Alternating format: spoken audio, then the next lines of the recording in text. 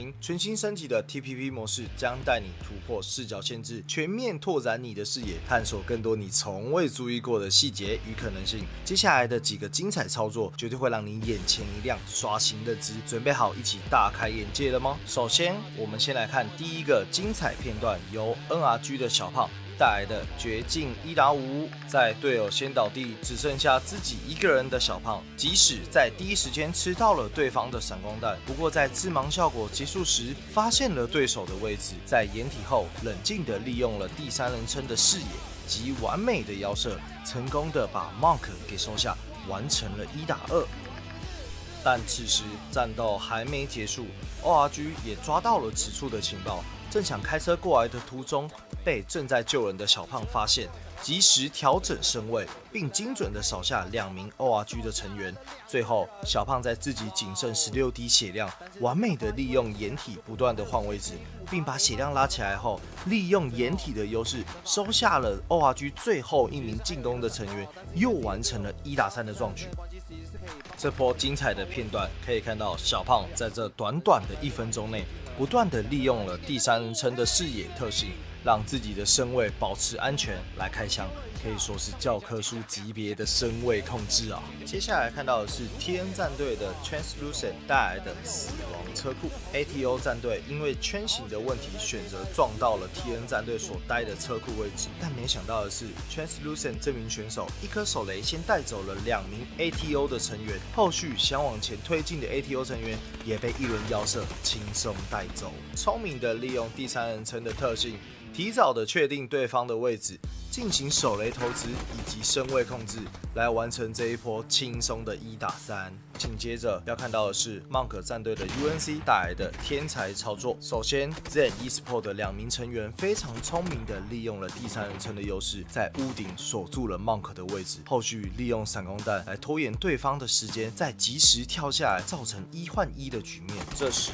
可以看到 Monk 的选手 UNC 非常聪明的跑上车，利用车子的顶棚来当做掩体，避免了上打下没掩体的尴尬局面。后续利用了第三人称的视野特性，可以看到对手落地的位置，再探头击杀对手，成功的拿下这局。这波精彩的片段可以看到 UNC 在这波残局的处理上，做出了让对手意想不到的操作，可以说是本周最秀啊！以上就是本周最秀的 TPP Highlight， 谢谢大家的收看，我们下周再见喽，拜拜。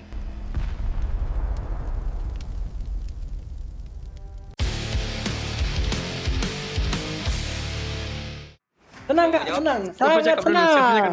Sangat tenang. Sangat tenang kak. Perasaan sih tentunya sih senang, tapi Berpuas masih hati ingat lah, lagi karena 2 minggu kita kami sudah harus balap. berjuang lagi di minggu keempat. Karena saya botak kak, karena itu teman-teman saya semangat, bah dari seorang teammate yang botak, dan itu tim saya itu perform di 3 hari ini, alhamdulillah. Itu yang momen yang bikin kami step up ya. Dari minggu kedua itu aturannya kami bisa rank 3 jadi rank 4. Di situ kita di dalam diri player masing-masing memikir kayak, oh di rank 3 kita harus rank 1. Gak bisa enggak. Week 3 kocak. Ya week 3 sorry. Di week 3 kita harus rank 1. Iya. Soalnya 2 minggu kita dibalap tuh. Mau bagaimanapun caranya, kita akan usaha semaksimal mungkin di minggu ketiga ini. Tego. Momen yang paling diingat tuh sampai kali ini maybe di rondo di mana kayaknya aku biarin TD main sendiri, terus aku kayak aku make a play ya terus gitu kayaknya naikkan momentum tim lah untuk game seterusnya. Soalnya kalau gak dapat make a play itu maybe kami poinnya dikit kalau gak bunuh guys gue sama tim Xmen. Momen saya hanya di Miramar tadi tuh, yang di Miramar last kami chicken tuh, sudah rezeki, namanya rezeki kan. Soalnya kami dari jauh tuh, zona jalan kaki kami, dibantu Ariel yang udah mati, Ariel keep micro. 100% kak, yes. Karena kita sudah yakin kompak dan percaya satu sama lain lah. Yes, janji.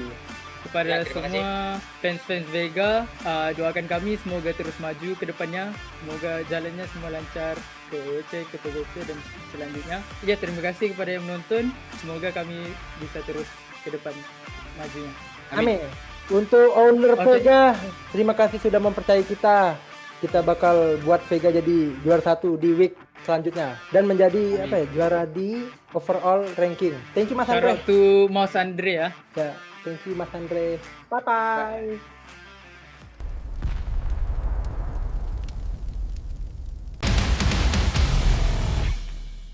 They control their destiny as early on as the end of night one. Back to the safety of the smoke city to reclaim back the vehicle because they still need the car here. Still flat out in the open, about a fantastic snipe coming in with the 8. ZH actually opt to actually take them down, and it seems like Lulun has already got the perfect setup for a quick double. And just like that, they add another 2-pointer on the board. Still a chance. Shadow ended up, by the way, sending it in towards the compound of Zen Esports. They lose that battle. Couple shooting at them, so they're out. Shadow Esports only get 4 kills from this. No placement points. Coming in towards the edges of El Pozo. Blue Zone nades now thrown out, flushes their position, but that leaves Kujit absolutely vulnerable. And that nade fully connecting. But this is so daunting for the side of NRG. He got unlucky as well. Oh boy. How about another team for the mix? Oh, double though on the knockdown. Got XP, did enough damage. Unlucky then get out of the vehicle too quickly, knocking themselves down. Very unlikely in that sense. Danchin though having RZ finding one. This is a good hit start, and that's a great double.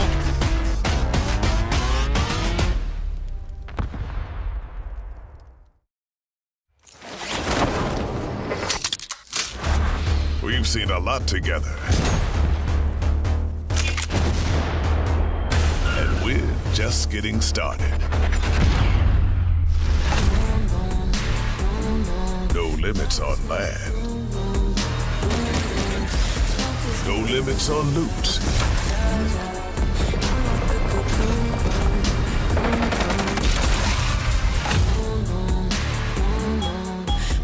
No limits on survival. Your destination for next level PUBG game modes. PUBG Unbound. You're gonna need a bigger helmet.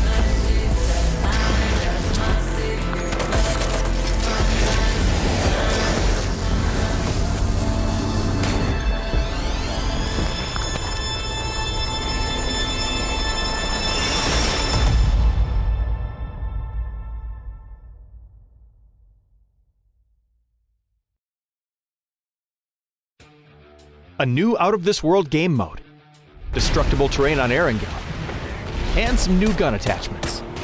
All this and more as we dive into the Update 41.1 patch report.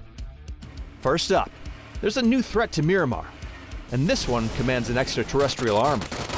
In PUBG's newest game mode, Xenopoint, you and your team will fight back against the invasion, choosing from different paths, upgrading your gear, and fighting against increasing odds to challenge and defeat the Architect. It's a challenging mixture of roguelite and third-person shooter that will keep you and your team pushing the limits to see how far you can go. There's even an event pass to go with it, so you can collect cool rewards while saving the entire human race. Next, Erangel's about to go through a little forced landscaping now that we've added destructible terrain. Frag grenades, mortars, the Panzerfaust, C4 and vehicle explosions will all alter the terrain around them when they explode. You could also use the pickaxe to dig yourself some cover. We should note that the destruction does not apply to buildings, so you're safe indoors for now. Keep an eye out for destructible terrain in ranked games as well, and during custom match esports mode on Erangel, Miramar, Rondo, and Tago. Guns are getting a few more attachments this update as well. The hybrid scope will let you easily swap between 1x and 4x magnification. We've also added a new tilted grip, a solid starter choice that improves both horizontal and vertical recoil, while also reducing camera shake. To make room for this new toy, the angled foregrip has been removed. We also decreased the base horizontal and vertical recoil on the Dragunov. There's also a new emergency support flare to call in a care package. New level 1 and level 3 jammer pack with storage space equal to their level. The ability to call in a supply drop with an enemy blue chip at a tower, and more. So be sure to check out the patch notes for full details. Update 41.1 is here, so get attached to the new attachments. Enact some light terraforming on Erangel, and fight back the alien threat before they become our alien overlords. We'll see you on the battlegrounds.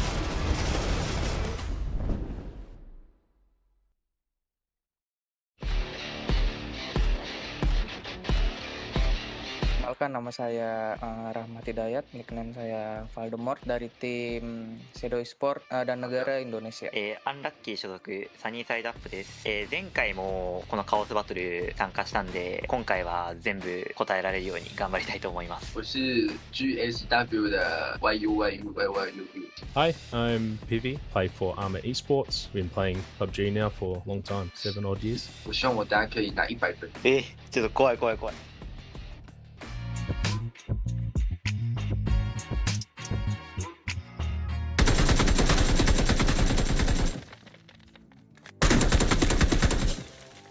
AKM, pelurunya peluru orange lah kayak. Kayu. いや AKM でこれ木だな。木材に撃ってる音。ファイナルアンサー。我说 AK， 然后射在木头上。It's a AK-47 shooting wood. Sounds like. Okay. I'm not very good at these, so I'll take one win.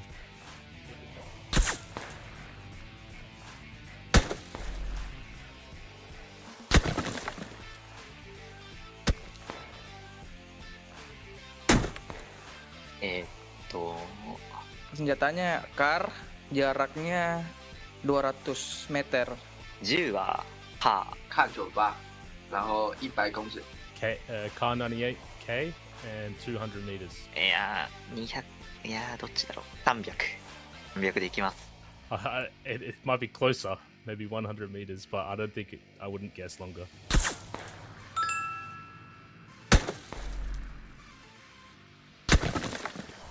Damn. Yeah, I wouldn't have guessed that. よかった。 Ya Allah, pengen jawab 300. いやちょっと200と迷いましたね。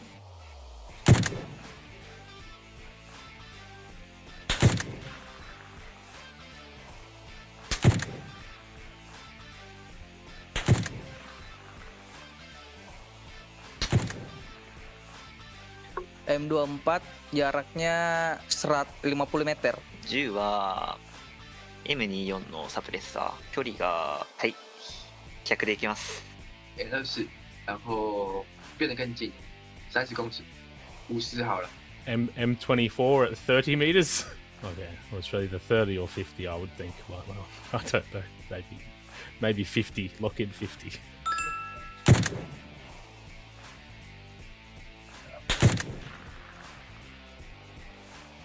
Sounds so close.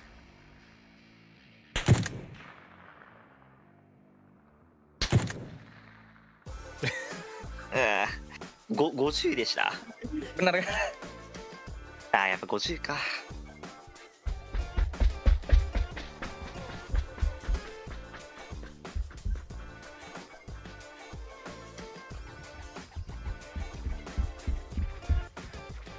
2个人，一个在房子的地板，然后另外一个在外面的草。2人で、1人が外の草の足音で、もう1人が、上の階の床の音。 There's like 2 people, one on grass, one on wood. 2 orang, satunya nginjak kayu, nginjak rumah, yang satunya nginjak tanah.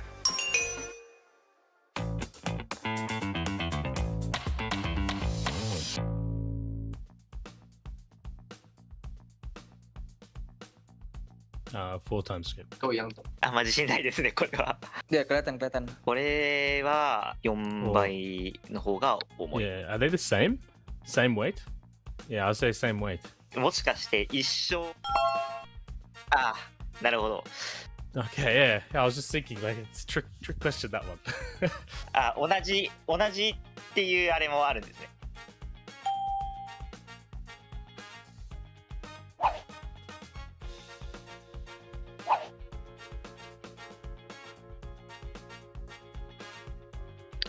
3个。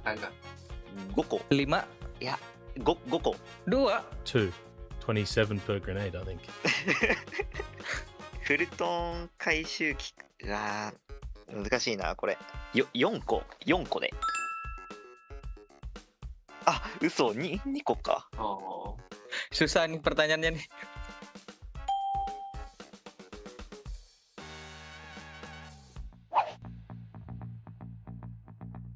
I'll lock in no. 可以。いいえ。 Nggak bisa.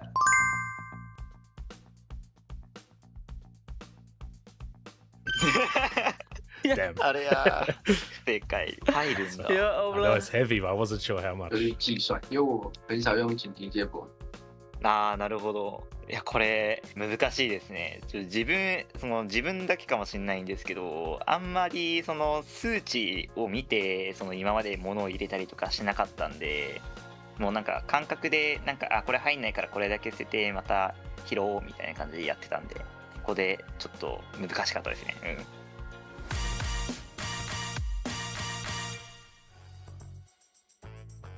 Trying to think, I think it's Tego. JF, like left of shipyard. Kalau misalnya di Hosan tuh tempatnya. Koordinat D, M, tempatnya di CP. Koordinatnya K sama G. これは FJ。これでいいのかな ?FJ。我答案是 FJ。Nice. よかった。結構シップヤード独特の建物っていうかクレーンとかが結構で分かりやすかったですね。That's MF. 它的坐标是 FN。Milta. NF. FM. Berarti ini ya, N sama F. Boleh. Gue udah mulai paham nih, Bang. 待って。D の J。在 EJ。 This one's tricky. Close. Maybe IE? Gue nggak tahu lagi tempatnya ini di mana ini. Itu di mana? Itu di koordinat kalau nggak salah ya, ke dekat Jautin ini. K sama J. Gue nggak taau bang, sumpah tempat di mana, di dekat Neok siapa ya? Ya Allah. Yeah, that's what I thought it was. I was just like very close. いいのは、そっちか。なるほど。最难的话是刚刚的最后一题，然后太多这种人，然后那边都很少去过。AK 射木门那个。Pertanyaan yang paling mudah soal suara tembakan dan jarak paling mudah. Dan yang paling susah yang terakhir nih bang.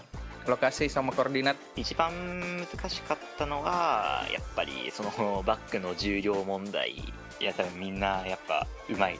みんな考えてしっかりアイテム拾ってるんだと思います。比較的簡単だったのは銃声だったり足音の問題は比較的自分はやりやすかったかなって思います。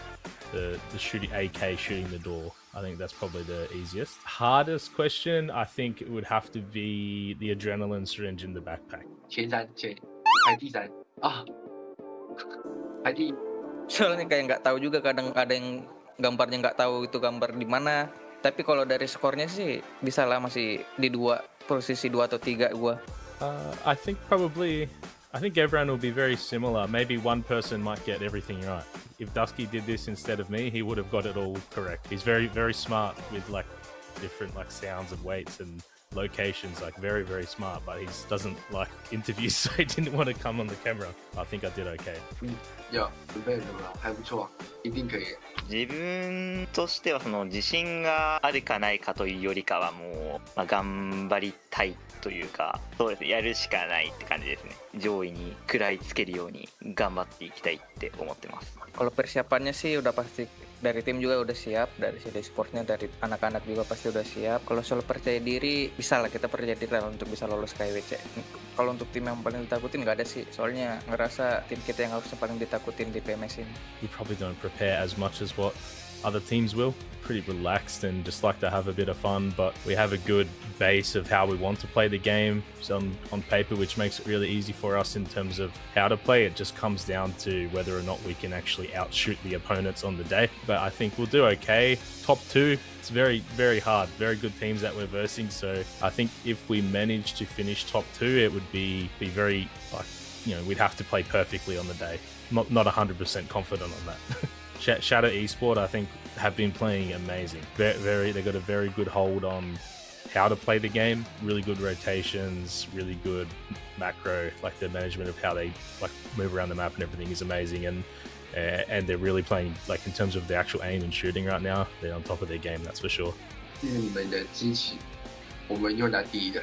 今回残念ながら、日本からアンラッキーしか出てないんですけど、ずっとサポートしてくれたアンラッキーのファンの方々のためにも、その日本の競技シーン見てくれている方々にも全力で頑張るんで応えれるようなプレーをしていきたいと思いますので、応援よろしくお願いします。 Untuk semua warga Indonesia yang ngedukung, jangan lupa ngedukung tim-tim Indonesia bermain di PMS race 1 nantinya.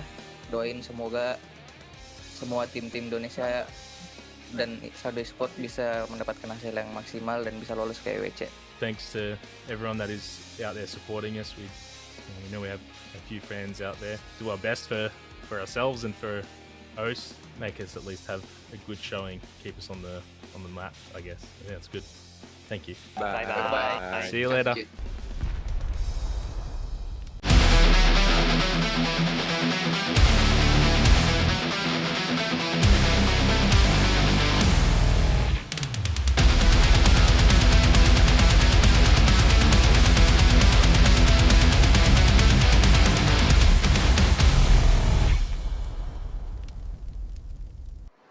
Welcome back, ladies and gentlemen. It is the final week of the PUBG Master Series for Phase 1, and it's the second night, so only 10 matches to go to determine which teams from APAC will be heading to the Esports World Cup and who will be our champions for this stage. Contra, good to have you back, and I think last night you kind of ended saying that you were excited for tonight. Tonight was the big one, and for many reasons, of course. If you're going to have the best opportunity to close things out tomorrow, you need a big night too.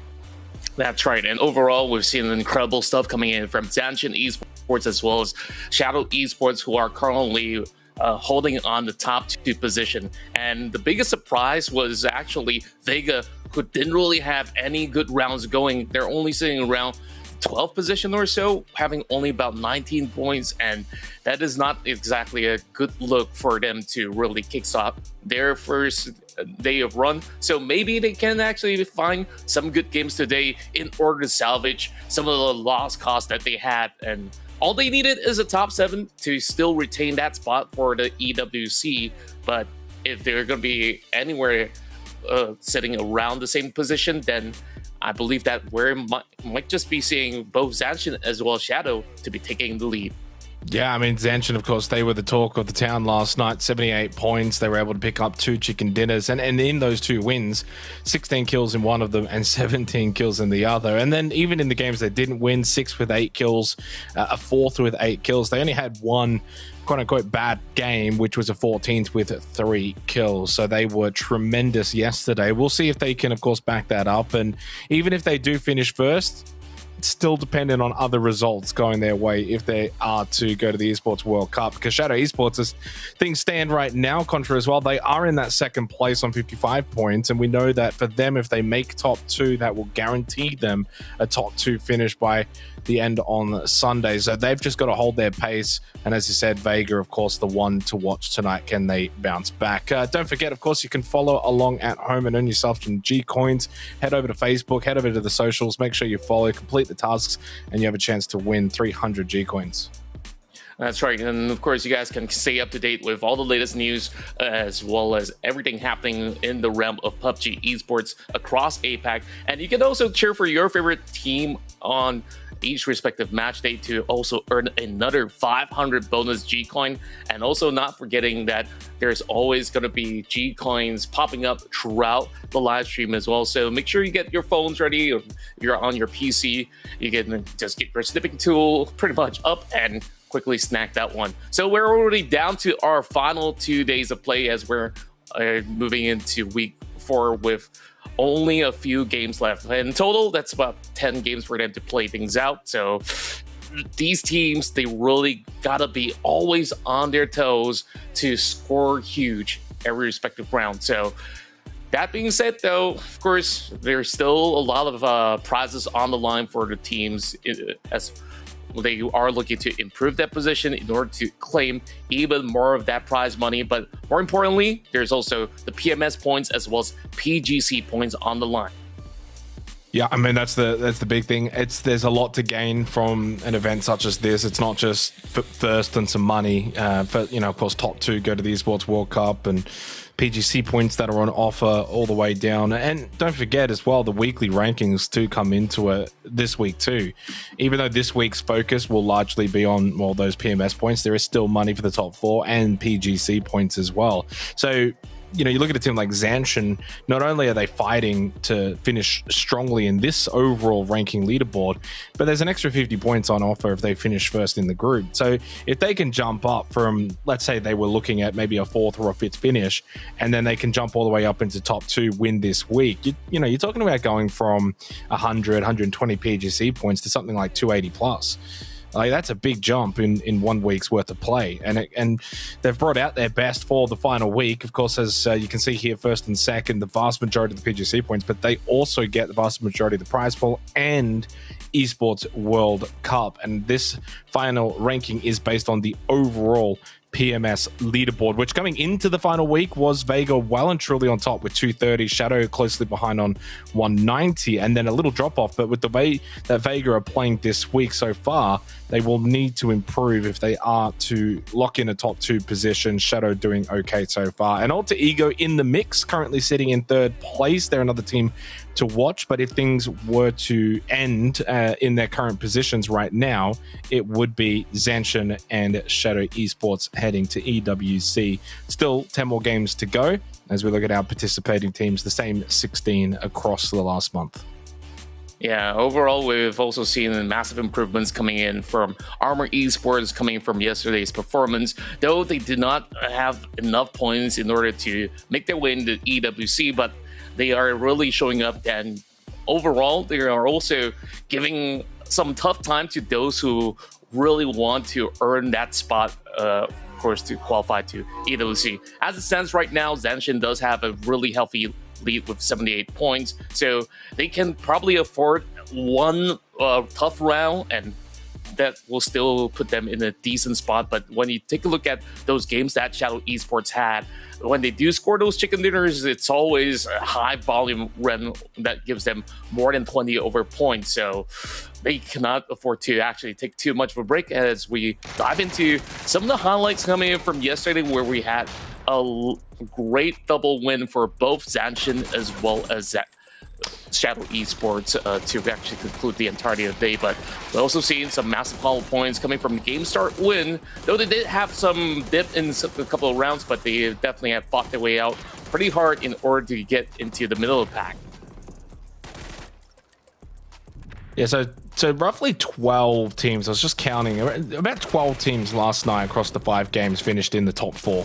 Yet, despite the variance there, we only had 3 different winners because of the fact that ZSHN and Shadow Esports won 4 of the 5 games and were by far and away the best 2 teams. And funnily enough, as much as they dominated in 4 of the 5 games, they both had the one bad game, which was on this game here of Miramar. For the fourth game of the night, Shadow Esports went out, second last 1 kill, third last for ZSHN 3 kills. So they both struggled on the Miramar game, which did leave the lobby a little bit more open, I guess, going into Erangel. And then, of course, ZSHN just kind of blew the game open with a 27-point game. And Shadow still finished top 5, 3 kills. So they both picked up a decent amount of points in that last match on Erangel. It was Oceania that also started the night really well yesterday, 2 third places in a row, one of those with 7 kills. So they picked up some good points to start. Auglis started really poorly with the 1 point on Erangel, but finished the night in form, especially in the last game on Erangel, 3rd place, 11 kills. So that got them into the top 4. And as we knew and kind of spoke about it yesterday, and we'll repeat for those joining today that maybe didn't kind of hear our discussions to start yesterday, but you know, when you look at that overall PMS leaderboard, Vega, Shadow, Auglis, Alter Ego, ZSHN as the 5 teams, what was very fun to see was, well, you look at the leaderboard right now, who are the top 4 teams? ZSHN, Shadow, Alter Ego, and Auglis. That's 4 of those 5.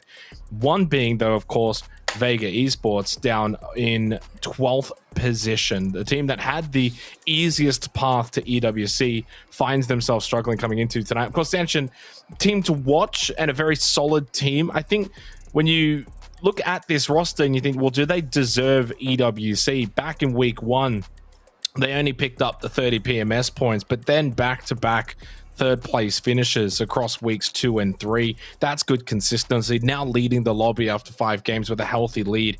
So if they can win this lobby this week, that's a 3rd, and a 1st. That's pretty good dominance across a 4-week campaign. And I think you could then easily say they deserve it. So it's just a matter of getting the job done and hope the right, pieces fall into place.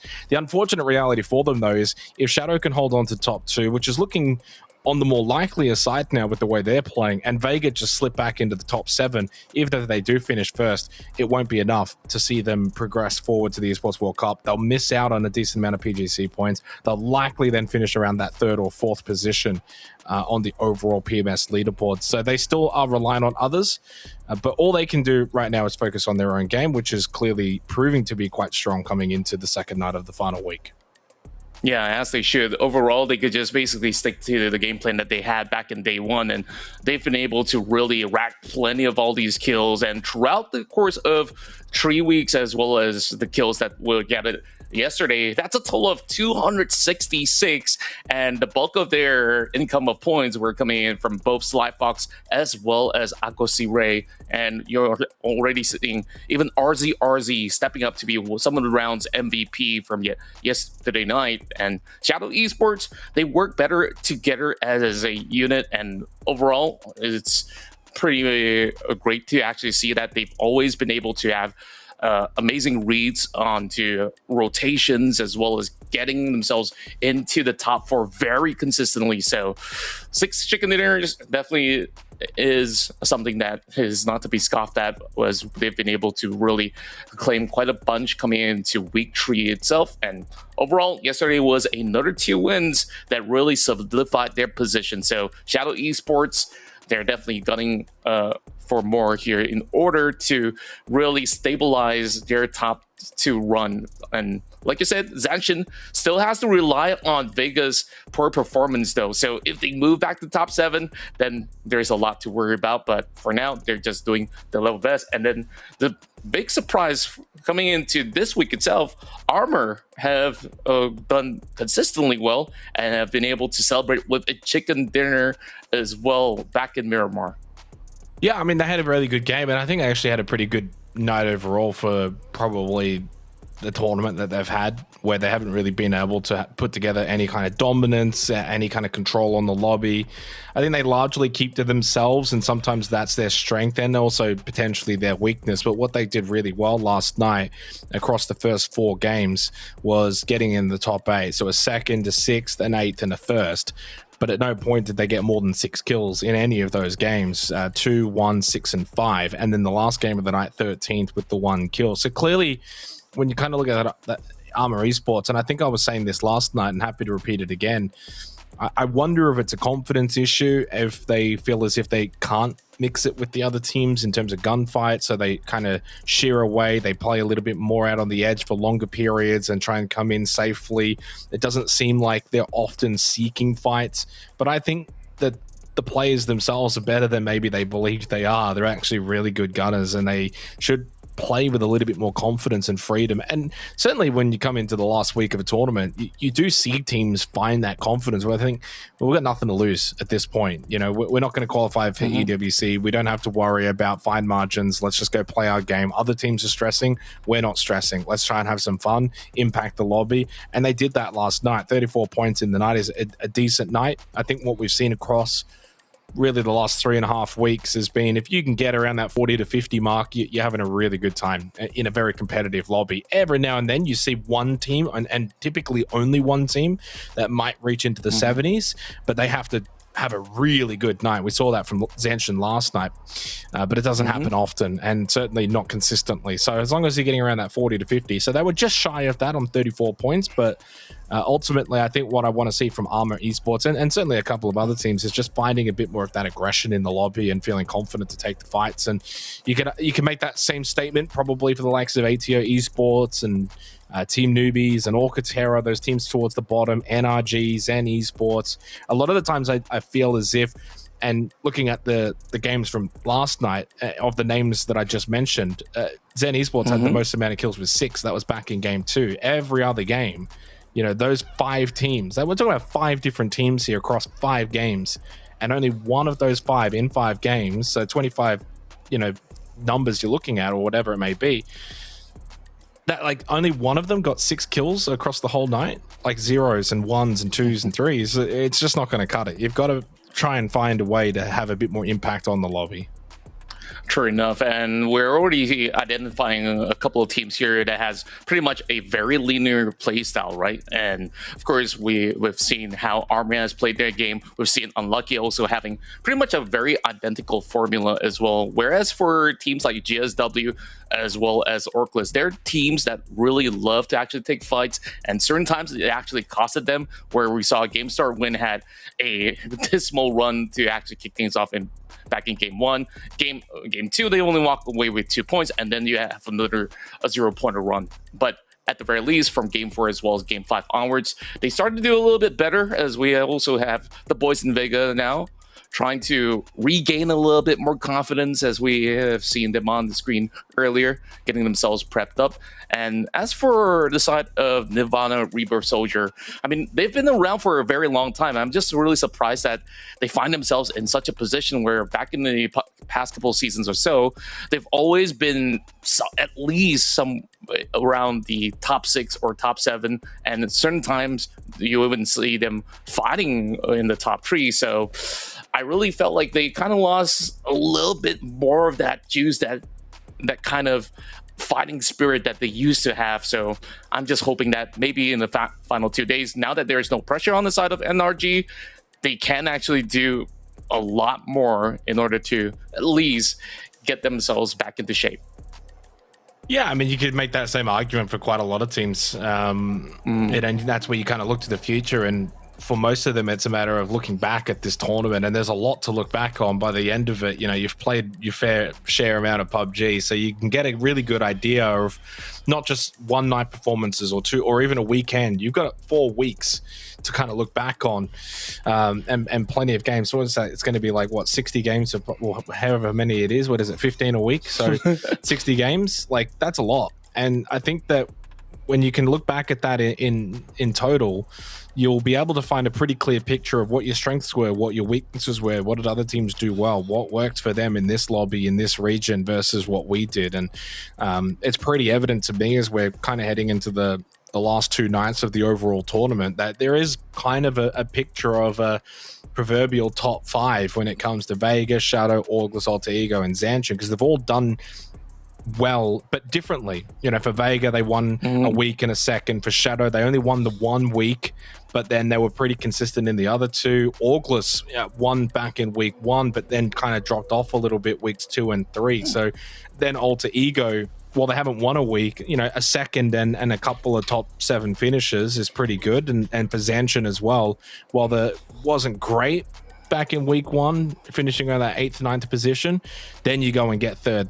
After that, there's not much consistency beyond those 5 teams. Maybe one team had a big week, like a Happy Squad last week, if you recall, Contra, like they popped off seemingly out of nowhere, because it was kind of out of nowhere. Back in week 1, they were in the bottom half of the table. Then in week 2, they were middle of the table, and then they had a big night or a big weekend, and then back to reality for them in this final week, and actually even worse than that, because they're sitting in the bottom 2, which is quite surprising for a team of the quality and caliber of that Happy Squad roster. I don't think they should ever really be in the bottom 2, even after 5 games of PUBG. Like they're not going to finish there. They're just too good, but it's quite concerning that they're in that position in the first place. But again, it always goes to show how competitive this lobby really is. You can't take anything for granted. Even Vega are sitting in, you know, a bottom 6 position at the moment, which I don't think either of us would have thought that would be a possibility. Yeah, nobody have ever thought that they would actually had such a poor start overall, but there's certainly chances, especially for today, for them to gain any form of momentum overall. So one or 2 good wins, or even in the top 4, should put them into a decent spot, as we're looking at the middle of the pack to be sharing about 20 over points. So one good round is really all it takes to absolutely flip the script around. And I believe that we already have our flight pretty much ready to kick off our run here in day 2 as we move into match 6, starting off here in Erangel. Yeah, and a big night ahead. Every single night in this final week has got importance to it. Last night you wanted to start well. Well, Zanshin, Shadow, Alter Ego certainly did. And then on to tonight, you either need to bounce back if you're a Vega Esports, for instance, or you need to continue to do well or catch up. You know, Savage Men Esports and Augless clearly are 2 teams that are around the mark that, you know, need a really good night and a big night tonight. Because as much as we talk about Zanshin and where they sit right now in first place, you know, it could very easily flip and be Alter Ego. If Alter Ego go and drop 80 points tonight and Zanshin have a stinker and only drop, you know, 20 points, there's a world in which we actually go into tomorrow night talking about Alter Ego in first, Zanshin then in third, and Alter Ego having a chance to actually go to EWC. So it can flip pretty quickly. So Alter Ego is one that can't get lost in the array of teams and what we're focusing on in terms of who can qualify. Augless as well, that, you know, Alter Ego and Augless are on the same amount of PMS points. So if either of those can finish in first place, and certainly then, you know, with Shadow and Vega's positioning's questionable, they've still got to be able to think they can get back into that first place position. So for the second night tonight, Alter Ego, Augless, they must stay in a position where they can fight for first going into the last night tomorrow. If the gap is probably about where it is now, let's be honest, which for Augless it's 40 points and 34 points for Alter Ego going into the last, you know, 5 games, that margin is quite heavy. So you want to at least close the gap to basically single digits or equal or in front by the end of tonight for those teams. For Vega, get back into the top 7. That's their goal. Zanshin, hold top spot. Shadow, hold top 2. And for everyone else, then it's pretty easy. Just obviously try and finish as high as you can. So those are the main storylines we'll be focusing on tonight.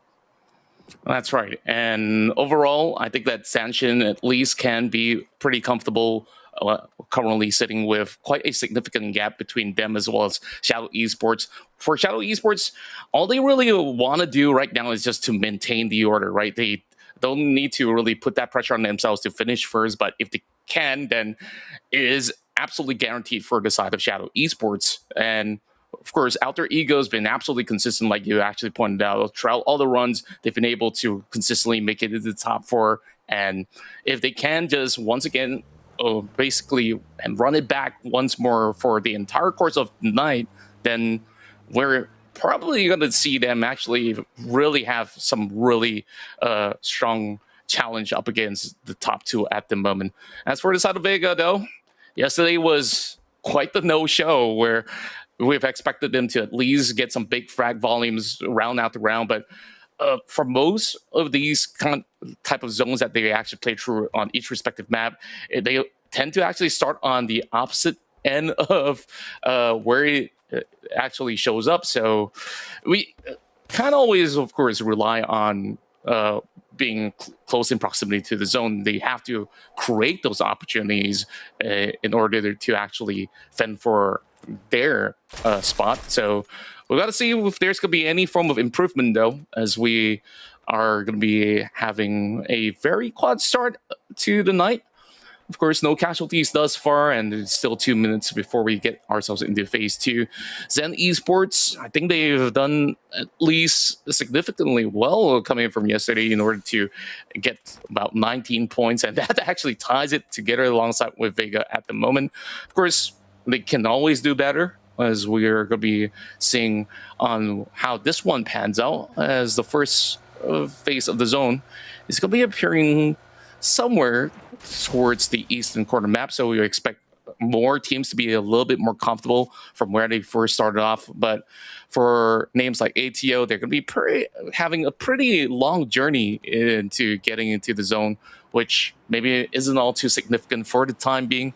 But I'm actually hoping to also see if Xmen can also race for the title as well. Of course, they will need that #1 spot, as well as to kick Zanshin as well as SE towards the lower end of the ladder. But there can only be hope for some of these teams out there as unlucky.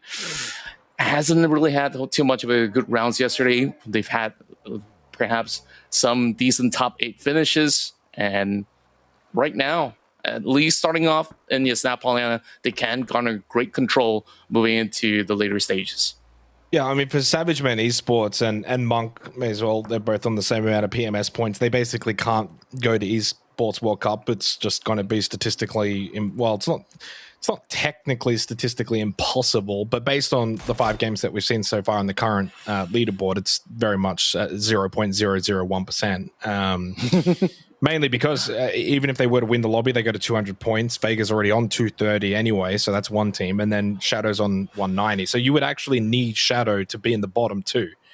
And they're in the top 2 right now. So as we probably can guess for many years of PUBG, it's just not going to happen. So for those 2 teams, while they can't go to Esports World Cup, what they can still fight for, though, is if they can win this week's lobby, finish high as possible, it may be enough to jump them up the overall PMS leaderboard to go from their current 8th and 9th position, and maybe they could finish around the top 4, top 5. So there is still something to fight for, and then, of course, the results that they would get from a 4th or a 5th is around that 120 PMS point. 120 PGC points versus 8th, which is about 70. So there is, again, the notion that certainly can't get lost in tonight and tomorrow night is that there are teams that don't have anything to fight for. That couldn't be further from the truth. You always want to finish as high as possible in a tournament such as this, even if you say can't get top 2 and qualify for Esports World Cup. There are still points, PGC points on offer, plus prize money. So you always want to try and finish as high as possible. But in terms of who can qualify for EWC, I'd kind of draw the line really still at that top 5, Zanshin, Alter Ego, top 5, August, and Shadow and Vega. But right now, Vega, yeah, I mean, they need to get a wriggle on. As August going to drive past God XP, no point shooting if you got XP. You're not really defending this position. You're just going to let them go on by. Pass loot delivery. Crazy Dog will actually fire a couple of shots, and he does a good job to land the majority of them onto Mad Dog. Oh, beautiful work, as he can just claim that 3-pointer, but he's looking for point number 2 with some help coming in from the side of Turtle Key. And that's some really good damage being done with the Mark 12, as they're also looking to trade back a little bit. But the rest of Orcless, they just cut their losses and they journey their way all across the northern point to perhaps wrap around the top end of Stalber later on.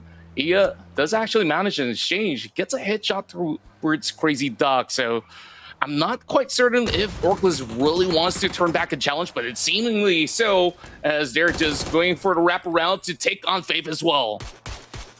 Yeah, I mean, I think that when you lose Mad Dog, you want to come back and fight this. If you're Orclus, you need to try and get the kills back and then try and get his blue chip, see if you can get him back into the game as well. So it's kind of a two birds, one stone situation. And you got two players over towards the Wizzy Tower kind of trapped right now. So Orclus in a good spot to be able to win this. Lunlin has, by the way, moved on over for SavageMen Esports coming down from Zaki. He just pops over the hill. He'll get the elimination onto Turtle. And SavageMen Esports may feel as if they can actually punish Orclus as well, surround them. This is going to mean, though, and this is a problem for Xmen. They do this a lot. They see these kind of fights. They get drawn in. They get a little bit laser focused. And then they sit around. They either don't do much or they actually do take the fight. And then they're out of position for the late game. So while they do pick up a kill, SavageMen Esports as NRG are eliminated. 3 do go the way of Orclus. Orclus towards loot delivery know that they are being surrounded. And SavageMen Esports will do the right thing and get out of here. Yeah, it's great that they actually made some adjustments to not really camp around for far too long. And of course, judging for the fact that this is nowhere close towards the phase 1 circle, so they really gotta make haste in order to really establish a decent zone control once they do get inbound, though. So SavageMen, they've done just about enough to at least stash away 1 point up against those members of NRG. And of course, for the side of Orclus, that was quite a massive win, considering the fact that, of course, they lost Mad Dog early, and for that firm challenge, they actually gained much more out of that scenario. So that's considered an absolutely good start coming from the side of ORG. So all they probably want to do right now is to quickly claim that blue chip, get towards the tower, and regroup as for them to really play it out as if that early casualty never really happened. So going over onto the side of Shadow Esports, they're going to be planted right on the outskirts of Yasnaya. And more likely than not, Setsuna and the rest of Shadow Esports is definitely not going to be considering moving into the city.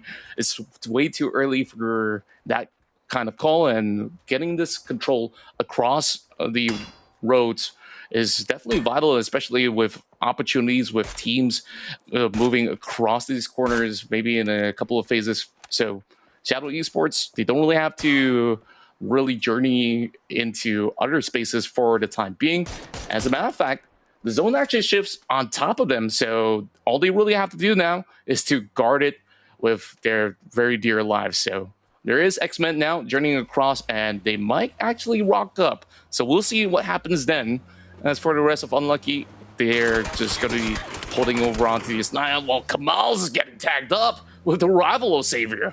Yeah, I mean, that's unfortunate for Kamal's. It's just a case of the circle popping back over towards the west, so forcing a lot of rotates. And because SavageMen Esports came in late, they were in a position I don't think that Shadow Esports were, pretty much ready for. And SavageMen Esports, they love a fight, so I wouldn't expect them to back down if they want to go for this compound, knowing that they already got a kill onto one of the Shadow Esports members. Shamo wanted it and has been called back off to retreat. That will mean a little bit of safety for Shadow Esports, but down a player. And of course, a lot on the line for them tonight to perform. But due to that Western shift, I mean, a really big benefit for SavageMen Esports as they came into the circle late. And it will also help out Orclus. So they're obviously getting their revive. They'll go back to 4. They're going to come in from the blue, but they're going to come in on that western side, which is not going to have anywhere near as many teams compared to the north and the east. So they should find some space. They'll find a gap. They'll get in. They could end up still having a decent game on top of the 3 kills they've already got. So keep an eye on Orclus and what they can achieve. Currently 4th place at the moment, chasing that top spot against ZSHN, who, by the way, are around Yasnaya Polyana. So they're on the north side of the circle. And ZSHN, I wonder how their tactics will be tonight. They had a very good night last night. They've got a good lead. They might just look to play a little bit more that protective sort of mode, play safer, get to the late game. They know they're a strong late game team. Don't have to go for dead center positions, have the potential of being wiped out early. Right now, like this position in Yasnaya, I mean, it's phase 2. You don't have to rush over to the center of the circle. What happens if this hard shifts north or it goes back out east, south, etc.? There's still so much movement that can determine these positions and whether they're good or bad. So right now they play the safe game. They'll hold the edge of Yaz. They'll scout. They'll make sure there's not really any other teams up here and be ready to move for phase 3, which they'll put more emphasis in being an important circle compared to phase 2. Yeah, overall, ZSHN definitely is in the decent spot, but if it does actually shift further over the south side, then it would be a very tough journey for the side of ZSHN. But for now, all they really have to worry about is to ensure that they won't be taken off by some of the members of Orca TERA who's planted inside of Yasnaya at the moment. Speaking of which, some shots have been fired coming in from the side of Hafiz, so they actually see a little bit of movement coming in from the rest of ZSHN. The big question here is ZSHN actually prepared to really take on this fight? Because based on the minimap, they are all scattered across the edges of the Yasnaya Polyana region, so I don't think that that's going to be the case. So Hafiz is just trying to see if he could just do a little bit of chip damage and wear out that UAZ for the moment. And yeah, if they were going to lose plenty of their vehicles, then maybe it's just going to be rough for ZSHN later on. But for now, not too much of a cause for concern. Orca TERA now is just going to be keeping their eyes really closely towards the leader of the pack, ZSHN. As for the rest of the party, though, you did actually mention a couple of the names, like, of course, the top 2. Now, I really do wonder if Vegas could be able to actually get some safe rotations coming from the south side. It does seem like the next zone is going to shift just on the outskirts of Yasnaya. So this is where ZSHN has got to plan themselves into the spot that RZ has already caught by the Wizard Tower. As for Orca TERA, though, they have to eventually leave these walls. So maybe ZSHN can look for a couple of points. Team Newbie's just sending it straight in towards the Xanta again. So that eastern shift meant that the teams that over-rotated on the phase 2 pop, especially out west, apps and school kind of area, are not going to benefit. It also meant for August, well, phase 2 was nice to them, phase 3 hasn't, so they're still coming in quite late, but they are back up to 4. Berlang's going to be finished off as Tede knocked down by Bad Abe. Well, Vega can't afford to have another bad game. They'd love to have a good start to the night, build a bit of form, start to get some points on the board.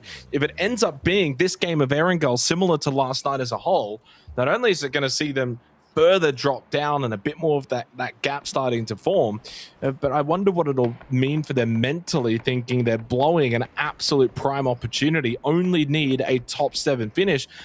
And despite their form line, you know, they're still only 6 points off that. It's nothing. It's really not a lot. So they've got a lot of games still to play, but they're just not having any kind of control on the lobby, especially from what we've seen over Vega Esports across the first 3 weeks. They're struggling to get involved, struggling to really have any kind of say. They seemingly are always out of position, late to good positions, not sweeping the edges, not being aggressive. They're playing a pretty passive brand of PUBG, and it is costing them. So that at some point, they've got to try and find a confidence booster. That might mean, you know, winning a team fight, whether it was on their terms or not, and just starting to let the confidence back in. Yeah, overall, I think that there's definitely a lot of adjustments is required from the team. Meanwhile, Monk finding a great goal for them to actually hold on to while GSW rushes through, and he just gets shredded apart coming in from Asu. Yeah, I mean, GSW have just gone straight through 2 teams there in Vega and Monk, and I think they tried to take the ball. It was already occupied. Game Start Win can make those kind of plays. We saw a little bit of it last night where it actually worked.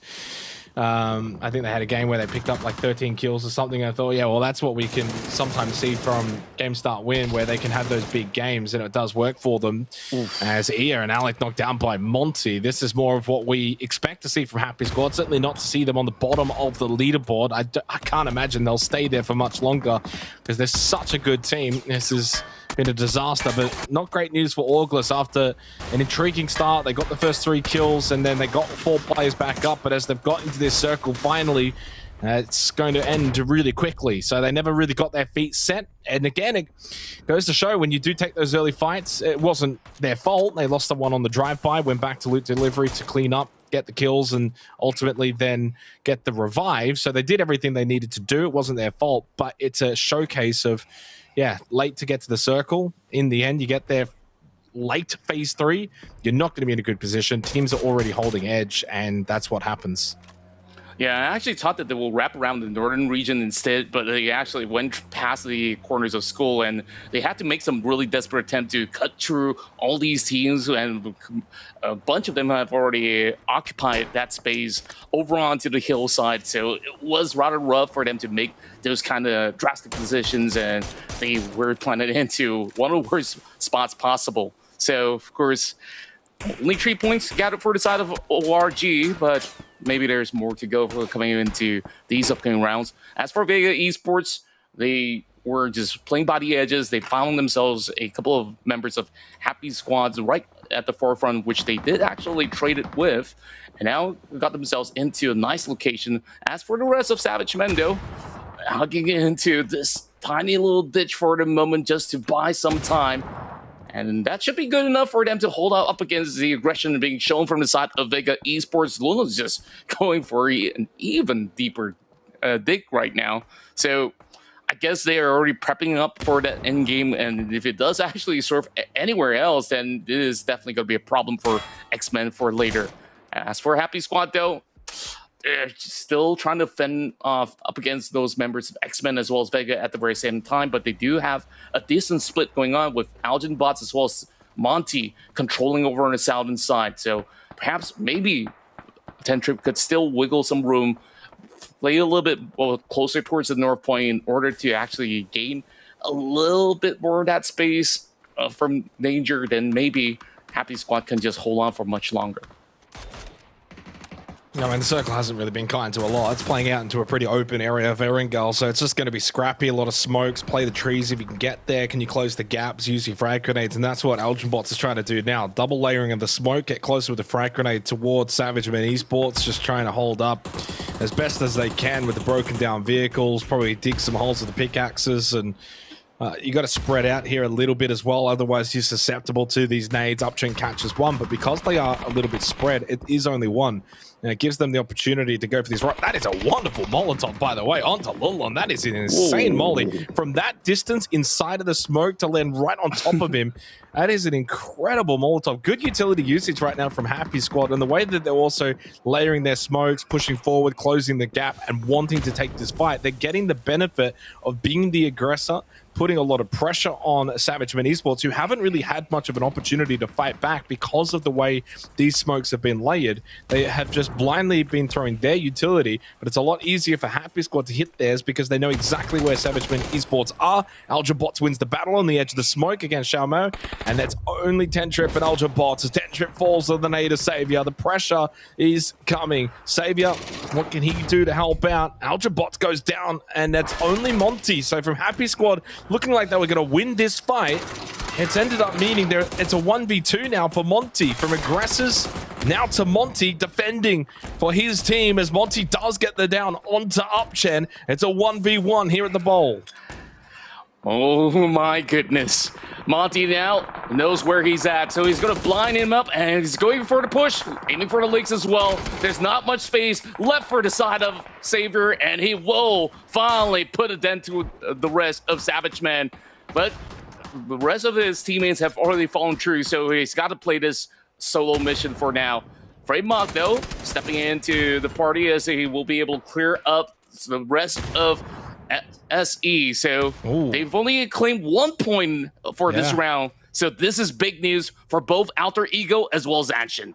Yeah, I mean, that's... and also, by the way, Vega has just quietly picked up 6 kills. They haven't moved for a little bit of time now either, but teams have just kept rotating past them. They've just kept picking up kill after kill. So they've got 6 points. They're close to placements as well. So just like that, back up into 9th from 12th and starting to close the gap on the top 8 and certainly their own top 7 position. Oh, yeah, that was a really sharp shot onto Translucent to hit that headshot that rapidly. And Orcatera are going to now be able to benefit with the man advantage against Team Newbies. Fremont goes out for Monk. That's going to see them eliminated. They did pick up 6 kills, though, in the game. Empty collecting that means it's a 7th kill now for Vega. Starting to find that confidence in their team fighting. They've had the opportunity to win a couple of those, even though they're down a player with 3 remaining. As Kunyet gets another one onto Unforgiven. Looking really sharp right now for TERA in this fight against Team Newbies. Outside of the circle, the blue pushing in for the next 35 seconds. This is a fight that needs to wrap up sooner rather than later. Sort of shotgun from Kunya. Big power play from him. He got 2, half-is as well, matching that kill tally for TERA as Team Newbies wiped out in 9th. We head into the top 8. And it's been a really good game for Vega. How much more can they get from this match? As things stand, they're back into the top 7. Wow. In just one round, they managed to bounce back up. Meanwhile, I want to see a whole lot more of what Kunyit can do, but now he's being pinned out by the rest of ZSHN, who have finally shown themselves after holding out for so long.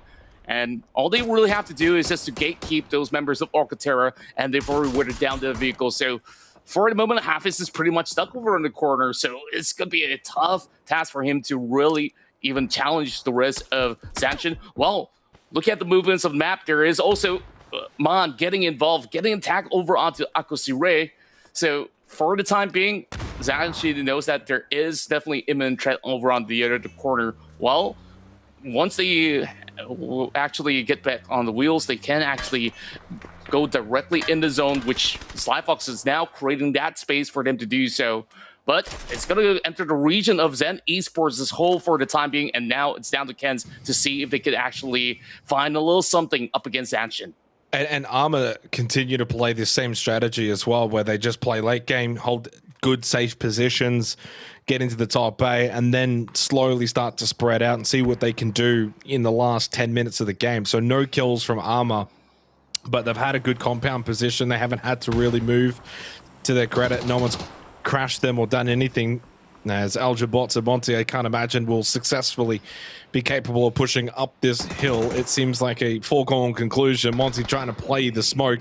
It's another kill for Vega. They're turning this into a really big game. After one got knocked early in this game, they were able to rebound. They've only got the 3 players. They still have to cross the road, and it's still a pretty open terrain. But they've been able to manage to just win quite a lot of fights in this match, finally giving up on that position against Monty, and now getting shredded by Alter Ego. AJ and Empty get double knocked down by Gops and Kia.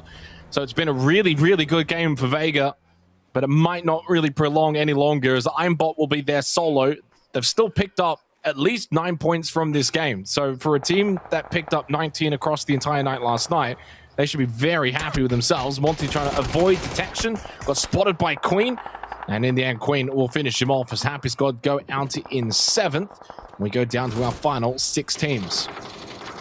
And still massive improvements coming in from Happy Squad as well as Vega overall. We still have Aimbot that's still holding firm, trying to defend for a better position. Now they're in the top 6. But of course, if they can squeeze a little bit more of those points moving into the top 4, that will be the best news possible for Vega. Well, Namshao finds the angle, but they're in the midst of the smoke, so it's going to be hard to actually detect those movements coming in from side of ZSHN, but they're really putting some really nasty work up against those members of ZSHN for the moment. Big Nate's now connecting over onto Raklo as well. Namshao have created so much space for the rest of ZSHN to just hold over onto the entire sector of the eastern portion of the map. While ARMR, they're just playing all the way down over the south side, and they have plenty of space to actually claim up, while all the other teams were just busy even fighting each other to even get anywhere close to the zone. So we got to keep our eyes close to both ZSHN as well as Alter Ego, because they have to actually take a big swing in order to get there. Yeah, and Alter Ego need to pick up the points from this game. They've got the 4 players up, trying to catch Shadow Esports, and with that also still technically trying to catch ZSHN as well. Samoy with the knockdown on to Sync, but they've also lost man to Sly Fox, as Queen does get one onto Lolba. A lot of fighting on this western side of the circle. ATO just trying to hold on as Gops will go for the revive onto Lolba. That might give it time now for Alter Ego to be capable of crossing the road. Kia has stayed back as an anchor. There's RZ with a knockdown onto Juan. That is an Esports that have got a big control of the zone. 2-man squad left for ARMR. They'll be on the eastern side, trying to just delay having to fight for as long as possible. Still no kills from them. The only team remaining inside of the server that hasn't got a kill for the final 5 teams. As Zen should lose 2 to Samoy. That's big for Alter Ego. Consider that like double points because of the fact they're trying to catch Zanshin. Remember, for Alter Ego, second's not good enough, third's not good enough. They need to finish first. If they're going to have any hope whatsoever of EWC, they need to be in the number 1 position. There goes Zanshin. Still a good game for Zanshin, though, to finish 5th with 4 kills, so that it's not as if they got nothing. What a nade, though, onto Alter Ego. Huge from Kia. ATO will spoil their party. They thought they were picking up some big points to catch up, and in the end, they're still 3 points behind second, as ATO get themselves into the top 8, now up to 30 points. ARMR say thank you very much. They've picked up their first kill. They've only got the 2 players, though, against the 3 of Zen and ATO. That was a pixel perfect read right there. And just like that, all their hopes once again crushed. But at the very least, Alter Ego did manage to squeeze in to the top 4 alongside with those 5 points that they've gained. It's still not enough, though, in order to really play catch up to, of course, the entire squad of Zanshin, who has done so much in this round itself. But potentially, they have already closed up the gap up against Shadow Esports, who've only got 1 point out of this round. ARMR, they've only have 2 members left. They were the only team that moves in from the south side and now have repositioned over onto the eastern quarter. They've already spotted a few members of Zen Esports initially. So with that kind of info, they might want to let both Zen as well as ATO to play it out, and then they will see what they can get much later on. And now numbers advantage for the side of Zen Esports. Can they actually find something in return to formulate perhaps a huge funnel up against those members of ATO that did actually create some noise with those grenades being tossed up? So they certainly have known that they're going to be over from the eastern quarter map, and Loba is going to see if he could actually find something in return, especially with an elevated spot up against those members of ARMR as well as Zen. Zen Esports, it's been a rough tournament for them, searching for their first chicken dinner across the 4 weeks, I guess. Their best performance so far was a 2nd place finish, but they have not found a win yet. ATO have found a win. ARMR, of course, found a win as previous as last night back on Miramar in Game 4. And this is just going to be the standoff. ATO eventually going to have to push a little bit more down, a little bit more inward. Phase 8 is just going to see this really go straight to Phase 9. And that's going to benefit Zen Esports a little bit, because that's going to mean at some point ATO will have to start moving down. Zen Esports also aren't really set up, ready for a fight. They're out in the open. Easily could be picked off. And especially the way that ARMR are going to maneuver, there is a world in which Zen Esports could get pinched a little bit. Just kind of depends on who starts which fight. You know, will ATO shoot at Cherry and PV? If so, might give Zen Esports the space to be able to push down. And Loba will rotate to Gops and Kia, so they'll play the south side. As Cherry gets tagged up, he's going to be forced to go prone. PV gun up to see if he can respond with a bit of fire himself. And we head into Phase 9. That blue will start shrinking down to the center point, out in the open. There will be some tree cover for a little bit of time, but by the very end of it, it will be gone. Yeah, I believe that ATO have been able to actually stash up some good loots in order to really smoke up the entire region of the middle. And right at this moment, Zen Esports will also be looking for this opportunity to steal some points away, as Kia has already managed a beautiful headshot up against Pivy, and he's been able to also go in for the quick claim. And now, with only a little space separating the two, ZSHN, he's got to really make a play, though, eventually, as he's just wrapping around over on the edges, and he will be looking to close up against Cherry. Now, both sides exchanging a couple of all these troll balls, while Cherry trades back, finds ZSHN, and perhaps there's still some hope left for the side of ARMR. Yeah, I doubt it because of that blue, and there's just going to be open space in front of Cherry. Even if he gets to the tree, he's susceptible to Araculus and Ken's along with ATO. I think Cherry's just going to try and go down fighting as much as possible. Spots Ken's at the tree. Lovely turnaround headshot. Well, that's unfortunate for Zen.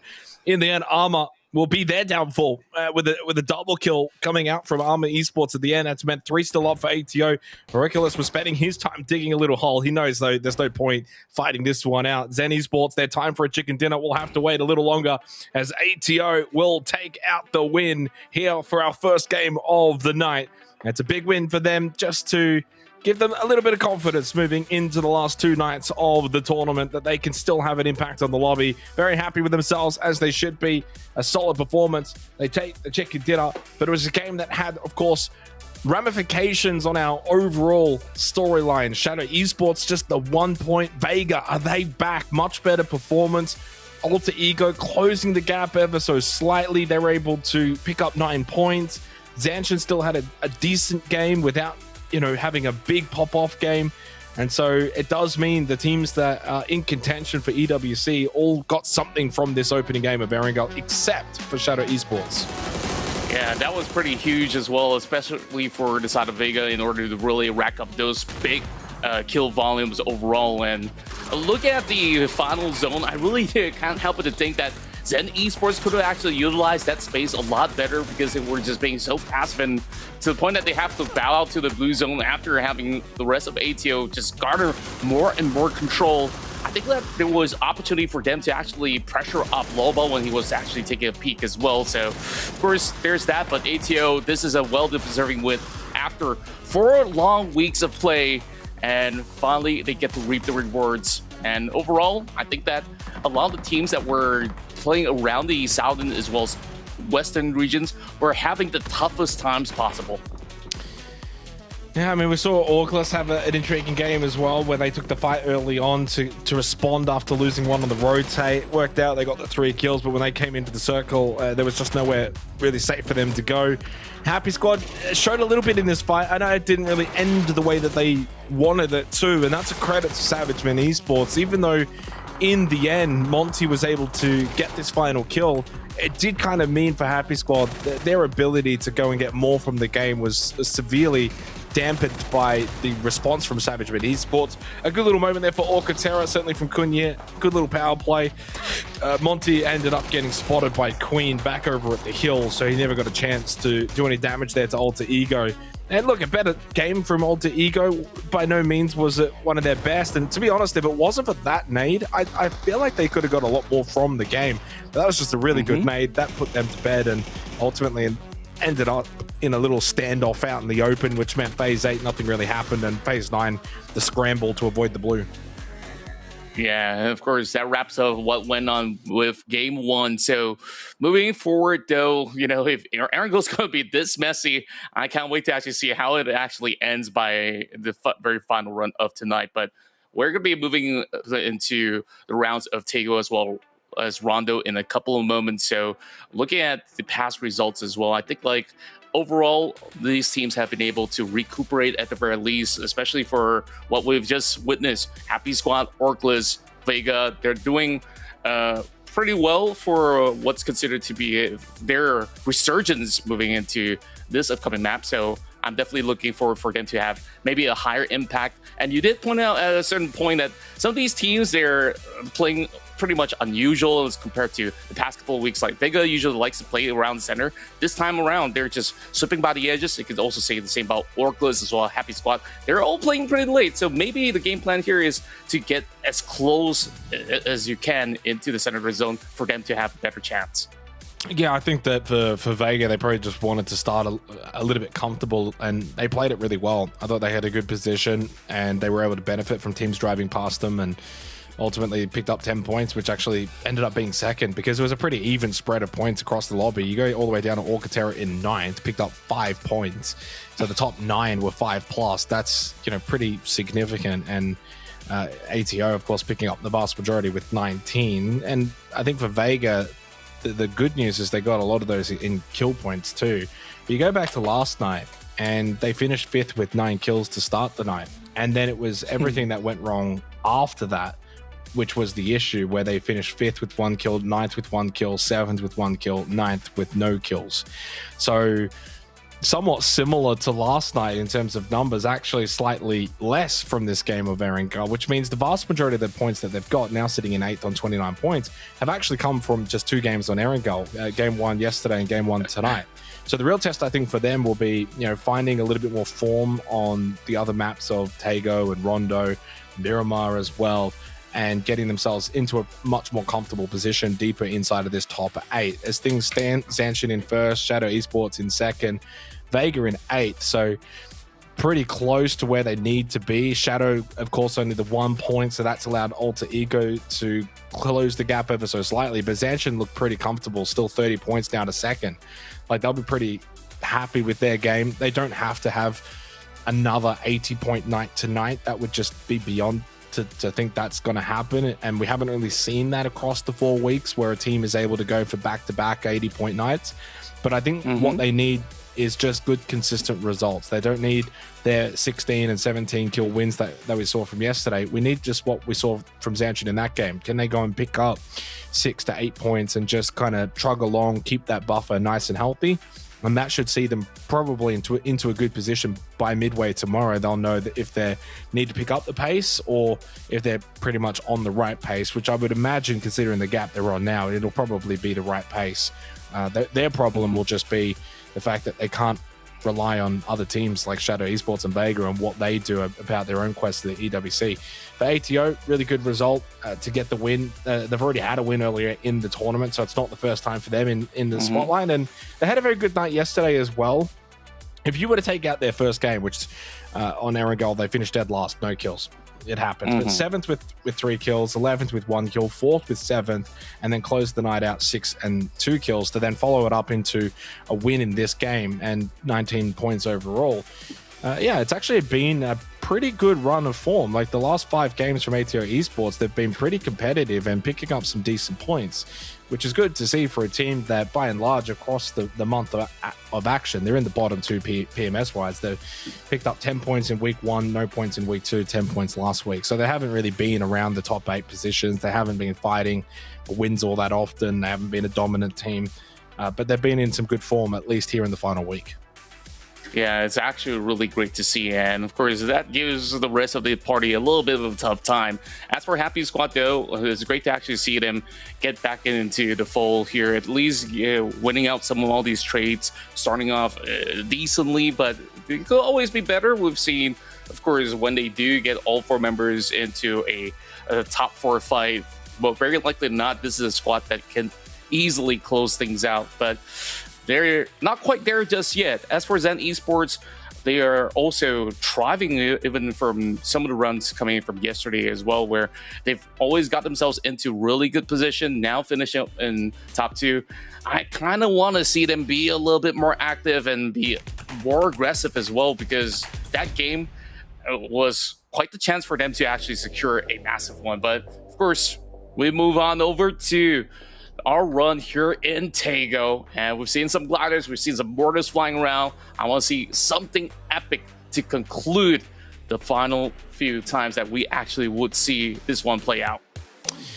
Yeah, looking forward to this for Tago. Match 7 of the final week. It's a big one. Zanshin maintaining a strong position at the top of the leaderboard, but Shadow have left the door open to their own demise. Only now 3 points above the 3rd place in Alter Ego.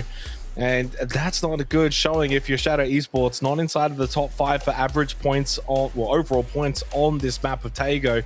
Zanshin leading this one, Alter Ego, and that makes it worse for Shadow, in 2nd for points on Tago. That's a lot of points as well for Happy Squad on this map, and then Auglas Vega rounding it out. But you can see the drop off as well. Contra after Auglas down to 69 points for Vega compared to the top 3 teams. So that it really is a good highlight that for those top 3 teams, they do dominate this map across the last month. Yeah, that's some really good data for us to actually refer to, where these couple of teams have always been very consistent around Tago overall, especially for Zanshin, where they have very good early games. They do tend to actually catch up a few of all these scouters on duty. A couple of times it's been Monk that were on the receiving end, of course. And overall, it's no surprise that Sly Fox have been the one that really put quite some significant work throughout some of these rounds. And speaking of which, this will be a very interesting start as we are seeing this zone to appear over onto the southeastern corner map. So Monk gets a little head start. It doesn't take too much for ZSHN to also get into a really good position as they're already inbound over onto the northern portion of the zone. Whereas there's multiple teams that actually start things off over onto the far east western corner map. So we will expect a huge crowd to be flocking towards the direction of Orclus later on. Yeah, and it's a good circle for Monk. I mean, I don't really put stock into a phase 1 circle in terms of your ability to do well for the late game, but what it can do is for a team that has ultimately struggled with rotations and early fighting, it means they don't have to probably worry as much about their rotation this game. Last time out on Tago, if you recall yesterday, Contra, it was ZSHN that rotated over into their city of Kenyuang and caught them off guard and picked up, I think it was at least 2 kills. And that was where I was just thinking, firstly, and in a circle like this, it would actually make more sense. Last night, it made no sense because the circle was far out to the west. But that's just a case of a team being a little switched off and maybe not thinking that, why would a team ever do this? But you're in a competitive lobby. You can't guess too much what the other teams are going to do. Just stay alert, be ready for anything. And I don't think they were ready for it. As we look at our man of the match, key up for ATO. There was that big nade as well. The 6 kills that he got, vast majority onto Alter Ego from that frag grenade. Yeah, absolutely beautiful coming in from Kia. And he's been able to actually seal up the entire round with all these beautiful tags connecting on to those members of Zen Esports in order to earn themselves their second chicken dinner throughout the course of all 4 weeks. And maybe more to come, we'll see. As for the side of Unlucky, I think they've been relatively quiet overall. It's been pretty much the usual passive play style that we're looking at coming from multiple seasons of this Japanese roster. Of course, even back when they were known as the Samurais, pretty much the identity hasn't really shifted all too much, but once they actually do get into the end game, they do have plenty of impact, though, especially from yesterday's run. They were in the top 3, and now, speaking of which, Feven going head-to-head up against TERA, and that was a perfect pin out straight to the dome of Hafiz in order to claim the first blood of Tago. Yeah, unfortunate for TERA after having a better performance on Erangel. 1 down already. Unlucky in a good position, so I don't think they'll go hunting for more. And so TERA will stay to the south, and it also means that you're not really going to have the opportunity probably to get him back into the game.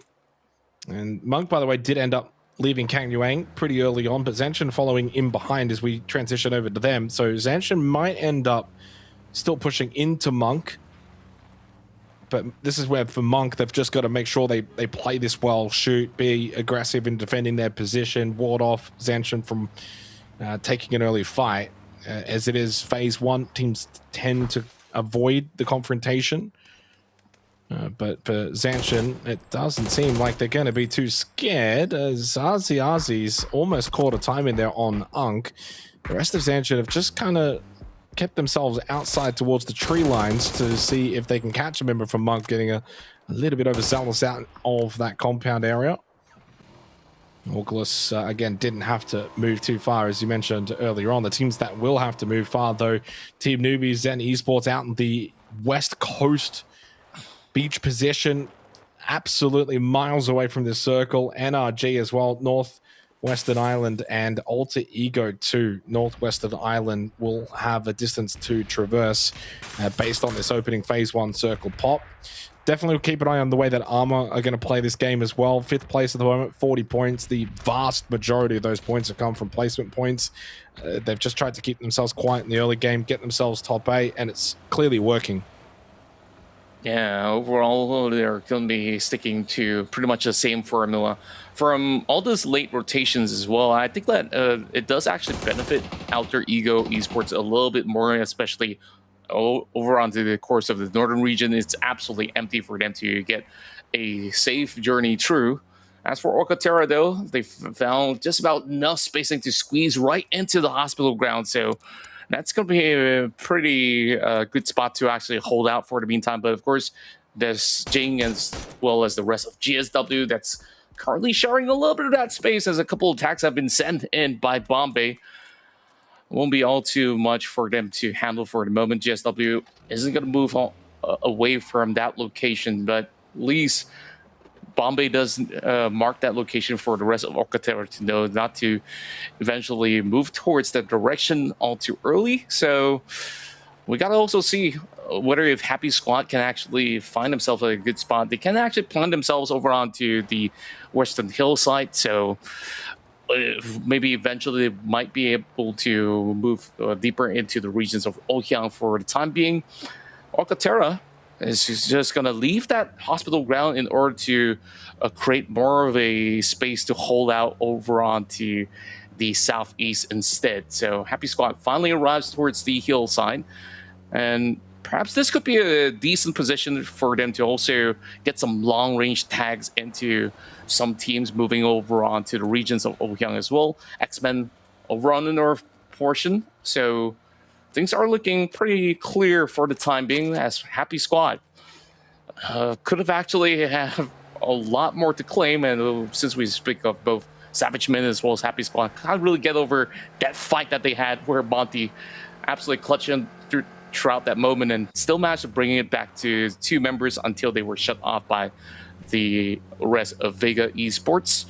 And speaking of which, the closest team to Happy Squad at the moment is actually Vega, who's currently over onto their southern side. So not too sure if they will lock horns again, but for now, every team is going to be happy calling it a truce.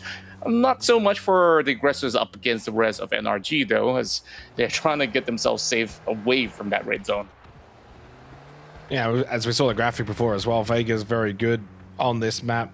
They finished even still 5th yesterday, only the 1 kill, and then things went from bad to worse as the night progressed. So they'll be expecting to pick up some points in this game as well. NRG heading back into the blue against Team Newbies. I don't know what these two are doing on the Northwest Island. This is a strange one, to be honest. They're both kind of just playing this haphazardly, and NRG's being forced back. A very confusing moment, as Unforgiven is the one that's going to lose his life. It's, I guess, not too much of a surprise as these two are in the bottom 2 on the leaderboard and have predominantly been around these sort of positions, I guess, across the last month's action. But this is some strange PUBG gameplay. Yeah, I'm not really expecting much of an outcome for the 2 of these teams, but we wouldn't, judging from yesterday's performance for Team Newbies when they were playing in Tago, we saw they had a little bit of fight, and then when they went into Hosan Prison, perhaps trying to claim a few members from the blue chips to be brought back, but they did not do so.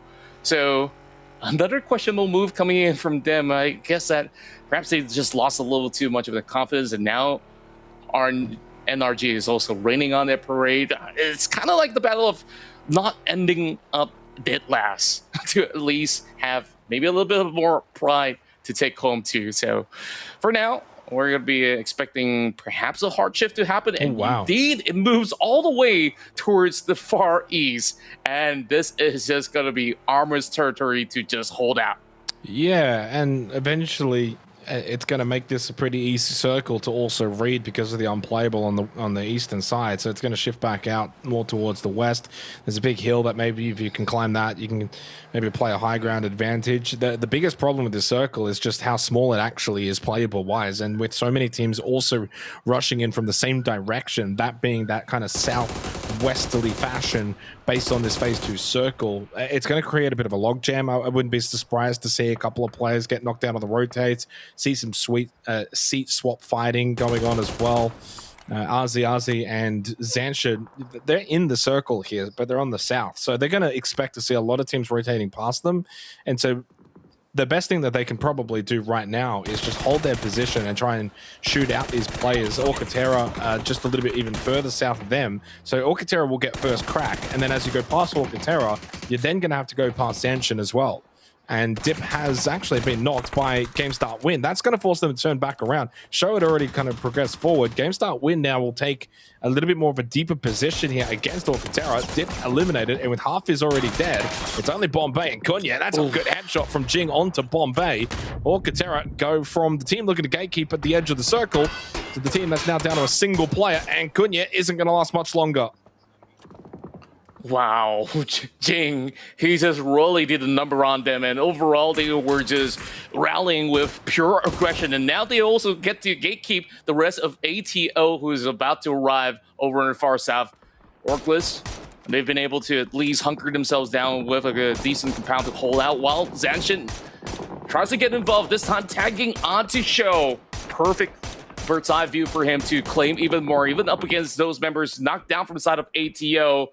And they're just going to be continuing on with all these long-range tags just to claim a couple of free pointers. But for now, they've done damage, but haven't been able to secure any drop of points just yet.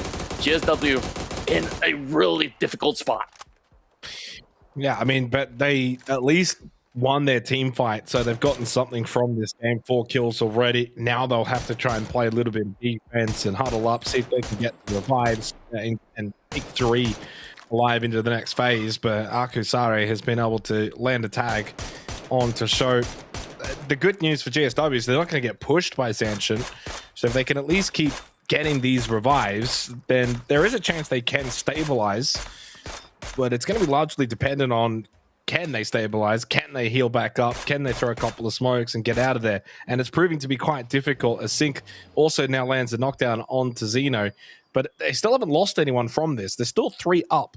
They've just got to keep getting these revives and make sure that they can juggle this, and they'll be okay. Because again, Zanshin aren't going to cross, push, and try to finish.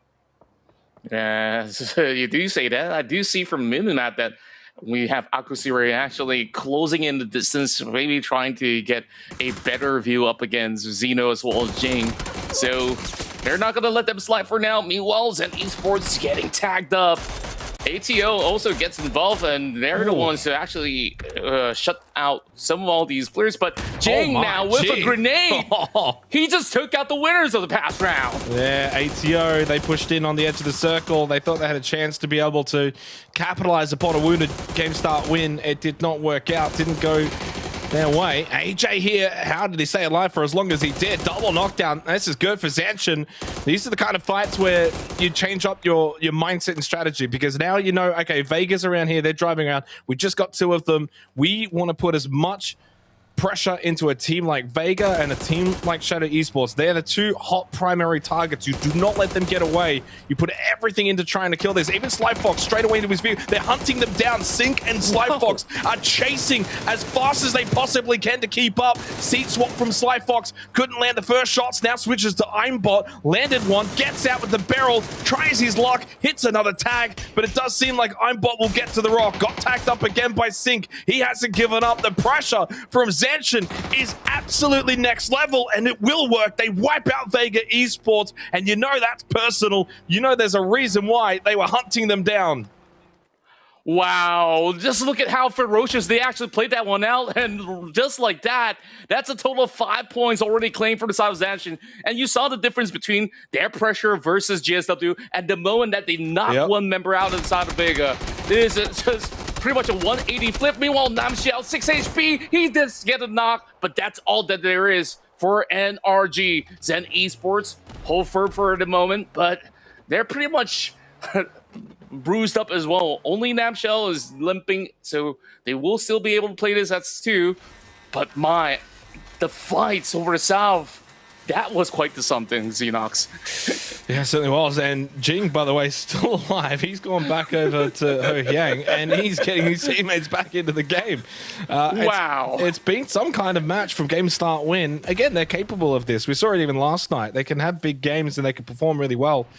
They just don't have clearly the same consistent levels as the top teams. But yeah, I mean, what an individual game from Jing.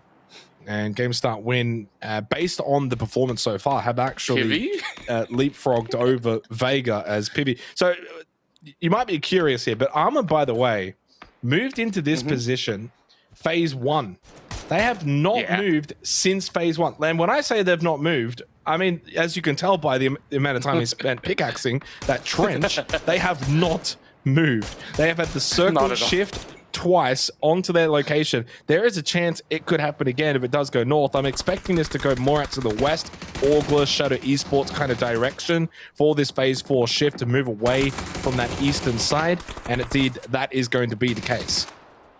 Oh, we're seeing another eruption of battle between the Happy Squad versus Orclas again. And it does seem like these two teams are bound to meet each other every single round. CJ now getting a good hold, but Alec is down though. No time for a revive just yet. CJ might consider actually ditching him off for the moment as the rest of Happy Squad is making their entry from the blue. And you got Nan looking around. Mad Dog now draws an exchange with the nade tossed slightly wide, but still has some chip damage being done, bringing Nan to 60% for the moment as the pushes come true. 10 trip as well.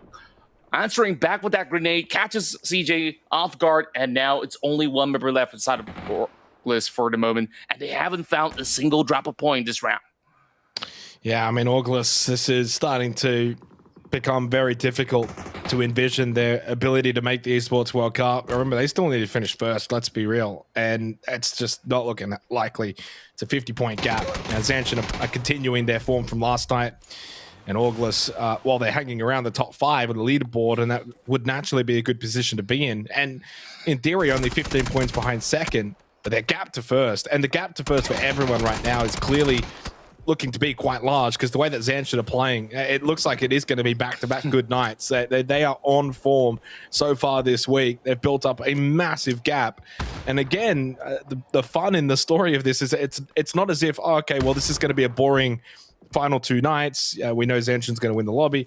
There are so many permutations that even with Zanshin in first, they still need other teams to be in certain other positions for them to qualify. That they just bounce right at the feet of Runax and doesn't do enough apparently to get the knockdown. He will be able to survive first aid kit. And this over towards the eastern side of the circle as ARMR finally forced into a fight. We need to see them fight more. They've picked up 2 kills this game.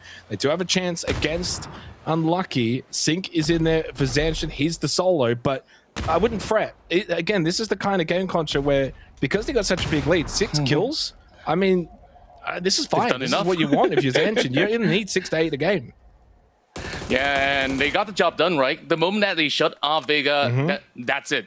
You don't really have to worry about anything else so long as you hold towards that top spot, which right now they have more than enough points to actually even drop a couple, so long as Vega continues to sit below that top 7 position. So as it holds, GSW, especially now bringing their teammates back up, have already garnered 7 points, making things even more difficult for Vega since they crashed out, and we still have Savage Men on the block in order to earn potentially more points. So look at the position. I'm kind of surprised that Singh has been able to hold firm for so long, because you saw the arrival of Unlucky. There was also ARMR pushing out from that territory towards the south side, and now with another shift, this time it goes towards the rest of Alter Ego. So the rest of the newbies, though, I'm happy to actually see them hold out for so long. They've been able to at least get past those members of NRG, claim those 2 pointers, and they might be able to even finish top 4 should they play their cards right.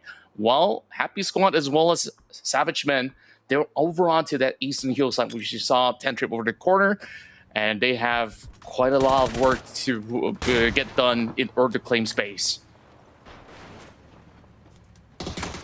Chen getting aggressed now by Happy Squad. It's been a very quiet Savage Men Esports, unlike them. The only team in the lobby alive that doesn't have a kill yet. And I say yet because there might be something to come. Ultra Bots, though, with the Panther on Savior. The nade from Upchen has got rid of 10 Trip, but 10 Trip's nade also got rid of Upchen. So it's a 1-for-1 trade. That'll work out in favor for Happy Squad, as it's only 2 left up for Savage Men Esports, and they're not close by together. They're a little bit late to help out. This nade has to go through it. It does not from Lunlun. He'll have another try. A second nade. Needs to land this one through the window. This one also bounced off. Ultra Bots forced his way out anyway. Xeno goes down for game start win. Their big run this game of Takeover comes to an end finally, as Lulun is the last alive for Savageman Esports. A knockdown onto Algenbot. The nade coming through from Monty. Misses a little bit of it. Headshot from Lulun connects. He is an absolute beast, but finally shut down as he got outnumbered by Happy Squad, who can now go and get their revives. As Shadow Esports have got a really good compound, and while Zanshin are still in this game with a solo, and they did get rid of Vega, Shadow may end up picking some very valuable points as Zanshin finally lose sync. We're down to the final 7 teams because ARMR have also been taken down. Oh, sorry, Zen Esports that was wiped out. ARMR lose 2. They're down to 2 as well, and we're down to 7. Wow, it's been a little bit quieter for Shadow Esports this time around, but rightfully so. They need to play for a better position. And now that the dust has settled for the rest of Zanshin, they could definitely keep their eyes on the prize and fight for a chicken dinner to really close up the gap right now, because it isn't all too safe with Alter Ego still within the vicinity to actually play this one out. They've only got 1 point so far as they've been defending themselves pretty much directly in the center zone, not really getting into the take of the action, as a lot of them were just playing body outskirts. As for ARMR Esports, they went all the way from the northeastern corner to join the party over the south, and by doing so, they kind of lost a few members, and now pretty much down to Suspect as well as Cherry to try to see what they could potentially do.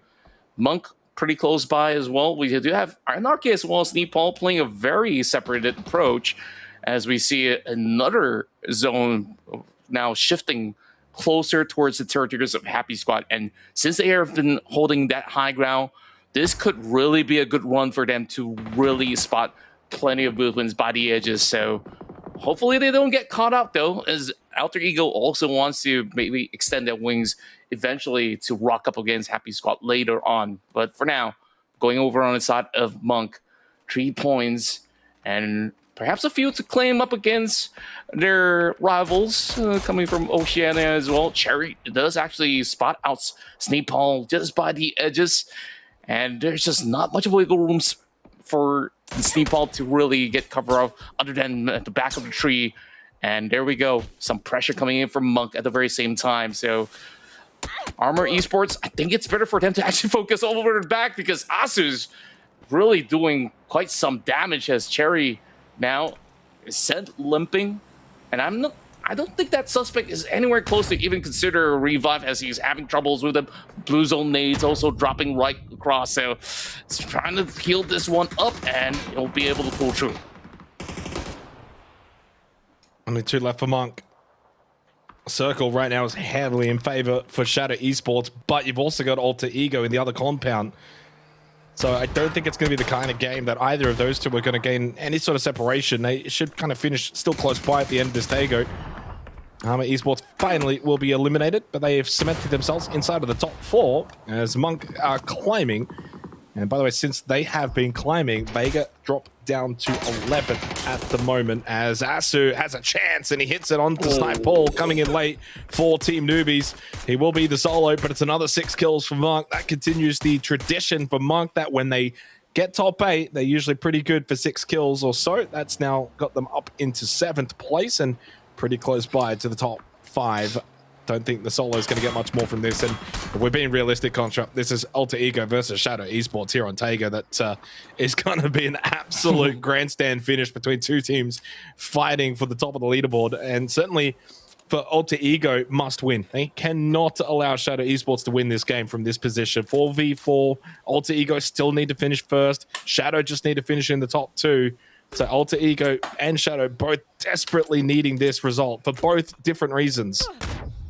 Yeah, and this will definitely be quite the round for us to actually behold if that happens to be the case. As we still have 2 more solos, though. Nan just hiding by the trenches for the moment while he actually prepares for this 1 versus 2 that Molotov cuts in really closely, and here comes the stun. He won't be able to actually trade perfectly with Jexy already finding his head. So Shadow Esports now ties the score 3-3 along with Alter Ego, and that's going to be Trick finding Asu as well. So perhaps now is the perfect time for us to see who actually gets maybe a little bit more of a positional advantage, as the rest of Shadow Esports have been dominating the hill side. And for most portion of the game, we've seen Alter Ego playing over onto those compounds, but it is a little concerning as we still see Queen hugging by the corner of the wall. So it's going to be pretty hard for him to actually leave the side of Setsuna, which is why he smoked it off to get into the vehicles and now gets himself a little bit more of a playable region over in the northern portion of the map. So if they play their cards right, they will have plenty of all these covers and also huge stocks of loot for them to also gain if they were to make their way into the center.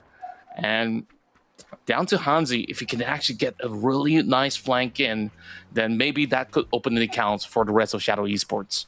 Yeah, I mean, Shadow's in the slightly better position, but all Alter Ego need is a bit of patience here. See if they can catch someone on the flanks and get an early knockdown. Then with that extra man advantage, be able to push in.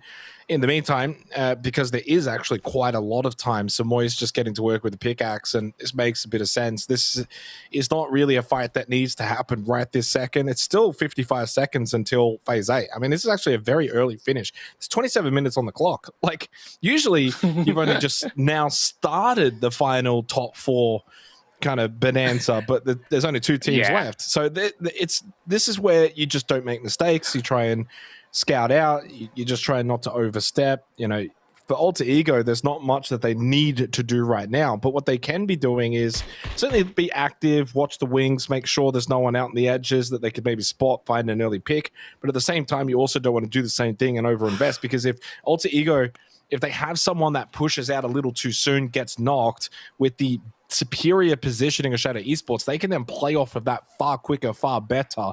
So I think Alter are just going to just sit back, chill, see what Phase 8 does. Phase 8 may go north.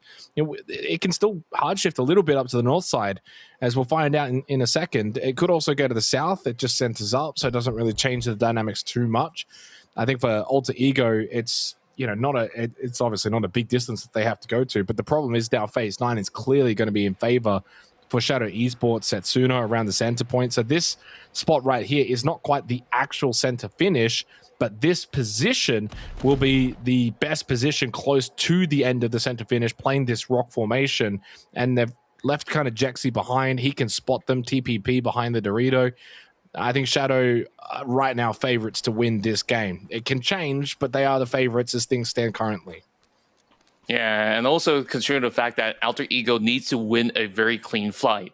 If they were to drop down to a 1 versus 1, you will still see perhaps by the end of the round that it is not quite enough for a perfect overtake up against the rest of Shadow Esports, considering the gap between the two is only about 2-point margin before we even kickstart this round. Well, they allowed them up to the rock because they can't push out too much for Shadow Esports, but now they've also got nades ready to go.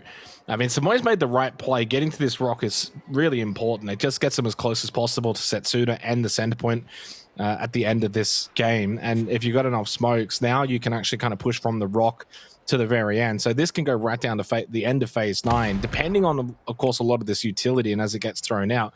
Because also, as much as Setsuna and Hansi can throw nades at this rock of Alter Ego, well, they're now close enough they can do the same. They can force Setsuna back away from this rock.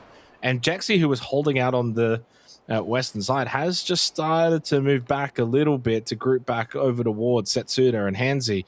And this has allowed Alter Ego to just kind of continue to get over to this rock, as Jexy's now making his way, still looking for a little side angle position, try and catch them off angle. Yeah, and somehow Queen is actually staying all the way far back to try to get a read over on the Kamals as well.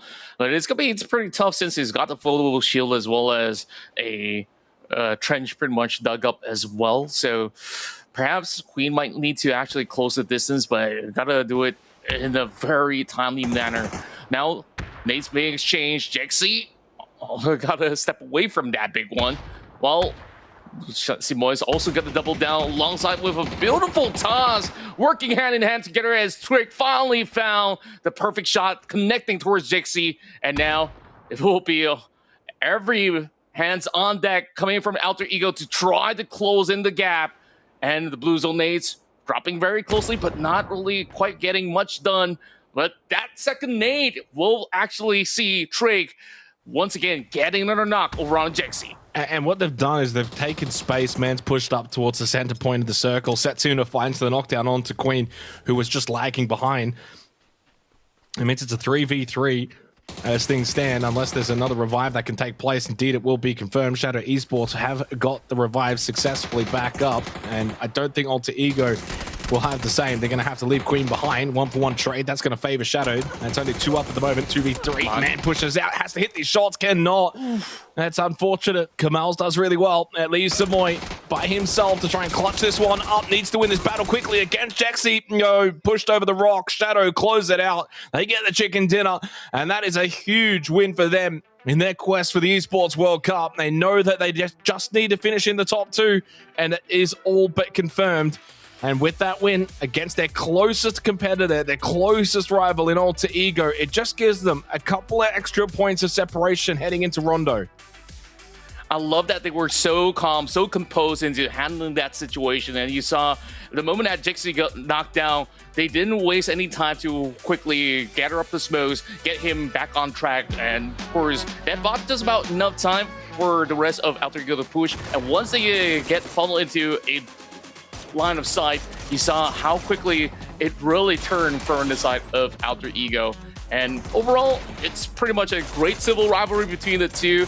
And now they settle the scores now with another massive win for SE to really hold on to the top 2 spot and maybe even inch closer towards the rest of Zanshin. But there's still a lot more points for them to, of course, gain in the upcoming rounds in order to claim number 1. But this has been quite the difficult round, I must say, Xenox, where we started off with the first zone already covering the unplayables, and there's just so little space. But the moment that Zanshin spot Vega, I think that was pretty much their entire goal this round. Shut them out and just retain whatever numbers that there is. Yeah, 100%. And we're kind of looking back at the highlights of this match, and it was a really good match at Tago because of the way that the circle was bouncing around on that eastern side, even into the unplayable and pretty far out to the eastern side of Tago. And it just kind of meant that there was a lot of rotational fights, a lot of fighting early. Look at this, 21-minute mark, and we're down to 25 alive. Like, that's a bloodthirsty lobby. And it didn't stop there, and it pretty much continued on then for the next 5 minutes or so at a pretty good pace. So it was a really fun game of Tago right from the onset. And yeah, in the end, the biggest takeaways for me were Vega. Well, they didn't get much from the game, so they dropped back down into the bottom 6 teams after they just snuck back into the top 8 after the last game on Erangel. They don't really get much from this. Shadow go on and get the win. Big for them in maintaining a top 2 position. And look, unfortunate for Alter Ego, of course, they really needed to win this just as much as Shadow needed to win it.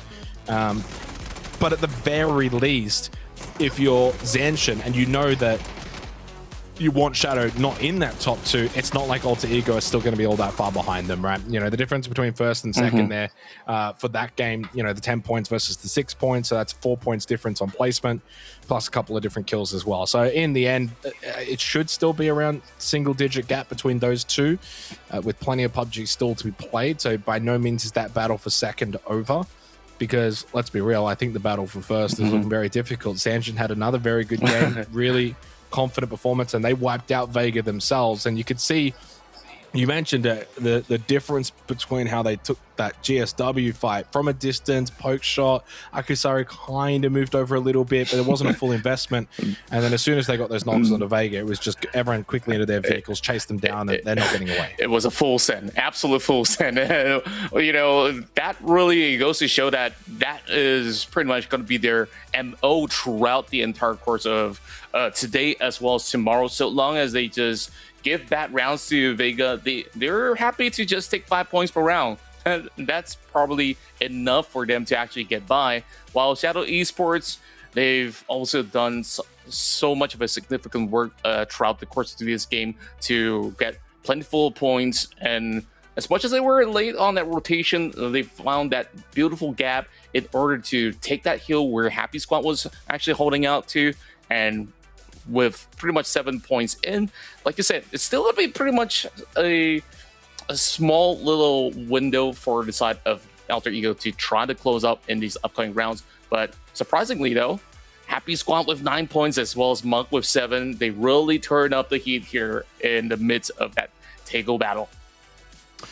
And Shadow Esports 17 points. Alter Ego finished second with 10. So I think it was only a 1 point gap, maybe 1 or 2 points. So it might only end up still being around 8 or 9 points to separation once we see the overall leaderboard. Big games from Happy Squad and Monk as well. And what that meant was a bit of leapfrogging over over Vega, who only picked up the 2 points. SavageMan Esports only 1 point. They've not really been all that prominent tonight. It's been pretty turbulent for them here on night 2, and probably what we've seen from them over the course of the 4 weeks is, yeah, they can go really big and then they can go really small in terms of the nights that we see from them. But so far, they're dropping now down into 8th position for Xmen, which at one point across last night, it seemed like they were going to be in for the race towards the top end of the leaderboard. But that's one truly gone, close to 60 points behind Zanshin, who are still a pretty healthy 19 points above Shadow. But it's healthy, but it's not confident, to be honest. Contra, there's still a lot of PUBG to be played. Zanshin need to finish first. There's not as much room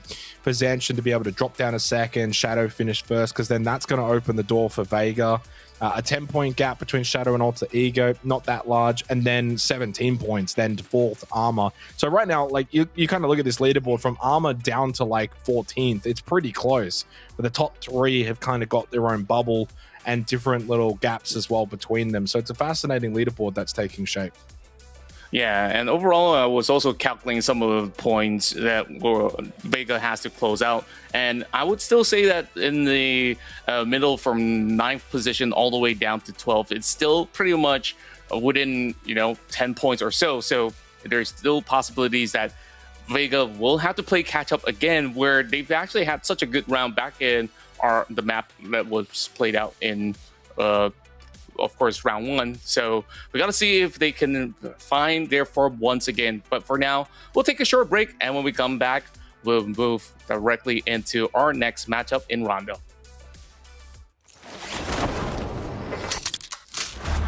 We've seen a lot together. And we're just getting started. No limits on land. No limits on loot.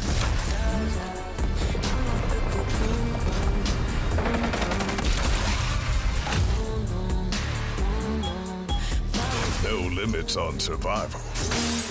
Your destination for next level PUBG game modes. PUBG Unbound. You're gonna need a bigger helmet.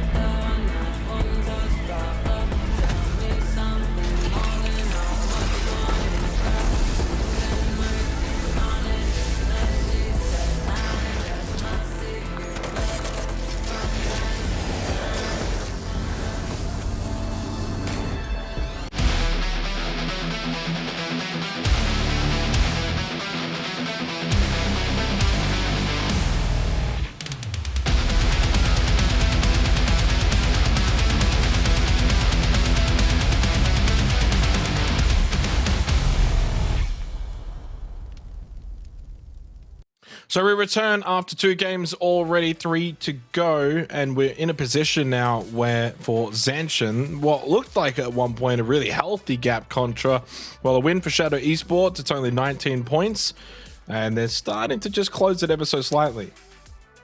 Yeah, and you know, they can't get too preoccupied with the thought of, hey, we gotta always shut out Vega Esports in every single game, because that puts them into a little tougher of a position where they put themselves at a little bit of risk, which they lost a few members, and then they went a little bit out of contention in that past round. So they gotta start being a little bit more mindful, and of course, to still build up on what they've worked so hard for, because Shadow Esports, now with that chicken dinner, they're really looking for that #1 spot as well. And so long as they take ZSHN out, all of that hard work might not matter all too much if that concludes with the tournament with Shadow claiming that top spot. So that being said, though, Alter Ego is also fighting for a 10-point gap between them as well as Shadow Esports in order to clinch that #2 spot, while Alter Egos have always been consistent, but they have not really found their finishing touches just yet to earn themselves the dinner.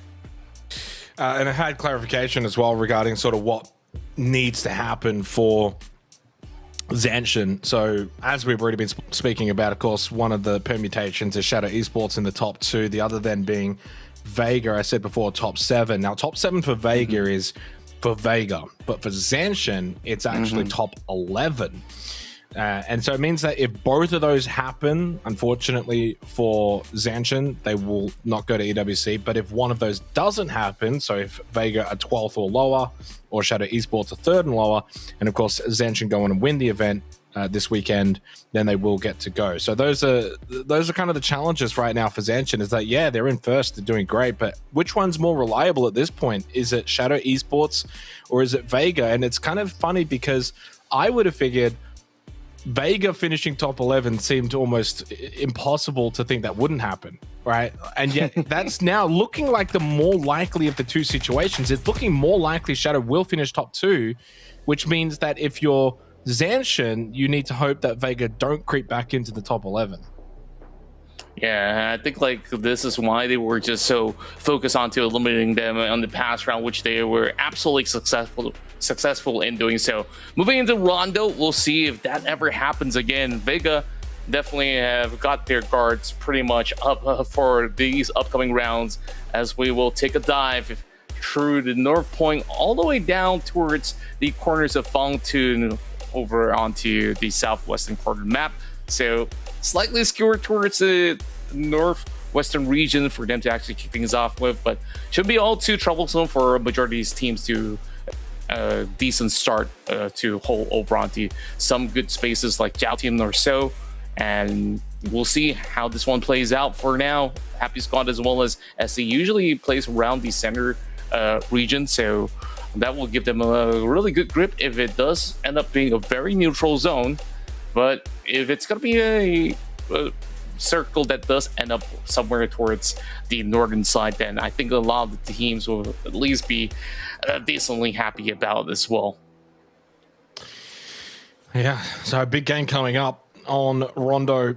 As for Vega, it's a hot drop situation with Alter Ego. It doesn't mean that they'll fight, but they're both going to Zhao Tin, and big repercussions could be had for either of those two. Alter Ego, of course, their quest for EWC hinges on them finishing first, and then other permutations for Vega, as we just spoke about, really just getting back into the top 11. Seems like that may be enough for them based on the way that the lobby's shaping up.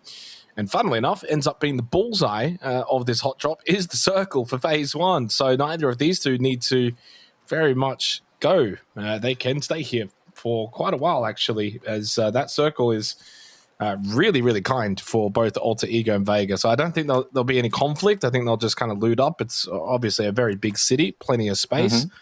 But definitely two teams to be mindful of. So yeah, as things stand right now, because Vega are sitting in 13th, it would mean if you were to lock in this leaderboard, Zanshin and Shadow would finish in the top 2 of the overall leaderboard and go to the Esports World Cup. Vega needing to get into the top 11, which would be because 10th and 11th get you the 20 points. That would put them tied with Zanshin, and I assume they must have the tiebreaker. Yeah, we've seen plenty of chicken dinners for Vega as well throughout the past weeks, and overall, I think that they've been perhaps a little bit more consistent in their form. As for Zanshin, though, this surge moving into this final week has been nothing but incredible. But I was just thinking about, what if both Alter Ego as well as Vega really decides to actually fight around the corners of Zhao Tin, right? And so, of course, there is that lore going on where Teddy was also part from the rosters from the future, which now is majorly joining into the squad of Alter Ego. So will be a decent reunion, to say the very least. But of course, we look back into the epic performance of Shadow Esports, where they've clinched themselves that chicken dinner. And the vast majority you saw, Jexy was just so sharp throughout the entire course of the game. He's been on the hunt, and then he was also taking charge over onto the flanks and really found beautiful angles to really suppress his opponent. So keep an eye out for him, as Shadow Esports will be relying on him to pretty much be the backbone of the team for the entire course of the battle. While Zanshin, 6 points from the past round, could have actually been a lot more.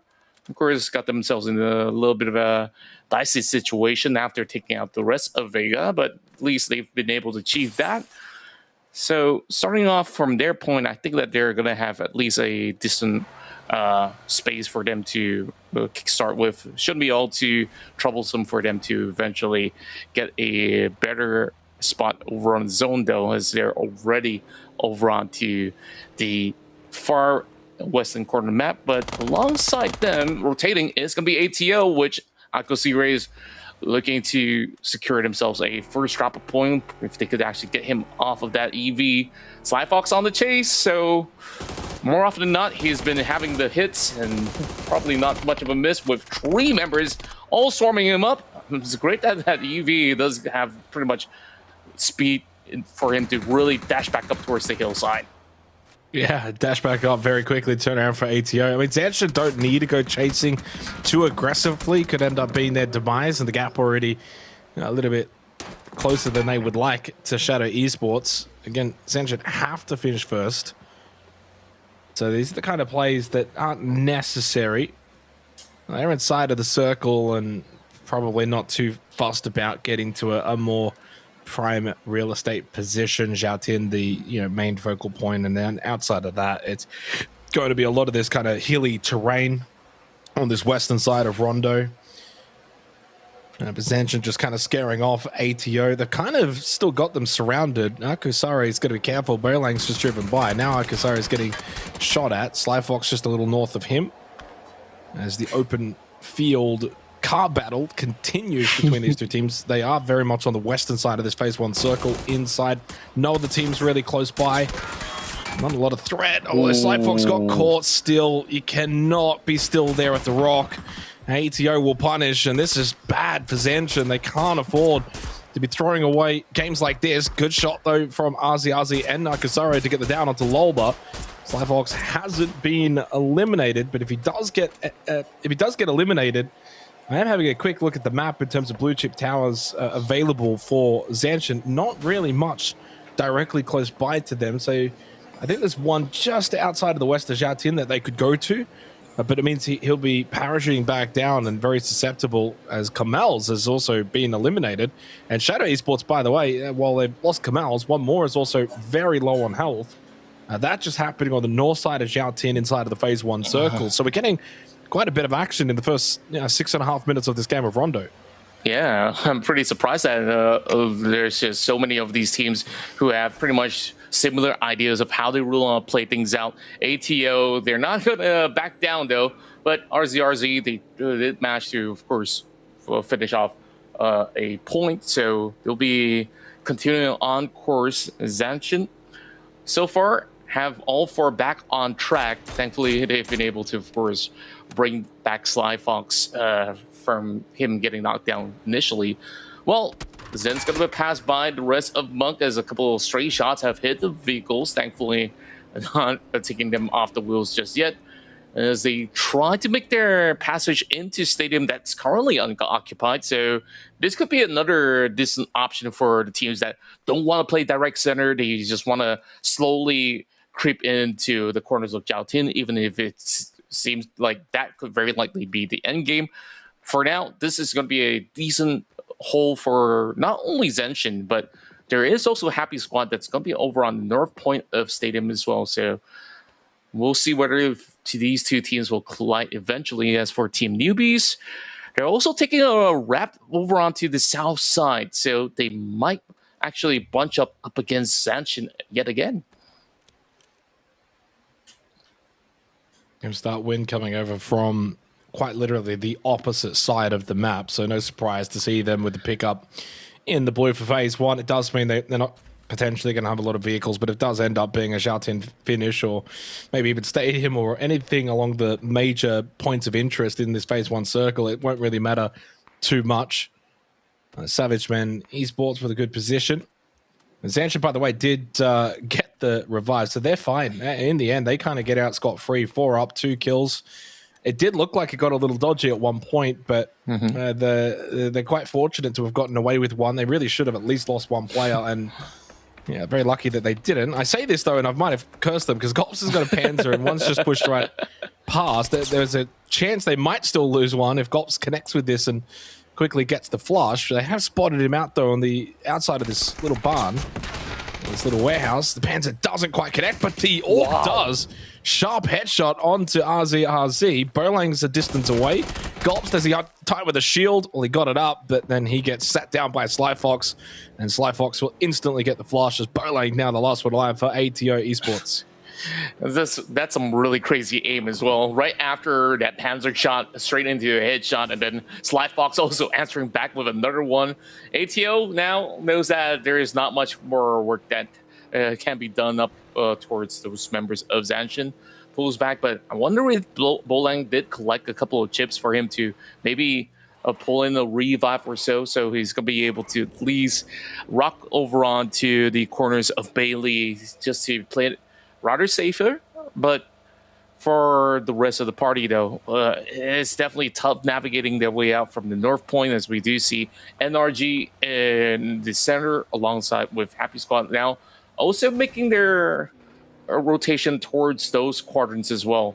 Setsuna guarding the tower, and he's just going to be having a decent hole with 2 members split over on the top side. Jexi as well to perhaps form up a good line of sight up against those members. And now here comes the exchange, as it's going to be a drive-by coming in from RZRZ to claim another member from the side of Xmen. Just rampages over him, and that's quickly claimed with Alter Ego, so looking to quickly shift over to North Point, since this phase 2 is going to send them over onto the far west of the map. Trick just holding the fan, seeing if he can catch Bad Ape, and does connect nicely. Fremog hitting a good headshot back though, gets the immediate trade. Well, the phase 2 circle pop, as it's been doing all month long, just continues to throw a spanner in the works for the vast majority of these teams with a Northwestern shift, and it's forced a lot of them to rotate out of Xiaotin, rotate out of their set positions. Unfortunate for Alter Ego to lose Trick. You go from what could have been, at the end of the last game, potentially a win against Shadow. You don't quite win it. You come into this next game, you're down 1 early on. How quickly this game can just be so traumatic. And on the same side of it, the elation that you can feel, for the likes of Shadow Esports going from that win in the last game. There's so many turns that happen over the course of a PUBG series. Ups and downs, ebbs and flows, and you've just got to be able to manage that mentally. And by the way, keeping an eye on Vega, as they're of course a team with a lot of interest in them. So just to the west of Xiaotin, and they are so close to Zanshin. And if Zanshin get a knock on them, we already saw last game what they will do. And Snipeball makes the quick landing approach for Team Newbies and gets himself a vehicle. But yeah, Zanshin and Vega pretty close by. If you see that knock in the kill feed, that's going to be a fight, because Zanshin will push on to Vega. Yeah, but you also got to consider that there's also plenty of teams around Zanshin as well. So if they try to do that, they really put themselves into a tough spot as well. So I think the main notion for Zanshin at the moment is to really defend their ground for the time being. As you got Orca TERA, you got GSW, and then of course Vega over the south side. So Newbies, I'm pretty surprised that that member has been able to get out that ladder safely, and now on course with those vehicles, just trying to wrap by the edges here. But it is going to be a tough spot for them to really push through, since you still have Zanshin that is really holding over on to the center of where they really want to go. So perhaps this is just going to be a holdout here in phase 2. They don't really have to make drastic measures just yet. So looking to be at least on a decent track. And we quickly take a look at 9th position all the way down to 13. It only takes like a kill or two in order to, of course, see all these leaderboard positions actually swap. At the very least, for Monk, there is a little bit of buffer, about 4 points. When I say little, it's literally one team fight away. So yeah, we got to see. Yeah, I mean, if Vega get 2 kills, they're going to go from 13th to 9th, and then 3 more after that, they're into the top 8. So yeah, it's very, very close from the middle portion of the leaderboard down. I mean, Auglis are in 5th right now, 10 points above Vega, who are in 13th. So I mean, it's a very jam-packed leaderboard, and that should give Vegas still the belief that they can accomplish the overall goal, which for them, funnily enough, is a pretty easy one of just finishing the top 11. But this is an intriguing dynamic that, for Zanshin, if they can build a healthy lead for top spot by the end of tonight, I'm talking like 40 to 50 points, do they just go into tomorrow hunting Vega, if Vega is still in that sort of bottom 4, bottom 5 position? Because that might end up being the best thing, is even if they wipe themselves out to do it, it has better repercussions. The downside would be if they do it too early and then Shadow Esports catch up to Zanshin, then you're almost doing it for no reason, because if you don't finish first, well, it doesn't matter what you do to Vega. But it will be something to keep an eye on going into tomorrow. Circle Pop Phase 3 has just kind of centered up, so that's just going to remove a lot of that western edge that we saw quite a few teams in and around, and it does mean around that southwest edge is a nice hole between Orca TERA, Zanshin, Vega, blocks off a lot of passageway. North side's got Bailey compound that ARMR's just kind of backfilled into. Happy Squad have got a lot of control, and here come Team Newbies on to Vega. Oh, big nades now popped, and Translucent's been holding the corner wall, expecting the exchange to fall through, and Anarchy has been able to also get some cover grounds pretty much. Zanshin are going to push this. Oh, they are. There we go. Akosire, he's just diving headfirst into the battle, but he's got to also clear out a couple of members of Team Newbies as well. Anarchy claims another one out of Vega Esports, so perhaps Zanshin's not even needed. Team Newbies can actually do the job for them. Yeah, I mean, they're down to 2 now, Vega. They got no points from this game. Team Newbies, as you said, have done the job for Zanshin, so they don't have to overinvest, but they already kind of did, and that's actually allowed August to slip in through the back door because of the fact that Akasari pushed over the road. This warehouse now has actually been vacated a little bit. Panther though from RZRZ to connect onto Alec, so now they're looking to defend their position. They don't have to worry about Vega. To clear out this right side on the defense line. Well, they both had util in hand. Funnily enough, if it was gun in hand, that would have been an easy down for RZRZ. Clears out the back. Good headshot onto CJ. The fact that he didn't just go for the flush, and it's a full wipe for Zanshin against August. Defending their position. They've gotten 8 kills this game as they cross the triple-digit mark. And they know full well that Vega are down to just 2 players, and they know where they are as well. ARMR and Suspect with a double kill frag grenade as we're seconds away from phase 4. It went from 0 to 100 real quick, and that was a big one coming in from PUBG with that grenade to flush out the entirety of Unlucky, as we saw so many crazy troll balls happening around that compound, but that was absolutely clean from what we've got to witness out of Zanshin that claimed all those 8 points. And so far, Vega, even despite having those 2 members, they haven't claimed a single drop of point just yet. They will sit back down in the gutter, now sliding further down the list at 13. Now, with the rest of Monk just hugging by the edges here, that 2-2 split, still very difficult for them to penetrate through the line of defense that Zanshin has already set up. Unfortunate, by the way, that Akasari went down for Zanshin, and that puts them down to 3. But again, they've picked up the 8 kills. It's been the same theme of the night for Zanshin across the 3 games, where they're just getting enough points to put together an overall good night. But each of the games individually haven't been that outstanding. As PB's going to crash land back on down with the rest of ARMR Esports. Anarchy getting involved for Team Newbies. Trying to spray down, cops a bit of damage back though by Frame Mog, and then Asu lands as well with his frag grenade. And that's going to be the end of Anarchy. Snipeball is too far away at the compound to go and get that revive. Newbies will be down to 1, and here come Monk to finish him off. Oh, there we go. Asu now with a Molotov to be primed right through the windows, and that's going to pretty much keep him into the same room. But Asu hasn't really checked the corners, though, so he's just going to be randomly throwing a couple. Now that he opens the door, he knows exactly where he's at. Tries to go for the drop shot, but Snapeball's a little quicker to quickly turns down Asu. Now arrives to the scene, but there's that Molotov to deny the doorways once again. Monk's being put on a hole, but there is still Bat 8 that can actually look through the window. And so far, Tien, they're holding firm despite only having 1 member left. And they've already done a number to Vega. Perhaps they might be able to claim a few from Monk as well. Trying to break through the doorways as Unk looks to clear every single corner. Some damage being done, and that will be it for the side of Team Newbies. Snipe Hall at least earn claim number of points to bring them to 14. It's been a good night for Monk. They're quietly up into the top 5 now. It's been impressive to see them bounce back. They started the night in 9th position, so they've been able to climb up, and they're kind of part of that separation from the logjam ever so slightly. Lunlun knocked down by Dusky, and he's going to get finished off as well. Savageman Esports, well, their night is seemingly going from bad to worse. Only the 3 points gained here. They stay in the middle of that logjam. Ultrabots is 2 also being eliminated. Happy Squad down to 1, who's on basically 1 HP. There's a knockdown on to Cherry from Monty. He is the last one remaining for Happy Squad and not in a good position.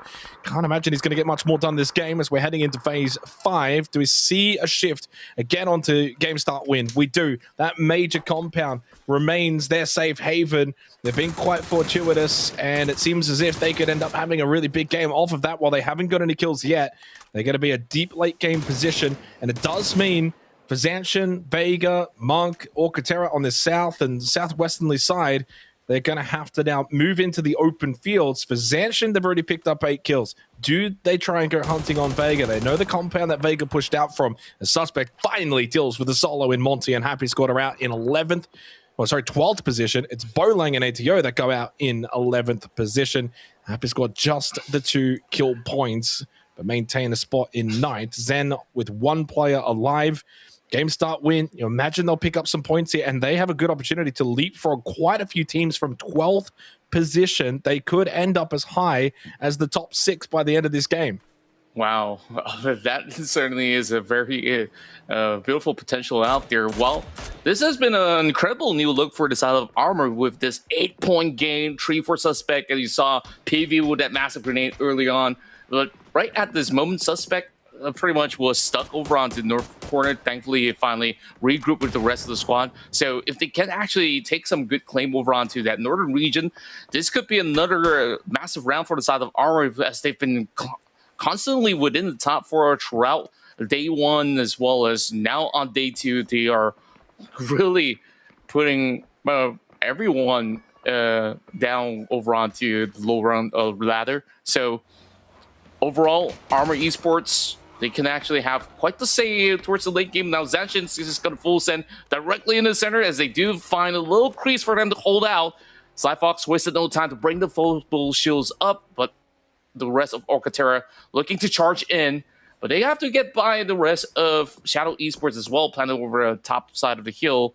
So TERA not looking to dive much further than that. So there is some significant space that they could actually hold out for the meantime. But here comes that nade coming from Dip. Will it connect? Just bounce off a little too far wide, while AJ finds Bad Ape, takes out a member of the side of Monk. Well, it's a handy point. You consider where Vega are sitting on the leaderboard at the moment. Every point is absolutely huge from them. They've just jumped from 13th to 10th off of those 2 kills and now up into 9th because they've gotten a placement point as well. So Vega are just scrapping here, and that's all they need to do. Like, they just need to be in the top 11, so they're back into a qualification position based on how things are looking. But they have just lost AJ to the day to Zhao Feng. Zeno looks like he was thinking about pushing out. He's gone back to the compound, so a chance to get a revive. Alter Ego, a close bite to the vicinity, and may end up pushing into Vega next up. So with ZSHN out, they're stuck on 100 points. 3 players still up for Shadow. Alter Ego with 4. But they do have to deal with the Kings of the compound. The game start win will not look to push out. AJ will not get revived, so he's gone. Vega on 34 points. And the difference between 13th and 9th is 2 points at the moment. 2 points. Yeah, it's just a small little margins. And it could really go either ways for the moment. GSW, very likely to actually play out the end game so long as they just defend that compound perfectly well. As for Shadow Esports, I was initially thinking that play throughout the hillside could be a very powerful heal for them to hold for the end game, but now they find themselves by the edges though, so eventually they will also have to push downwards, and the best play possible is actually to crash the rest of GSW, while the rest of NRG right now take a little swing up against the rest of ARMR. They did actually take Dusky out, so that's 1 member off, but they still have 2 more to actually hold out with.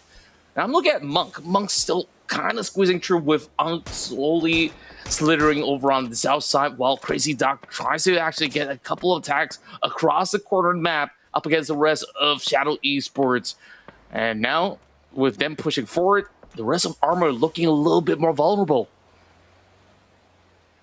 NRG just trying to get themselves closer to the edge of this circle without making sure they're rushing, so you can see the amount of utility they're throwing, investing, just the ability to try and stay alive a little bit longer and get more out of this game. They're probably not going to be capable of getting too much, but if they can at least get these 2 onto armor, maybe take their position, that would be the best case scenario. They finally send it in, and Faith goes down immediately. Crazy Dog then follows. They did get a knock on to Pibby, but it's not going to be enough to see them win that particular fight, as Shadow Esports looking to get involved from a distance on this north side of the circle.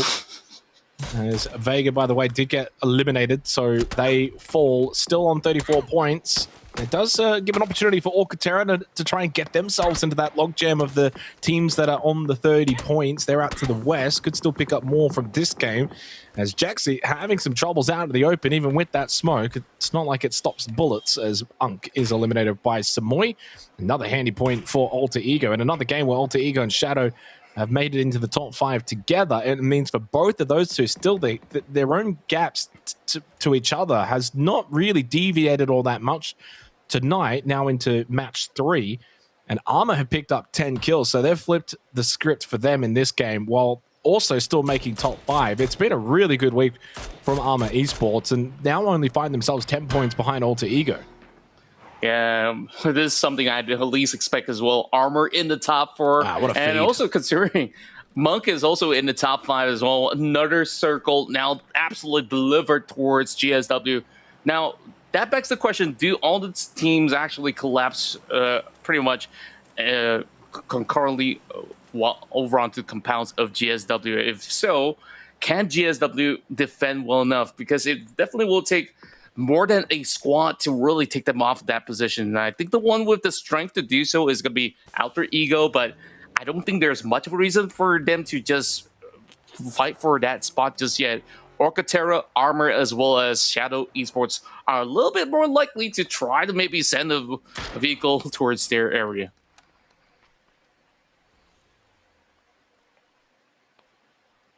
A little holdout moment here. Eye of the Storm, still only phase 7 developing as the Blues going to start moving in 5 seconds time. Not good news for either Shadow and ARMR, arguably the entire lobby, really outside of game start win.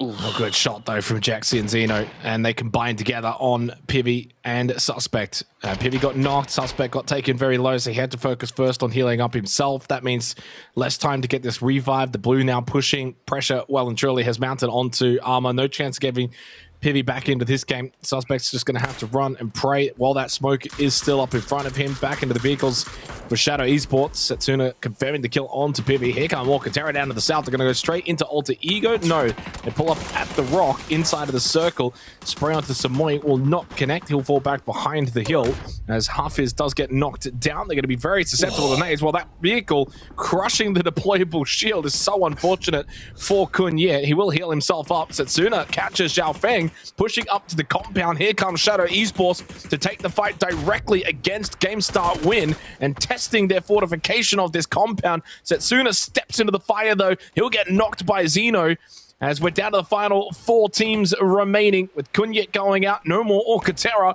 as Shadow are down to Jaxi. My Jaxi, he could still afford to actually go in for a revive, but it is going to be a very risky task, especially with the onlookers coming from Alter Ego. He's got a couple of all these smokes, but the rest of GSW can just push through. The moment he sets foot outwards, Shadow Esports gets taken out. Quinn has always been watching him from right down under. And now, rest of Game Start Win, can they just hold on a little bit longer? They've only found a point in the form of Xiaofeng as well as Zeno, as they've been remaining inside the hut for quite some time. But I believe it's time for them to really stretch out, take some good calls up against either the side of ARMR Esports or even Alter Ego, but very likely not Alter Ego. They're just going to wait until the timing is right for them to actually swing from multiple directions, while Suspect, he dug himself a really big hole, but it's straight with a Molotov from Zeno that burns his health bars, but somehow Suspect still remain alive through a really, really tough spot. Yeah, I mean, he's just holding on for dear life, but as reality sets in, he's the one that's most likely to go next, unless this fight between Game Start Win and Alter Ego kicks off sooner rather than later, as Alter Ego have taken a bit of space at the south side of this compound. And they did lose Trick, but they got the knockdown on to show with the AWM. Samoy at the fence can start to create a bit of a diversion here for Suspect to maybe push forward from ARMR. Zeno has to kind of keep his attention, though, on Suspect and does that and gets the kill. So ARMR will go out in third and gives Alter Ego another shot at trying to get a chicken dinner. Failed back on Tago, losing out to Shadow in the 4v4 endgame. Now they've got the numbers advantage against Game Start Win, who have sat in this compound for the entire game. They've picked up 3 kills and a top 2 finish, so points have been acquired. GSW go from 12th into 6th. That has occurred, but it seems as if they're not going to get the chicken dinner, that it will be Alter Ego, and this will have huge ramifications. They will knock Shadow Esports out of the top 2 position. They're going to jump on up into second as Alter Ego get the chicken dinner. Second on Tago, first on Rondo, and setting us up perfectly heading into Miramar. It's a big result for Alter Ego. Their quest, their ultimate goal, though, is the overall top spot. But as things stand, they've just put in a big helping hand for Zanshin. You can see the elation on their faces, how much they worked for this massive win, and finally they found that chance to overtake the moment that Shadow Esports gets struck down. And overall, this has been a round with high kill volumes. And there's just so many of all these instances of Alter Ego back in the past that have found plenty of success here in Tego. And finally, they do it once again here in week 4. Yeah, well, big game of Rondo. Started off with a shaky Zanshin, but then they were able to shake that rust off, still put together a decent game, and this was a big reason for it. Their win against August, this was really clinical, really clean, good decision making, and in the end wiped out August pretty comfortably, who have not really had the best of weeks. For August, a team that came into this week, a good opportunity for them to still qualify for the Esports World Cup. You think back all the way back in week 1 for August when they were able to win out the lobby on 148 points, started off with 100 points, and then since have really given up a lot of ground to the rest of the competition. ARMR Esports as well flipped the script. Yeah, they go from the kind of team, I'd say, over the last couple of weeks, which has all been about getting to the late game, little to no kills. This time they got over double-digit kills plus the late game. Solid performance from ARMR Esports. They've been absolutely on point this weekend across yesterday and today, deservedly inside of the top 4 on the leaderboard. And for GameStart win, one of those matches where their compound got hard-fed, but there wasn't a lot of opportunities to therefore get kills. And in the end, Alter Ego just playing a better brand of PUBG, they get the win. So a second place finish into a first place finish for Alter Ego has seen them jump up, hopefully I would say, into second. And if it's not, it's tied or 1 point or something like that. Either way, it is now a situation where if Shadow Esports don't finish in second, then Zanshin will go to EWC. A lot of PUBG still to be played, but for Alter Ego, they do need first contra, right? They're not going to overly celebrate. It's not like second changes too much for them. They need to chase down Zanshin themselves. And in fact, I got kind of messaged what Alter Ego need is to obviously finish first. They need Shadow Esports not in second, which, if you think about it, is actually pretty achievable, because if Alter Ego finish first, it's likely Zanshin a second, right? I think that goes without saying.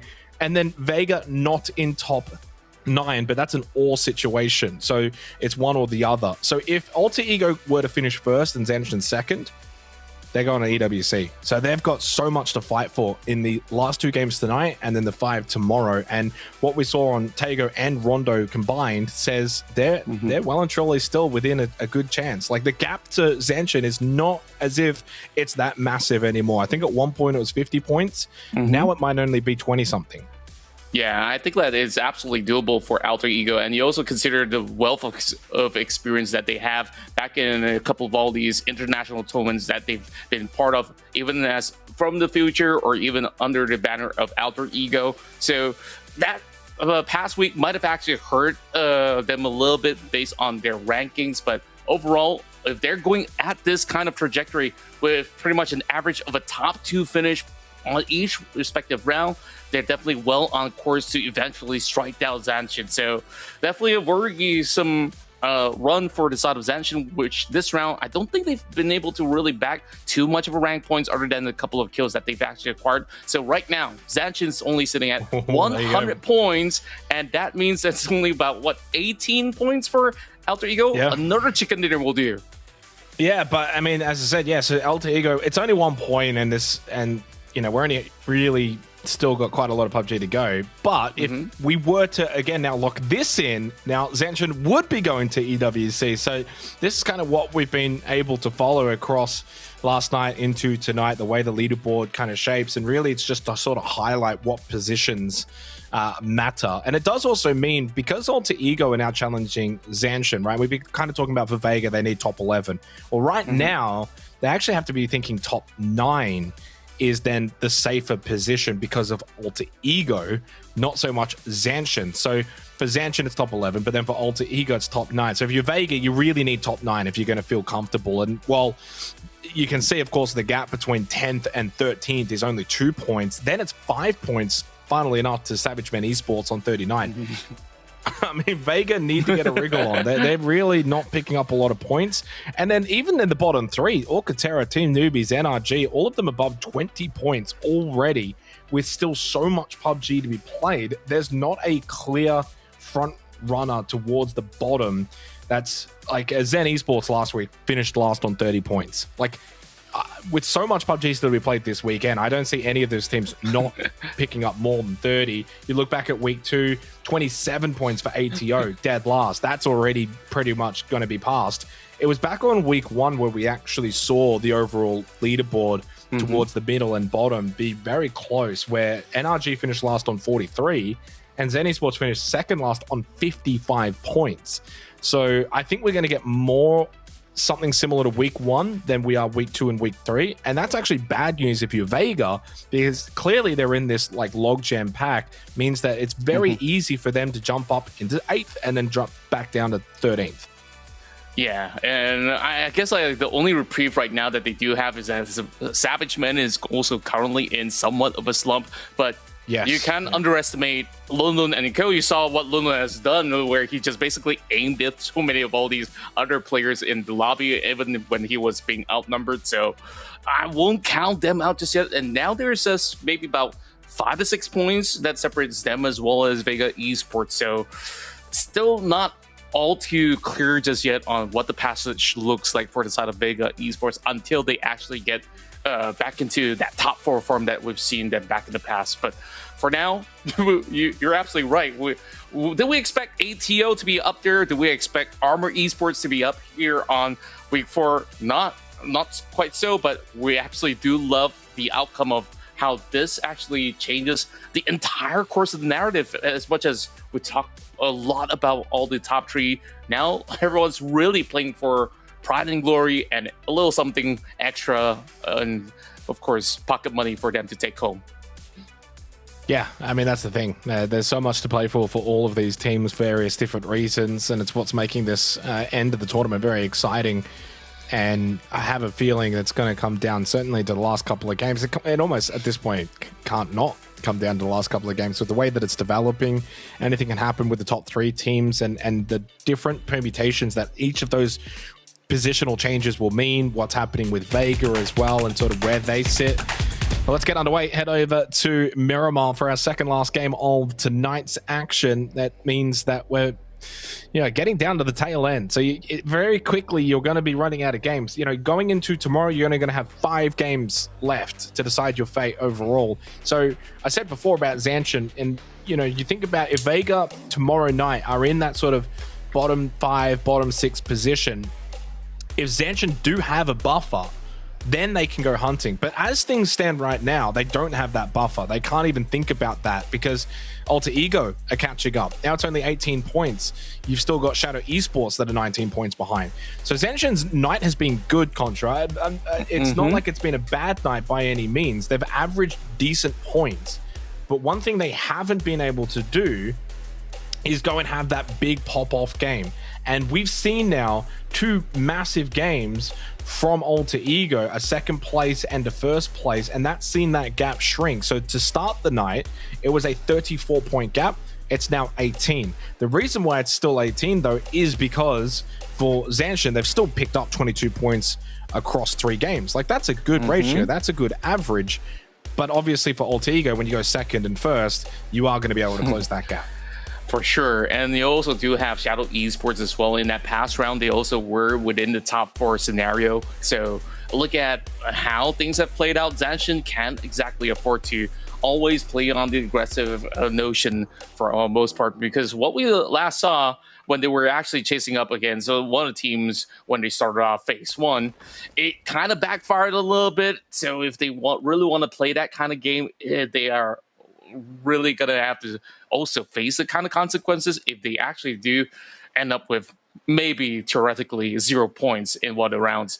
How much does that actually impact the rest of the rounds that's remaining? Because right now, I think they can only afford maybe 1 bad game out of the 7 that is, of course, we're currently playing on Miramar. So realistically, if they need that big win, like you say, once they do have that big win, then only they can start to consider, okay, maybe it's time for us to absolutely hunt out Vega, just dampen their morale a little bit. But for a team that has their morale on the up and up, ARMR Esports, of course, had a little bit of a pop-up on our screen early on. They've been absolutely consistent, And in Rondo, we could see Alter Ego have done quite some significant damage coming from Queen with 726, as well as Drake, that have always been their main hitmen for the entire roster. And I do want to clarify as well for Zanshin that second wouldn't be good enough in any world, because second would mean it would be a direct tie with Vega. Vega have the tiebreaker, and that would also rely on Vega picking up 0 points, which is probably not going to happen. So that alone is, again, to reiterate, they must finish first. And for Alter Ego, there is a world in which they can actually finish second and still qualify. But for that to happen, it requires Vega to not be in the top 14 or for Shadow Esports to not be in the top 5. And as we can clearly tell, I don't think Shadow is going to be dropping down to 6. They are already double the points of 6th place. So unless something drastic happens where they just don't pick up any more points for like the next 7 games, it does mean second is also not going to be good enough for Alter Ego. They really will need to finish in that first place position. So that's the battle right now. Zanshin, Alter Ego, both searching for first, but even if they do finish first, it still may not be enough. There's going to be a lot that needs to be tracked across the last 7 games. We saw Zen Esports lose 1 early on to Happy Squad, who have been able to, off of that kill, jump Vega, and Vega's in 11th now.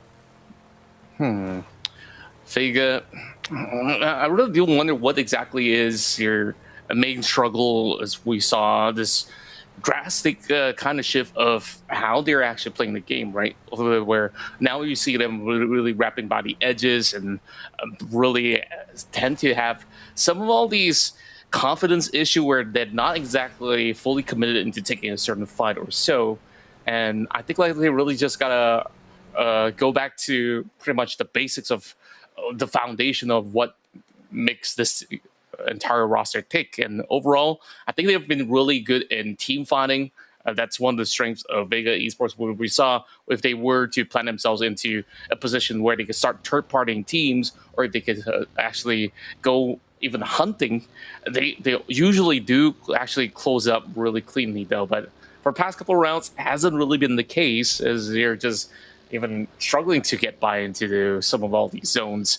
As for Atto, I think like this has been quite the run for them, from of course securing that chicken dinner and having some really good consistency from the past couple of maps that they have. Oh, Xiaofang gets eliminated early, and it's Vega back up into 10th with that kill. And that's the way that it's going to be with those teams between 10th and 13th. A good start for Vega. Every kill just so important for them.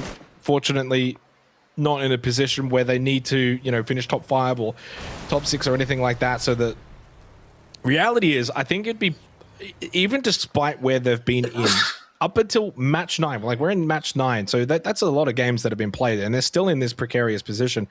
I would still be surprised if they don't actually qualify. Like, I think there's just too much quality. All it takes is this team to have one good game, and I think that'll do the job. And there's 7 games for them to be able to do that. And mainly because, again, all they need is, top 9. So this is a team that's capable of dropping or having a 20-point game. If they were to do that, they're up into the top 5, and you'd probably think from there they're going to be quite set, and they can just kind of pick up a few points here and there. So I'm still thinking that they will get the job done and get into the position they need to get into. So my focus is still very much around what happens with Shadow Esports and the top 3, and that Vega will probably get the job done. And interestingly, around that sort of Shadow Esports Alter Ego is, you think back to week 2. For those that watched it at the very end of that week, it was Shadow Esports and Alter Ego neck and neck at the top spot. Into the last 2 games, Alter Ego got no points. Shadow got 5 points and ended up winning by 1 point. So, and that ended up having now big repercussions, because if Alter Ego had have won that week, arguably as they should have, they would have actually been in a position where second would have been good enough this week. They wouldn't have needed first. But as things stand, that didn't happen, and they do need first. But it goes to show in a 4-week-long tournament how things that did happen in the earlier weeks matter. And in future events for the PUBG Master Series with this format, it's going to be really a good example to look back on for teams and think, well, yeah, we can't just have a poor week one and think we're going to be able to bounce back. There's not really a lot of instances where a team had a poor week one and were able to bounce back, except for Zanshin. Zanshin's the best example of a team, and even they still finished. So they finished 9th in week one, and so that's middle of the pack. And then they had a very good week 2, week 3, and now week 4. So you got one example out of 16 teams. Yeah. Can we also give a shout out to, the people behind Crafting as well as the organizers that, have come up with such an interesting format that really shakes things up with all 4 weeks to be played out as if it were grand finals of each week. And we could see the impact of how, just sliding 1 or 2 positions can actually affect you in the long term, which is what is currently being faced by Alter Ego at the moment, like you've just pointed out. So yeah, if they did actually claim that point, then they would have actually been in the perfect shoes of Shadow Esports right now. And if it were to play out as it stands right now, then it is absolutely okay for Alter Ego. But now you got to start earning even more points to defeat Zanshin, and also have to consider the fact that, Vega has to finish maybe even lower in the ladder as well, which you and I would have pretty much good confidence in Vega Esports to be able to perhaps make their way back into the top 8 or even arguably the top 6, because the margins are really low at the moment. So all it takes was really that one big round for them to actually get back in shape. But of course, there can also be those instances for maybe arguably Happy Squad, Xmen, or anyone around that middle of the pack right at this moment. As for Zanshin, though, was they kick things off here nice and easy, holding over on to the outskirts of Los Leones. I think with a neutral zone such as this, most teams will have very little tendency to really book spots in the center like Pachinki.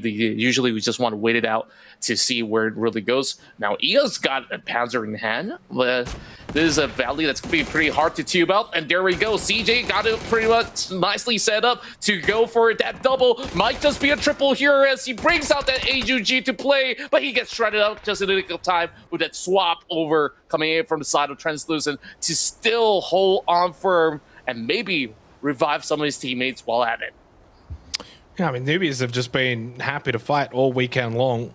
Whether it goes against them or not, it's not shying away. They get the circle pull as well for phase 2 as it goes back up over towards El Pozo side. And this is why, as you were mentioning, teams don't really want to get too set for that phase 1 circle and over-invest into those early positions. It has gone against Team Newbies, though. 3 kills for Auglis. And while they did lose CJ, if they can find this final kill onto Sniper, it's a good ratio if you can get 4 for 1. Maybe potentially a chance as well to go back into the blue over towards Crater Fields. If they can get the blue chip, they can maybe still get CJ back into the game. So that I wouldn't put that past as an opportunity for Auglis to be able to do that. As Alec, I think, is just trying to scout out and find Sniper, and he has spotted him. Oh, there we go. Easy does it now. Oh, very clean, very quick. So there's the 4 kills. They'll probably get the blue chip, head back into the blue, and go and get the revive. So that's a good start to the game for Auglis here on Miramar, as Monk, one of the teams that has rotated pretty quickly to the east side of Monte Nuevo, which is at the center point of this phase 2 circle. Vega, by the way, dead center. This could be the game for them. Already that early kill that we saw, and now close by to Power Grid in a very good middle position. As Happy Squad have got Zen Esports pulling up on them. This is on the south side of the circle. Schwan knocked down by that early nade of Nant. BRDM getting some early damage from Nan with the AUG. And Zen are just driving the BRDM away, knowing that this is not a fight they feel like they could win. It's definitely going to be a pretty rough one, as they are definitely thankful that they at least have that BRDM to journey their way across safely. As I do say that, I absolutely curse them. Nan gets the final drop of the shot, and the entirety of Zen just got absolutely deleted. Well, I mean, it's been that kind of tournament for Zen. Not a lot really goes their way. Even when they get a BRDM, it blows up, and it's free loot now for Happy Squad, who will be able to once again leapfrog back over Vega. And Vega, though, will be also content with the fact that Zen Esports no longer a chance to leapfrog them this game. That's going to be the other part of the equation too. Is the teams around Vega now, because in the previous matches we saw the likes of Monk doing quite well, picked up good points. GSW, the teams that are in and around Vega, probably the teams above them in Happy and Xmen are good teams, but the teams below them, the potential for an TERA, an Unlucky, a Zen Esports, teams that have predominantly been towards the bottom of the leaderboards, not expecting them to be able to leapfrog Vega all that comfortably. So there's a good kind of safety blanket for Vega where I don't expect them to drop too low. And again, they only need top 11 anyway, which they're in. If Zanshin are to finish first, the concern would be more so if Alter Ego were to finish first, getting into the top 9, when you've got to get past Happy Squad, Savage Man Esports, 2 really good teams, that becomes a little bit more difficult. So they've got to get some points on the board from a game such as this, whether it's a center point of the circle, they're just to the southwest of Power Grid, they've got a 2-2 split, controlling a lot of space. These are the games they've got to pick up the points. Azaki Sari knocked down by PUBG. Well, Zanshin, it's been comfortable really since game 1 yesterday, up for probably the first 7 to 8 matches. It can get uncomfortable very quickly in PUBG. An 18-point gap for Alter Ego could be in the single digits by the end of this game of Miramar if they have a bad game, and suddenly you go from feeling comfortable to feeling the pressure of trying to maintain that top spot. Circle Shift again pulls up to the northwest. It's stayed around the old Pozo field, and it's cut in half by the road. So this is a very aggressive circle because it's a 50-50 split between the old Pozo fields and then the western side of Power Grid. There's not a lot of hard set compounds, but there is a decent amount of positions that you can play, but expecting this to get really scrappy if the road itself stays as the center point, because later on, phase probably 5 to 6, at some point the road will play a factor with teams having to cross it. Yeah, and we are expecting plenty of these teams to try to traverse around that power grid sector to maybe play around those creases to at least hold out until the dust settles for a little bit. So plenty of all these squads who actually found themselves situated over the south side. There's no other way up than to actually scrap through. We got TERA, we got Happy Squad on the edge of Monte Nivo, whereas Alter Ego is the one that have to leave the vicinities of Picado to try to maybe scale up over on the heel side to potentially challenge Vega later on. So that is something that we can look forward to, while NRG found themselves a couple of members of Shadow Esports around the corner as they send a couple of pot shots. We also do see teams also opting for those E-pickup, which I think it is pretty vital for them to actually make that call right now. But the question is, where do they really end up? Because the last we saw, Orclus have already planted themselves on that high hill terrains of the outskirts of El Pozo, so that's off limits. So if they were to drop in, I think they're just going to have to go into some of the compounds to really fight out certain teams who are already there. I mean, and again, the El Pozo Fields isn't really going to be playable this early on. Even late game, it's just hay bale crashing with vehicles as the best that you can make it out to be. Your tendency to win games from there is quite low. So it means that quite a big chunk of this phase 3 circle is considered technically unplayable. I mean, it is, but you don't really want to be there. So everyone's kind of just trying to play around the edges of the field, which is where you're seeing the drop down from Savage Man Esports up on this hill. They don't need the vehicles if they go to the hill, and it's worked out well for them. Kamal's, by the way, has been knocked down by Asu. Keeping an eye on Shadow Esports, just around the center point of about 5 different teams. They're in smack bang in the middle, so they are susceptible to getting shot at if they're out of position. CJ going to get picked back up, trying to get him put into the vehicle and driven off. Alec, though, does need to stay alive. CJ's not going to make it to safety. Alec on 4 health points will be able to avoid those shots. He is missing a tire, but that's okay. This is still very drivable and should be able to get back to safety for Orglus, who have got 4 kills this game. Of course, they needed the top spot. They needed first place. That's not going to happen. They will not be heading to the Esports World Cup, but they're still in a quest to be able to finish as high as possible for the PGC points on the overall PMS leaderboard. Circle shift away from the El Pozo Fields, by the way, and it goes to the south side of the road, which is not good for Orglus, not good at all for Zanshin. It's a horrible circle for them. It's great for Shadow Esports, and it's great for Alter Ego. This is bad for Zanshin. This game is not shaping out to be good, so it's going to take their best. They're going to have to work really hard to pick up points this match. Yeah, even worse for Savage Men that made the call to actually move over onto the high ground terrains. And now, without those vehicles, they have to just slowly scale downwards to even get towards the zone, which leaves them absolutely vulnerable to those players coming from Orclus or even Zanshin.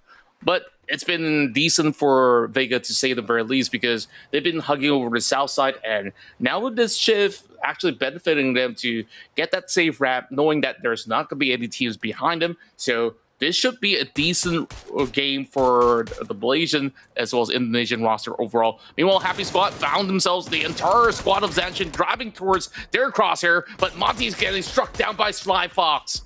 Meanwhile, Nan tried to form an exchange, but it doesn't seem like they've been able to fully connect the spray down over onto either side of the vehicles. Somewhere in TERA being done, but Sly Fox remains to be absolutely healthy. But here comes the rest of Orclus, gonna go in for a gank from the side, and there we go. Alec pops the body of Akusire as he looks for even more to be done up against Zanshin. This is not looking good for them. They need something quickly. They got a knock from Sly Fox, but then Sync falls down, so it's just 1 up, 1 down situation for Zanshin. Now currently 2 down, looking for some revives. Not going to happen on Sync, so they're going to lose him permanently, and Akasari goes down to the native Elgin bots. What was once looking like a pretty commanding lead at the top of that leaderboard for Zanshin. We saw them hunt down Vega back on Tego. They looked like they were flying. Now they're down to 1 player. They're still stuck on 100 points. This is great news if you're Alter Ego. It's terrible news if you're Zanshin. And if you're Shadow Esports, this is also pretty good news as well. And for Vega, actually probably not great news. They don't mind too much if Zanshin finished first because top 11 is all they need. 10 Trip goes nuts on NRG. And more work to be done, though, for Happy Squad, being one of those teams that will eventually need to cross this road, but they picked up 8 kills, so making hay while the sun shines and getting the points while they possibly can, knowing the road ahead will be quite difficult. Orgulus in the same position at the compound will eventually need to cross this road, most likely going into Phase 5, as Jing has been eliminated. Zen has been also knocked at the rock. Just like that, how quickly for Game Start win, they're down to 1 player. Wow. As it just goes from 0 to 100 so fast, and then we are already looking at 46 players remaining right now due to that 1 shift alone. And somehow Zanshin still has 1 member holding on firm, but the question is, can RZ buy enough time to maybe squeeze some points in the top 8? Still far from that point, since it's still pretty much Phase 5. Meanwhile, PVN Co, they are looking to steer their course into the zone. There is Otto right at their forefront, though, so we'll see whether they go for a challenge ball. Happy Squad goes in for a trade, and that is quite the angle being held. Their turtle key goes in for a double knock. Well, it is going to be the last stand, as it will pretty much be 10 Trip just fully sending it right through, but not really getting all too much out of it. Well, Alter Ego have been playing by the outskirts for quite some time now, and I think they've been able to really get some really good aim going to really suppress the rest of teams like NRG as well as Orclus to really get them stuck over onto the ridges. So it's going to be a tough cross for them to actually get by, while Vega, so far, no pressure after all. They've had pretty much the safe clearance since they booked the top side of the hills of Power Grid. Meanwhile, Kia finally gets an aim up against those members of ARMR Esports. Thus, he's gonna have to hang on for the meantime. Well, Savage Men dug themselves a hole, hoping to hold on, but I don't think that there's going to be many teams that will be able to challenge this spot for now. Yeah, and Vegas in a great spot on that eastern side. I mean, there's no one that's going to be pushing in behind them. They could look to push closer, try and close the space against Shadow Esports, who are still trying to maintain a split at this deep into the game at the 21.5 minute mark. Double lockdown for Crazy Dog with a drive over Upchen and Xiaomu, as Crazy Dog will lose his life to Savior. A bit of damage onto Savage Men Esports, but crisis averted. Should be able to get the revive. Orgulus are managing their own crisis right now, so they're not going to be able to push over and get more damage into Savage Men Esports, as they've got Orchid TERA knocking on the front door. Tede, one little peek over the ridge, though, and he gets knocked immediately by Kamal. Shadow Esports are starting to pick up some kill points, as they've just quietly slipped back up into second place. 1 point above Alter Ego, who are just on the south side of this circle by themselves, still at the compound as well. Unlucky will eventually push out of this. 20 seconds till phase 6. I imagine unless they get a hard shift, they will have to leave that compound, which might force them up into this fight against Vega. There is Shadow close by as well. Nazama are losing this battle. Vega getting another kill point, still in 11th position, but closing the gap to the teams above them. And there are quite a few teams that are only 4 or 5 points above them. So they could very quickly, Vega, go up into the top 7 if they can finish strong this game. But they're down to 2 players after Aimbot got eliminated. So their ability now to pick up probably, you know, a decent amount of points is limited, but they could still scrap another 3 or 4 points. Yeah, only a slight hindrance for the time being. Meanwhile, same could also be said about Shadow Esports. Well, they get pushed unlucky. Yeah, this is going to be pretty tough as Feven's got some really good hold. There we go, over on the top end, as there is still a couple of smokes for them to try to play around with. AJ barely hanging on that grenade. Almost connected towards him, so lucky for AJ, he is still holding firm for now. Meanwhile, Empty, is he going to be able to drive safely through those creases? Yes, he will. And Vega somehow survived the onslaught, as Unlucky didn't really have all the members focusing him down. While Kia's not going to let them one slide, though, as Empty, as much as he caught one out of Cherry, he's also getting pinned down. Yeah, I mean, at least they got another kill point, so there's one more that ticks over for Vega, just keeping them in this top 11, which is bad news, even more so for Zanshin. It's just over the last 2 to 3 games turning into worst case scenario for Zanshin. They're not picking up points, and Vega are maintaining a position in the top 11, and those in the bottom 5 are not really closing that gap all that well to Vega, except for potentially Unlucky this game. With 4 players up, good control on the south side of the circle, and with Feven finding the kill onto Empty, they're the ones that have the chance to knock Vega out of the top 11 this game.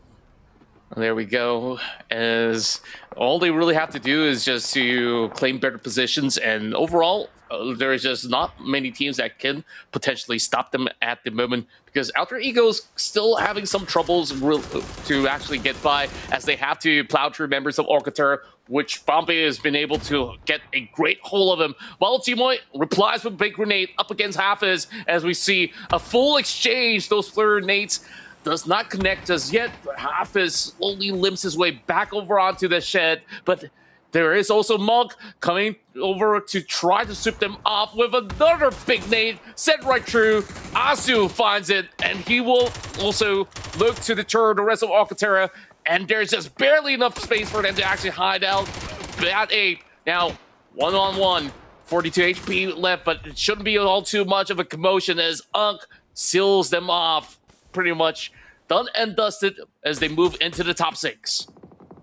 Yeah, and this is, though, perfect for Shadow Esports. They've just been able to maintain a bit of peace over the last 4 to 5 minutes. They've only got the 3 kills, but they've still got good control. North side of the circle, ATO's the kind of team they'd be more than happy to fight late game in a top 6 scenario.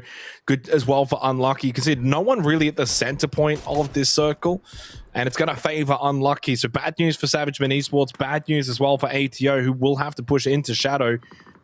Not awful for Alter Ego, but really because they're kind of getting shot at by both the higher ground Unlucky and the close range Monk, it seems like they're the next ones likely to go out. They have been able to stabilize ever so slightly by getting at least one revive. No one else has been knocked down in the last 30 seconds. Can they get the next one? That would put them back to 3 players. This is a big moment for Alter Ego to try and just stay in this game a little bit longer. And they actually landed a knock from Queen onto Monk, as ATO and Shadow now will do battle. Smokes everywhere, littering the field. Lolba caught up close by Setsuna, and Hansi pushing at the back, gets Kia. This is exactly what Shadow Esports wanted. A team like ATO in the late game, a clean 4 kills, squad wipe, and they are gone well and truly into the final 5 teams. Alter Ego know they just need to hold on a little longer. They're down to 1 player left, which is Man. As Queen got knocked down, so did Samoy.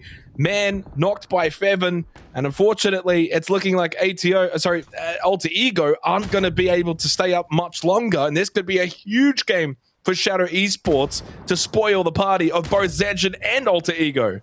Oh, there is some challenge coming from the side of SavageMen Esports, though. That grenade now connects towards Setsuna. As much as Hansi has done plenty of all these amazing work up against those members of ATO, now is being set on the back foot. And it's really tough to actually navigate those members of SavageMen as they are scaling from that lower ground. But he does actually find a little bit of angle, and he's got a Panzer pretty much outbed already. It sends it out, but not really finding anything at all. Meanwhile, Alter Ego, like you said, didn't get the job done. They went out 0 this time around. Meanwhile, Shadow Esports, they continue to farm as Savior deletes and takes out a few more members from the side of Monk. Yeah, this is big for Shadow Esports. Bad news for Zanshin. Probably good news as well if you're Vega. Xiaomo with the knockdown on to Hansi. Now, Shadow have done at least a decent job this game to pick up a decent amount of points, close that gap. They might not be able to get any more as Jaxie's stuck in the blue, but it's now single digits. Only single digits to Zanshin. So they've now put the pressure on that leading team that it's not going to be a comfortable finish to tonight and tomorrow night for Zanshin, that they're going to have to work really hard to maintain that spot. And more importantly, with Shadow in second and Vega in the top 11, even finishing in the top spot won't do it for Zanshin, as we're down to SavageMen Esports and Unlucky. Unlucky ended up, of course, overtaking Vega. They're up into the top 9. SavageMen Esports putting their best game, I think, across the 2 nights now together here on Miramar. 4 players up, 7 kills late game. They're a strong fighting team. I'd back them in against Unlucky, even if Unlucky's, I think, in the slightly more favorable position, slightly higher elevation, closer to the center point of the circle. There's just so much fighting quality on this Xmen roster. Yeah, and definitely with Savior as well as Lun having the firepower to offer.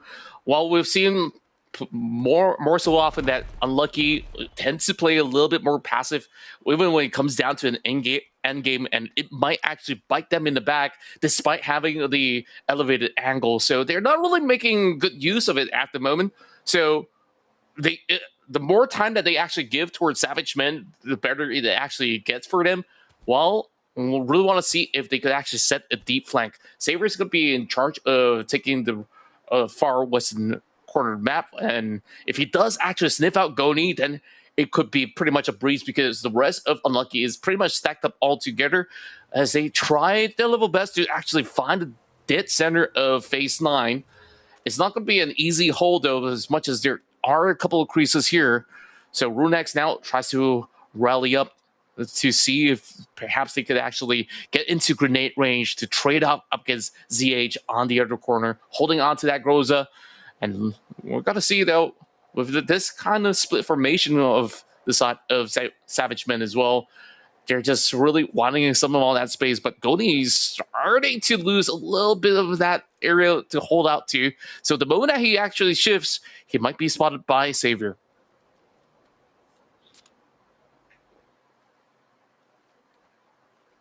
And as the blue now starts to push in, Goni can no longer hold as far back as possible, so he'll have to keep pushing further in. That diminishes that slightly higher ground position for Unlucky. And if he's not careful, he could get pinched here by Savior. So he's the one that I'm worried about for Unlucky. He's got a little bit more breathing room, he's got a little bit more time, but he is, I think, slightly closer to the blue than Savior. So if Goni goes first, doesn't have smoke for cover, which he's just thrown it out now, that's a big play for Goni and Unlucky, just to be able to try and block off some of that line of sight of Savior and potentially Lunlun. Clearly plenty of smokes for both teams, so an opportunity to close the gaps. Upchain goes prone out in the open, but using the cover of the smoke plus the small little ridges that are available, as is the case on Miramar. SavageMen Esports have played this well, though, biding their time, trying to get closer, forcing the blue to force Unlucky into this endgame situation. It really does feel like the first knockdown is going to have such a big advantage, and it goes the way of Unlucky with Sunnyside up. The barrel connecting on the Xiaomo. Unlucky have got better position. Now it's a 4v3. Can they hold on and get this chicken dinner? Not really too much on the line for either of these two. Sunnyside up, goes for the second, gets the knockdown onto Upchen, and now it's a straight 4v2.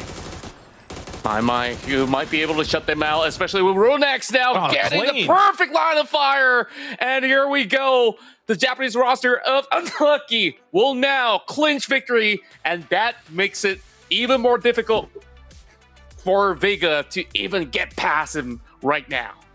Yeah, I mean, I guess that's the big takeaway is for Unlucky to get this win, puts them clearly further up the leaderboard, trying to pick up as many points as possible, finish as strong as possible. But then that's one more team that clearly for Vega they have to eventually look to overtake. For SavageMan Esports, a really solid game of PUBG, but then it all collapsed at the end. And you can say, and it's very obvious, that Unlucky were in the better position at the end of that game, and a little bit fortuitous to be in that position compared to their opponent. But for SavageMan Esports, I think they needed to make that a little bit more scrappy. Like, they needed to at least get a knock and show a little bit more, because that is a strength of theirs. The team fights is a big strength for SavageMan Esports, and they just got completely overwhelmed.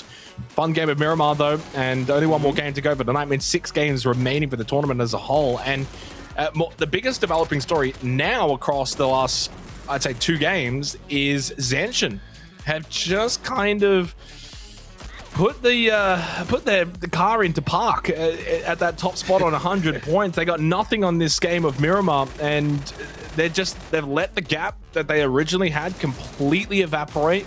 They've got a lot more pressure now to maintain that top spot, and the bad news, it's not even Alter Ego now, it's Shadow Esports who put together a very good game on Miramar. And that's even worse, because you already don't want Shadow Esports in the top 2, let alone overtaking you, as they want first place.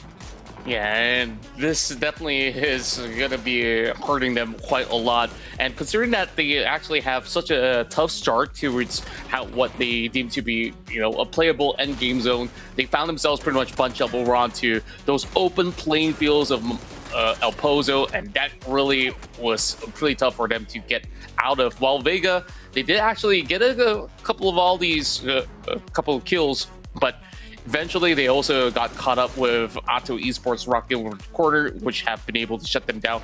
And with Unlucky as well as SavageMan earning those points, so Vega Esports, they're also not having a good time here to really find the points required to even get back over to the top 7, let alone into the top 10. So definitely a huge development for Shadow Esports, and even more so for Alter Ego, who also walked away with not much this time around.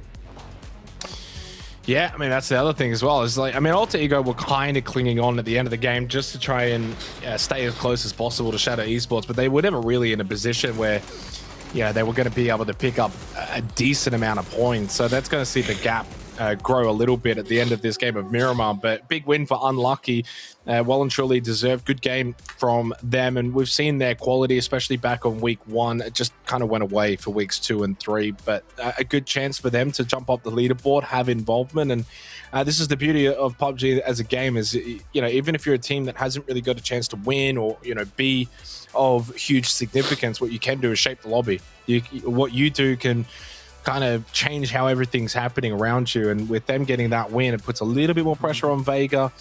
But Shadow Esports, I think, clearly the talk of the town over the last 2 games or so now, that they're really back in form again, and they're going to be difficult to dislodge from that top 2 position. It's going to take something special from Alter Ego going into Erangel, then into tomorrow night. Otherwise, Shadow Esports are looking as if they will be able to get to EWC. And this is the thing, it's like, it depends on your point of view. If you're looking at it from a ZSHN perspective, you don't want Shadow there.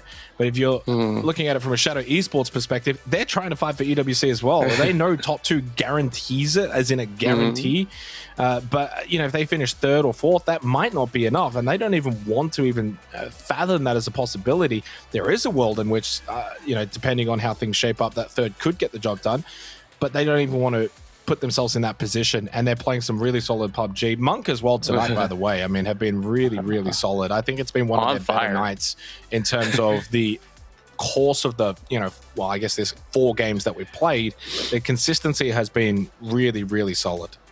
Yeah, I certainly agree with you. Overall, we're seeing so much coming from Asu, and he's really bringing a lot of points round after round. And when we take a look at the entire scoreboard of this Miramar round, it's 20 points for the side of Unlimited. We got 13 as well for Xmen, and of course, that creates a widening gap for Vega to catch up to, since they only got 4. But Happy Squad as well as Monk, they got themselves some healthy numbers out here on the field. And we did mention, of course, with this heavily favoring the side of Shadow Esports, that gap of 20 over points have now been absolutely insignificant, because Shanshin, they didn't really get to play according to their plan, and now it's down to only singular digits. So very, very doable for Shadow Esports, especially now considering that their ratio rounds are usually coming with 7 kills at the bare minimum. So I'm thinking that it only takes one more rough round for Zenshin to really drop to second place. Yeah, I mean, 8-point gap into 8-point gap. It's spread nicely in the top 3 now. You know, Shadow Esports right in the middle of it, where they're 8 points away from first, but they're still 8 points away from third. So it's it's a kind of glass half full situation for them. Luckily, we're not going into the last game of the overall tournament, but we are going to be heading into the last game of the night, obviously. But it sets us up. I think regardless of what happens in this next game, sets us up for tomorrow. We are going to take a short break, though, and when we do come back, the final game of the night, Erangel on the other side.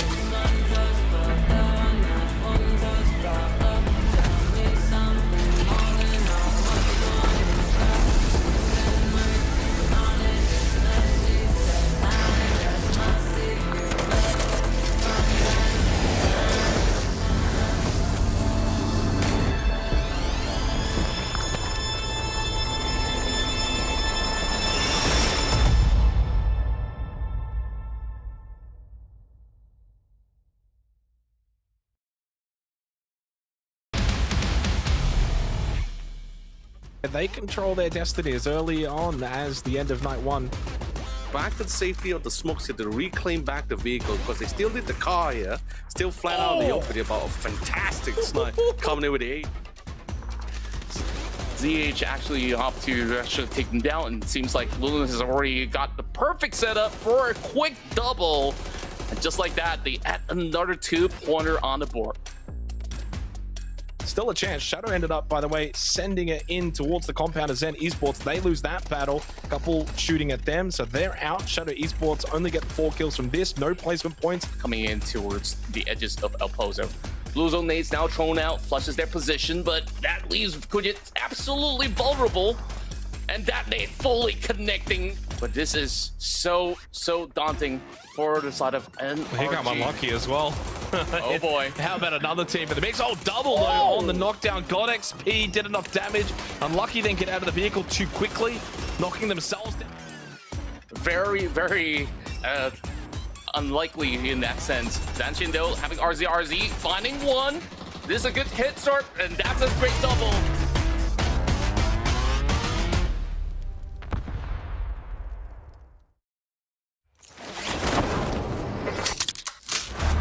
We've seen a lot together. And we're just getting started. No limits on land. No limits on loot.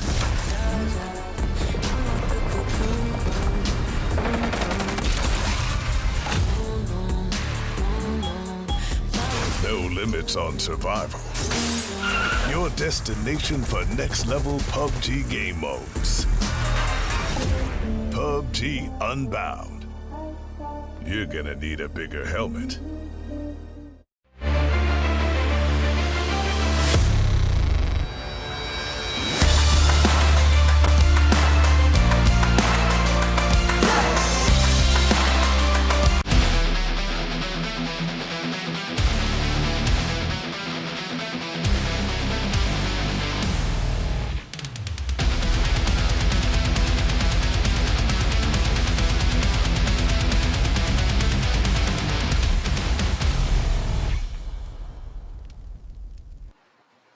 So it's the final game of the night coming up here for week 4, day number 2, and all eyes seriously with that top 3 battle. 8 points separating first, 8 points separating second and third. I mean, this is as close as it can be. Of course, 5 games still to be played tomorrow. The contract, this final game on Erangel will set up tomorrow, and all of the storylines inclusive. Of course, for Vega, where they sit right now after what we've seen yesterday, then into today, nothing has really changed. They're still around that 12th position. They're still just kind of lingering at the bottom. We know, and both agree, all it takes is one good game from Vega, and they're probably safe, but we're into the 10th match of the week, and we still haven't seen it. Not at all, and this is just shocking, right? Overall, this was a team that has been really dominating the past couple of weeks, and it really feels like it's a pure slumber that we're witnessing here coming from the side of Vega Esports. But overall, it's also the surge of all these teams that are rising in the charts, including Unlucky, who secured themselves their 4th chicken dinner so far, which we saw them playing out that position. As much as we know the potential of SavageMen to be able to close out fights, and they were really high on firepower, it was due to the perfect position held by Goni, Feven, and Co. that brought them that win. So Unlucky with that win really is gonna keep the rest of Vega working harder. So I don't know if it's a morale issue or it's just bad comms that's currently getting Vega into difficult spots, but overall they really got to start making it work though, because even SavageMen has gained quite a significant number throughout that past game itself. Yeah, unfortunately, it seems as if we were due to start, and there definitely was some kind of a disconnect, or something has happened, so we're just waiting back again to get underway. In the meantime, as we kind of go over this situation and hopefully get whoever DC'd back into the lobby and get underway, I do have an update regarding Shadow Esports. So I posed a question to our production team, just in the event if they do finish 3rd, what kind of needs to happen for them to maybe still qualify, or if they can still qualify. And it's pretty simple. If Shadow Esports were to finish 3rd, Zanshin and Alter Ego or Auglis, just to add them in as well, not in 1st. So they would need another team to come into the party and jump up into 1st. It seems as if that's unlikely to happen, and so therefore a 3rd place finish for Shadow Esports would see them miss out on the Esports World Cup altogether. So as much as we're looking at Zanshin for 1st and Alter Ego for 1st, and Vega anywhere in the top 9 to 11 positions, depending on who finishes where. For Shadow Esports, they must finish in the top 2 as well. And so we've kind of got a 3-horse race where 2 of the 3 trying to finish in their respective positions, and then you've got this 4th horse that's just trying to limp across the finish line. Yeah, I really like the way that you actually put it, though. Like, overall, it's been quite the marathon that we've gotten ourselves into, especially with Alter Ego trying to challenge that status quo. So, as much as there's a lot of all these calculations against them, I think that they're trying their level best to really make it work. Shadow Esports, they're on the right trajectory. As for ZSHN, I'm starting to question, will they actually get back on track? Because it's been 2 rounds where they don't really have something spectacular being done. They've done maybe enough to gain a couple of all these kill points, but that does not suffice. So going into our final round of the night, as we dive into Erangel, we're going to see how this one will play out for our 16 teams on board.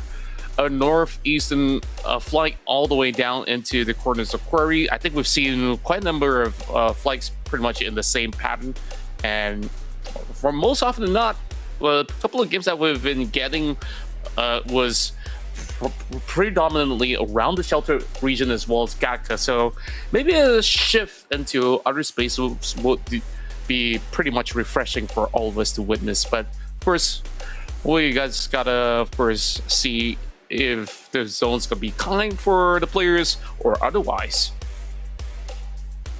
And I did want to also add one last touchdown for the Shadow Esports in 3rd. If Vega are not in the top 11, so 12th or lower, then 3rd with any of those ZSHN Alter Ego in 1st will be enough. So they're kind of like ZSHN in the sense whether Vega in sort of the bottom positions would be good for them too, and gives them a reprieve, as poor old Nam Zhao will not get to play this game unless he can get revived later on, or TERA will find the first kill inside of the first minute and a half, and we will also get our G coin code in this game. So if you're listening but not quite watching, code is on the screen. Yep, the perfect time for you guys to catch it while, of course, it's not getting all too busy here in the field. We don't really want to spell it out for you guys, so make sure you guys snag it up real quick. While in phase 1, we already seen, the first blood now being claimed, but perhaps there are certain opportunities that they could still maybe claim the blue chip, while Queen finds one aimbot. So what's really going on there? It's time to really find out, because Alter Ego could really put him on the chokehold as they're fighting for that compound and straight into the crosshairs of his S12K. Queen does it all by himself and he's looking for the turn. He gets it. Wow. I mean, they basically hot dropped here. I mean, Alter Ego have gone straight on top of Vega, and this is not what Vega need to do, is go out this early on again. They are technically in that 12th position, and as I just went over all the permutations, anything with Vega inside of that bottom 5 is not good at all for Vega. Mando straight past the doorway, empty, expecting more, and it does get more. Samoy and Vega are out already. 2.5 minutes into the last game of the night. That is horrible for a couple of different reasons, but most importantly, number one, they are not in the top 11 right now. As things stand, Vega wouldn't be going to EWC. Like, just straight up. If this were to have been the last game of the night, they just wouldn't be going. Luckily for them, they got 5 games to go. But this is where it's bad, is that you've got GameStart Win, Happy Squad, Auglas, ATO, Xmen, etc. All those teams above them can now gain points on Vega. And you've got Zen, Orca, TERA, NRG, Team Newbies. That could catch up, adding more pressure potentially than going into tomorrow night. Now, that might not happen as much. The bottom 3 to 4 teams. Firstly, Zen's already down a player, and the bottom 3 teams haven't really been doing a lot tonight. But that is bad news for Vega. Great news as well for Alter Ego, in the sense that they picked up the kills that they desperately needed to close that 8-point gap to Shadow Esports. Now it's only going to be a 4-point gap, and they've got the rest of the game to carry on as well. Look at our man of the match, Goni from Miramar, with 4-kill performance. My. It's been a horrendous start for the rest of Vega. And, I really do question their decisions, because they move into those farmhouses by the edge, but usually you would move into a territory like Milto, right? And in order to do so, you would consider plenty of these options by the shelter grounds that offers you vehicles, and they didn't exactly do that. So that's kind of on their own doing by moving into that territory, which usually has been occupied by Alter Ego over onto that quadrant of the map. Meanwhile, we move past that fight while we go into another with Cherry striking down another member of the side of Zen Esports. So that's 2 out already, and actually the third as we see suspect also getting involved. So yeah, I guess that's a decent news that Vega don't really have to worry about Zen Esports for the time being, since they've been heavily weakened, but more so on teams like GSW as well as Happy Squad, and not forgetting Orcless as well, where round after round, I think that Happy Squad has been doing just about enough to keep themselves afloat, as they started off in what position? Like 15, 16, and they've been on the surge. So yeah, it really is concerning for the Malaysian team that have shown us so much, but this week they were never really present at all. Yeah, I mean, it's been really surprising to see a team that was so consistent week 1, week 2, week 3 to just put in a performance such as this, where they're in the bottom 5 positions, which again, right now sitting in 12th, that gets you 10 points. So they go into 240 points. It's just not going to be enough based on what we see currently on the leaderboard. So for Vega Esports, this couldn't be any worse. But again, they're a quality team. It's been 2 bad nights. Surely it can't be 3 bad nights, right? Like, that's now 5 games to go. A little bit of copium from me for a team that's been so good and know that they can be so good. And what they would hate, and this is actually the kind of fights you hate now as well as your Vega, because if GameStart win this, well, that's one less team. Well, that's one team that's harder to catch. But if NRG win this fight, for example, if this fight does continue, then NRG get closer to you. So yeah, there's just so much that's going to be happening across the last 6 games, really. This one here, and then the 5 tomorrow night, and they're all going to be stressful. And I'd be, again, very surprised if we're going into match 15 with things decided. It's going to go down to match 15. There's going to be some kind of shake-up or change in the last game that's going to see someone miss out and someone go through. Yeah, and we're just literally waiting to see if Vega can just find that one win. Just one win for them to just get themselves out of that gutter, and maybe that really would be the kind of way that they really want to do things. So leave it up to the very last second. Well, in this altercation, though, like, if Vega gets to, of course, be the judge, would you rather have GSW get these points or NRG? They would still really want it to kind of be on NRG's side, because they haven't really shown too much of a form throughout the past 2 weeks itself. The only good showing was perhaps back in week 1 there, where they actually finished somewhere in the middle of the ladder. Well, judging from position itself, I really do like the fact that Show is actually looking for a flank angle on the top end of the hill. So NRG is pretty much bunched up, quartered up, and expecting for Jing to eventually push up. So we'll see whether this turtle stance is going to do NRG any good. But I speak down to Jing. Jing's been so good tonight. So many big plays. Whenever GSW need him, he's able to perform. Show gets caught at the tree, though, by Turtle. Xiaofeng trying to hit the tight angle shot through the window onto Faith, but Faith is able to duck away. You can see how far away Show is from the rest of the team as well. Off into the background, he's finished off by Crazy Dog. Game start, win, lose 1. And for NRG, losing 1 as well means this goes from a 4v4 to a 3v3. Circle, by the way, is pretty similar to our game 1 circle, slightly more to the south, so a bit with that Primorsk water. But it means heavy focus in and around Quarry and the southern Gatka fields. Sunny side up, knocked down by Hansi. Here comes Shadow Esports. They've been so good tonight, and they get the second on Tigoni after unlucky, of course, finished off Miramar with a great win against Savagemen Esports. Now taking on Shadow Esports. Hansi, though, whiffs his shots, so he goes down. Seat swap not going to work out for Feven. Good spray control from Jaxi, and a very comfortable fight win for Shadow Esports, and they continue to climb 4 kills are Alter Ego, but there's the response from Shadows. They get 4 kills themselves, regaining that 8-point gap to third and closing the gap to first by 4 points. That was quite the rally, though. Like, the arrival of Jaxi just came in the right moment to really form that exchange and leave no opportunities for the rest of them to actually answer back. So unlucky. From a good round, securing a chicken dinner to 0 points as well. Definitely has seen the better light. But overall, you kind of exactly sit still in a circle like this because you would expect plenty of teams to move by in the corners of Fair Pier as well as Quarry. And it doesn't seem like they were fully prepared for these kind of swings to take place. Well, we continue on with this long haul fight where we saw the exchange happen initially between both GameStar Win as well as NRG. So from the progression standpoint, seems like it's one for all for the time being. And my, take a look at that brand new zone. It pretty much will confirm it to be inside of Primos. So it's going to be a very tiny gaps of space for these teams to really squeeze through. And they have to get past Quarry to even consider a chance in doing so.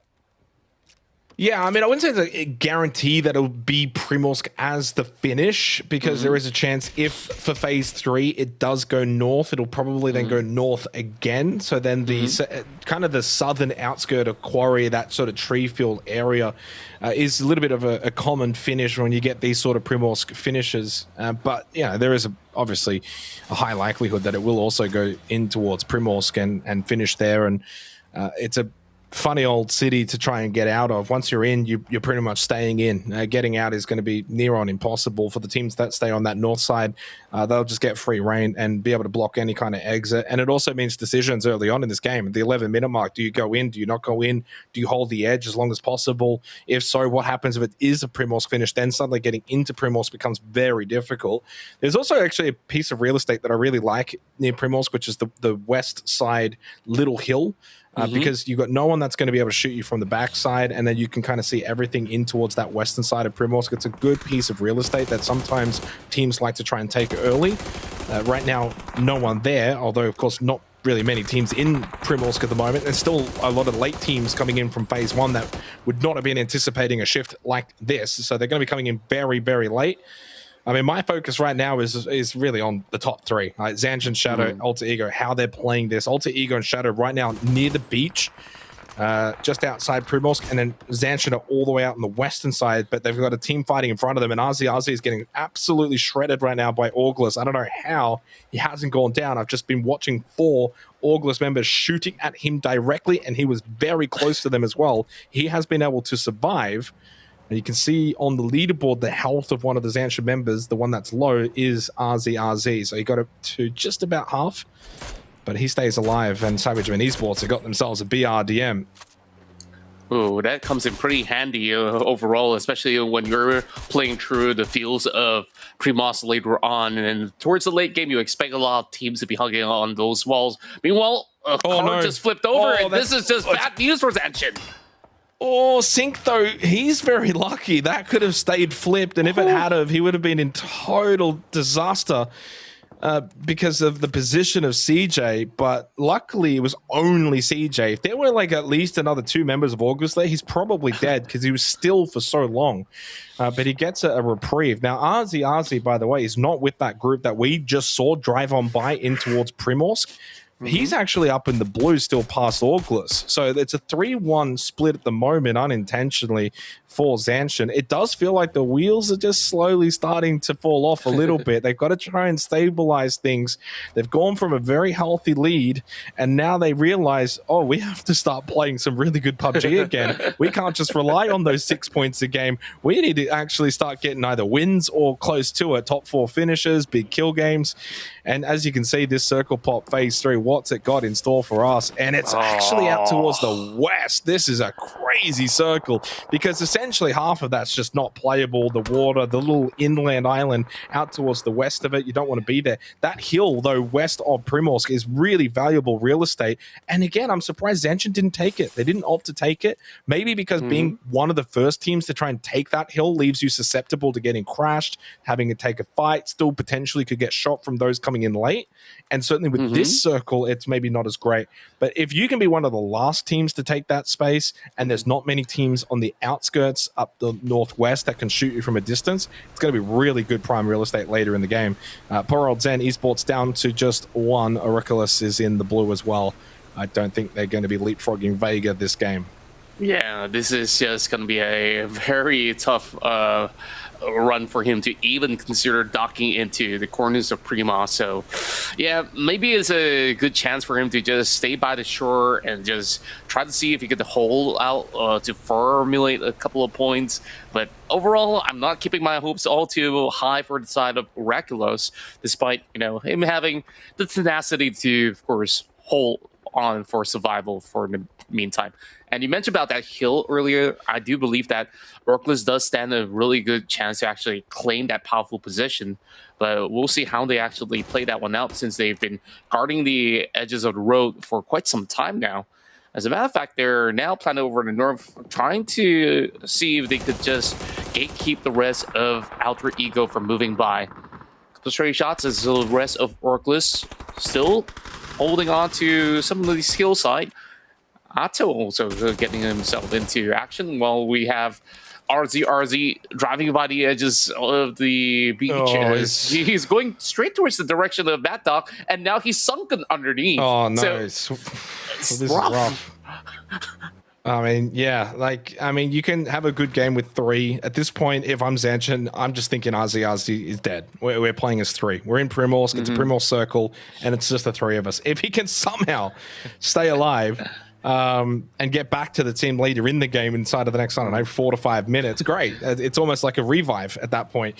But right now, it'd be all the decision making as if you've only got 3. As Alec catches Kamel, Shadow Esports coming in late. They're pushing into Auglas. Mad Dog just runs out of ammunition. Otherwise, I think that would have been a knockdown. Trick does also get knocked down as well. That's Alter Ego pushing in. So Alter Ego and Shadow making the same push in towards Auglas. Auglas are taking them both on, because neither of those 2 teams are really looking to push and fight. They're just trying to get into the circle. And Auglas were already set on the edge, playing that gatekeep role. This will go up to the northeast to take as much of the water away, so should go up to TERA here for phase 4. It does, it pulls up that way. We're getting a Primorsk finish as Ia knocked down by the native Samoy. Man even finding time to take on TERA out to the eastern side of this battle, up on the north side of the circle, as Bombay gets rid of Man. This is a disaster for both Alter Ego and Shadow Esports, but what a reprieve for ZSHN to see this in the kill feed, that these 2 teams are struggling. Shadow Esports have been able to stabilize for now, but Auglas are not giving up on them. Yeah, and this is just a very tough fight for either side of the party. Just trying to stay afloat right now, as the rest of Shadow Esports are now tossing every deflate possible towards the rest of Orclus. Not really finding much of a connection, as they also do have to find a saving grace for that fallen member at the moment. CJ now looks for a flank angle. This might just do the rest of Orclus real good numbers, as he does find that double pin now. Meanwhile, as he draws in the exchange, takes down Alec. And CJ, he needs to stay undetected while Mad Dog tries to hustle them up for the meantime. A couple of smokes here to see if he could actually go in for this rescue. And it is going to be a quick reset while CJ now finds the opening. And this might just actually shut off Shadow Esports completely. They've already gotten 4 points, but I don't think there's much of a space for them to really play this one out, as Hansi, he's only got one tiny little crease to hide behind, and CJ pretty much has this situation under control. And talk about helping out your fellow countrymen. Auglas helping out ZSHN massively by getting rid of Shadow Esports, who have already picked up 4 kills early on in this game. Hansi just stuck in the hole. He's going to go down, and then that's it. Shadow Esports out in 14th position. What a way to close this game out tonight, with Vega out straight away, and now Shadow Esports following pretty shortly thereafter. And I do want to add, by the way, I ended up getting clarification regarding if Shadow Esports were to finish first, Contra. If Shadow were to finish first, Vega will qualify even if they're just in the top 14. So as long as they're not in the bottom 2. So right now, Vega are Team Shadow to try and get Shadow into first. But Shadow, of course, are not going to get first, at least by the end of tonight. So lots of permutations to go over tomorrow in their last 5 games. CJ falls to Akasare. So Auglis have really helped out Zanshin here. They got rid of Shadow, and then they give a kill over to Zanshin as Faith gets cleaned out by Alec. Wow, that was a very clean face check at that. So Orcless so far, they're just playing this as if they got nothing to lose. And of course, this is what they should be doing for every single round. Well, Zanshin does actually find that tag, and this is a perfect opportunity for them to claim some free pointers to just leap further forward up against the rest of Shadow Esports. Monty now going with those setups to try to clear off the rest of TERA. I'm just really surprised that Alter Ego have been able to survive the brunt of the damage, and there we have it. Algin bots. Well, this is the hill I'm talking about as well, Contra. So the circle pops back over to Primorsk, and boy, is this good for Zanshin. So this hill, again, you're not going to get anyone shooting behind you. You don't have to worry about teams wrapping you. Everyone's in Primorsk as well. So their goal is to just try and stay in their buildings. Zanshin can really get a deep endgame finish here. This is horrible for Shadow Esports. How things started for them, which was great. They got the early 4 kills. They closed that gap down to 4 points. As it stands at 6 right now, I can see this going back out to double digits by the end of this game. Unless a team absolutely hard center up into that hill, like a happy squad, go for a massive wrap on the south side of Primorsk and just try and take the hill.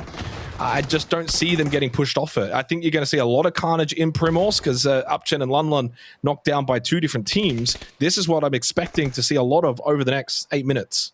Yeah, and the good news for them as well is that RZ somehow survived and actually regrouped with the entire squad, so they have a 4-man unit to really work up quite a lot against those who are deeply planted inside of Prima. So as much as they really want to farm up some of these numbers, they can't afford to take too long of a peak because there are still some teams like Alter Ego who's looking to actually go for a white wrap as Seymour is now being detected as the tires get punctured up. Seymour doesn't even stand a chance, while Queen, he did manage to rock up right behind the shack, so he can actually hold out for the time being. But I don't think he has any firepower to actually offer up against the rest of Zanshin, so they take up fight up against those in the Wizzy Tower, while the rest of TN, they're also holding back for the moment. They've got bigger fishes to fry inside the city, as a couple of shots have been fired by Unk, and the rest of these teams are really hoping to take them out. You know what's funny? If this were the last game of the overall tournament, Zanshin would all run at Queen and die on purpose. But the problem with that then is what happens if Alter Ego then finish first. It's like it's such a strange dynamic that they need Alter Ego to jump Shadow Esports, but not jump them as well. And the gap is close. Like, it's going to be such a fun finish tomorrow. I'm so looking forward to tomorrow night with the way things have closed out. Queen getting the knock on to Translucent, but he's the last one alive. 9 kills for Alter Ego this game, by the way. They closed an 8-point gap to Shadow, down to 3 going into tomorrow night, as Orcless have just been obliterated. But a big game from them. They picked up the 6 kills. They had a lot of impact on the north side of the zone. So they were active. No surprise to see them be eliminated at this point, because really haven't stopped fighting for the last 10. Queen gets one last knock on to Sync before Akasare gets the finishing kill. So it stands as a 3-point gap between Shadow and Alter Ego going into tomorrow night. Shadow just need the top 2 finish, and they've got Alter Ego right on their heels. It is all set up. Zanshin, though, this is where their gap, which was once very large, shrunk all the way down. At one point, got to 4-point gap. This game can now well and truly get back out to a good lead going into the last 5 games tomorrow night. Yeah, I don't see a chance where they absolutely botch this round. Overall, there's just nobody else that can actually challenge them at the moment. Initially, I thought that maybe if TN gets a clean win, then perhaps there's an opportunity for them to eventually put a little bit of pressure up against Zanshin. And for the record, that Snipal Seaford himself playing a martyrdom play just in order to clear out Orcless tells a lot out of that story. So it's only down to Anarchy. Meanwhile, I also am curious to find out who will actually get out of Primos eventually to actually make the cut. And surprise, surprise, we remember Oraculous was on the boat. He ends up rocking over the south side and has been able to squeeze his way into a really safe spot. Hopefully it gets undetected though, because ZSHN's absolutely dominating that hill. And speaking of which, that's a pot shots coming in from Happy. Oh, there we go. Speak of the devil, so, he's out. Oraculus eliminated by Monty. And again, this is not good for Vega, because what's happening is, yes, the teams below them didn't close the gap, but the teams above them are extending the gap. Look at the teams that are still alive, that are in 11th, 10th, 9th, ATO, GSW, Happy Squad. So there's a good chance tomorrow night, you know, Vega are going to be now roughly 10 points behind that 11th spot, when, if you recall, throughout the night contra, there was that sort of logjam where you could have been 13th, got 2 kills, and you jump up into 8th. That's not there anymore. And, and Vega have found themselves more in the pack down the bottom rather than the pack that's 11 to 7. Yeah, and even more so now, they really do gotta whip themselves back into shape to find at least a top 4 game for the final 5 rounds to play out. Big Nate's now coming in from the side of Kia as he's snuck pretty tight towards the corners of the wall, expecting the rest of Monk to pop over the wall side. And this is where it gets absolutely tense inside of Primas. Gunshots everywhere inbound. Well, Folang finally gets a perfect peek over onto the corner to actually catch one of Unk. And we'll see whether if Xmen can actually hold firm as GSW, their fellow countrymen, now taking them on. Lun, he couldn't really find the angles to actually breach right through, so perhaps he might actually consider going for the revive, but Jake's now taking the swing, and there we have it. Savage Men have been eliminated by their very own GSW. Well, Atto somehow... I mean, Sanchez won this game. They've won this game. And I love the fact that I called the hill at the start of this game too, because I've seen this finish many times over. There's a very little world in which Zanshin can find a way to lose this. They get aided by the circle, sure, but even if it was just based off the phase 5 circle pop, like that alone probably gets you the win. Now it's virtually impossible for anyone else. And it just goes to show that it's a prime real estate, but you also don't want to be the first team there. You want to get in there late. Everyone else went into Primorsk, rightfully so.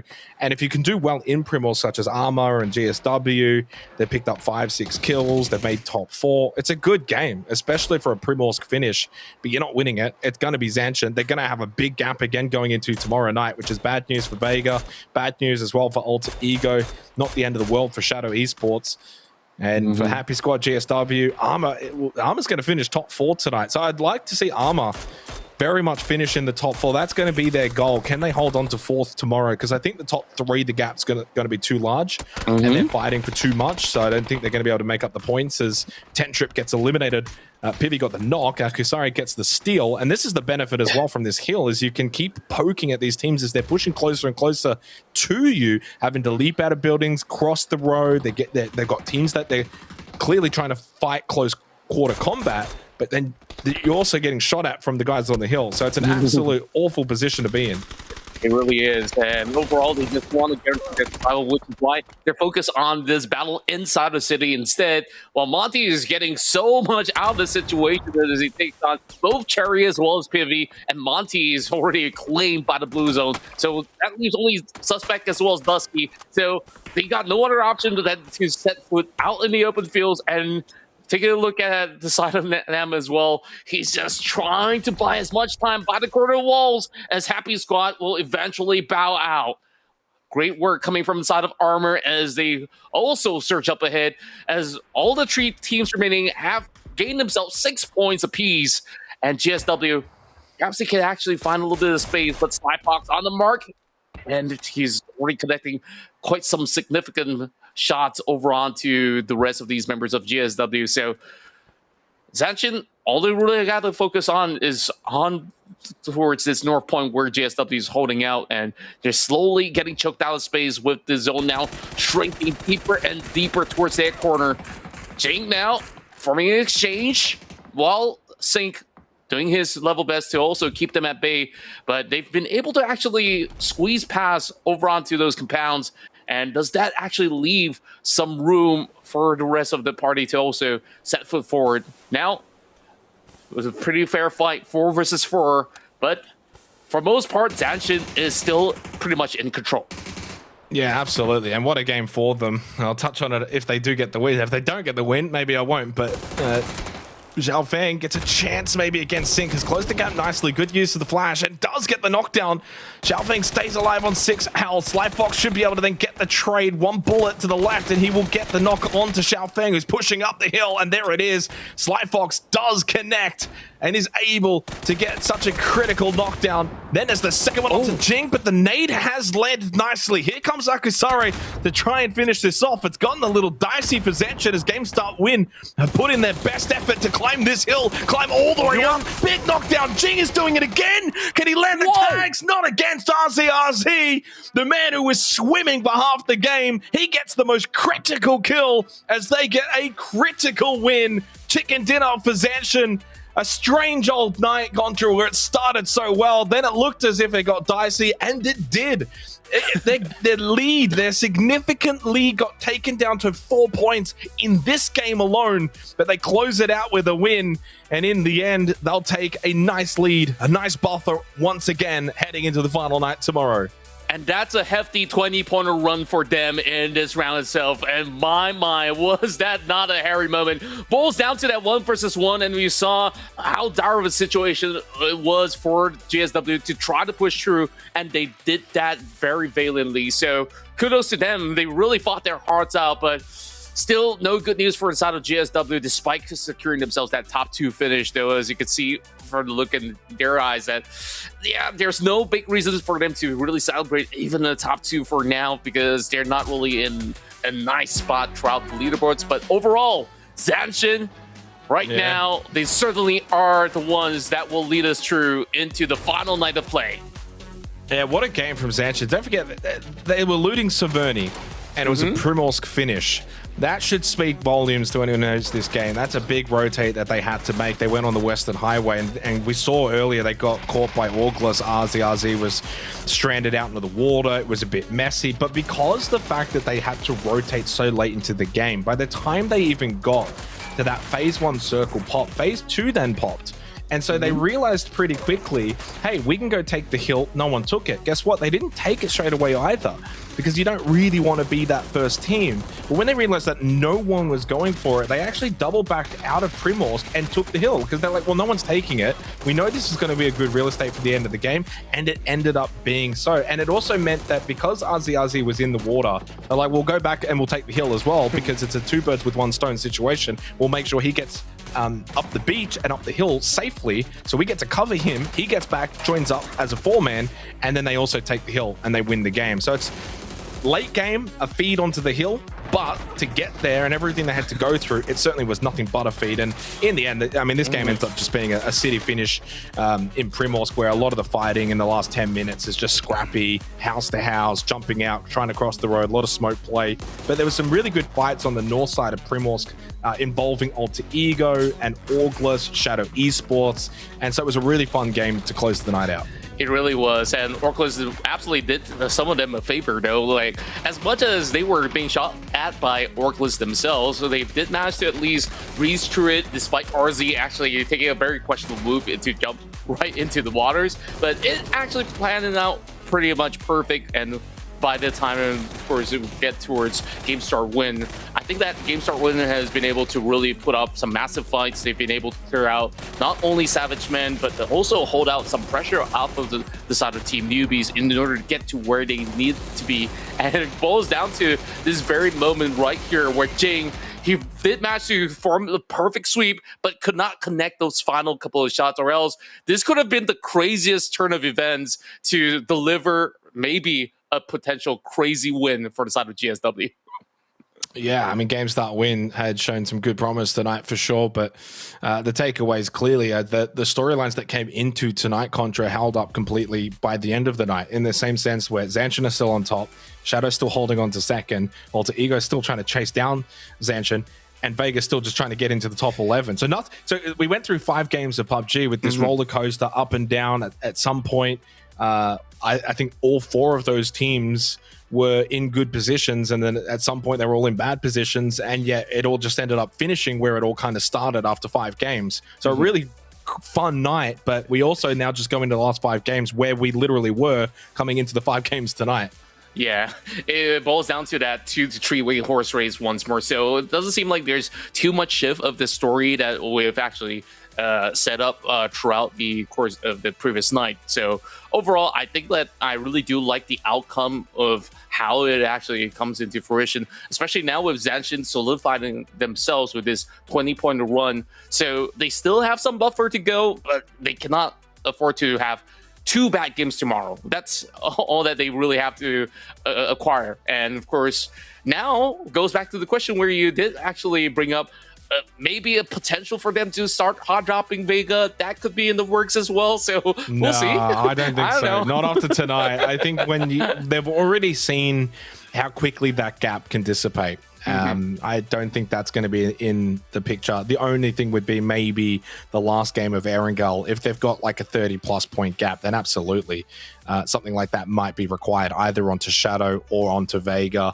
That's the only time you would even contemplate that being part of the equation if they're completely safe in that first position, because there's things, as we know, they need to finish first. Alter Ego need to finish first. Shadow Esports likely need to finish in the top 2. And the other permutation that I touched on earlier is if Shadow do finish first, then Vega don't even need really anything beyond just don't be in the bottom 2, which I think as average as they've been this week, I don't think they're going to finish bottom 2. But I also didn't think they'd be in this position. So who knows, really? I'm not hazarding any kind of guess as to how they're going to play out. I mean, look at this match leaderboard, Vega 16th. Like it's just been such a strange week. But for ZSHN, a very valuable 20 points when that gap got close to 8 coming into the game. Still points picked up for Alter Ego as well from this, so that can't be lost. They picked up the 9 kills, so they finished 4th in the game for overall points. And for Shadow, they still got 4. So it's not the end of the world, but there will be a gap once again.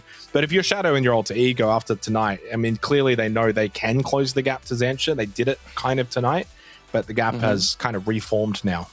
Yeah, you can still see it's really close between the 2nd and 3rd spot, as ARMR have done so well throughout this entire week to secure themselves 76 points, as they have a firm hold and some great space before Mung actually catches up to them. So we will expect pretty much the storyline to be within the top 3, while of course we'll keep an eye out for Vega Esports overall. So now they got a 12 points to catch up towards Happy Squad, and plenty more to go for even considering a chance at GSW. So yeah, that really requires them to at least get a run into the top 2.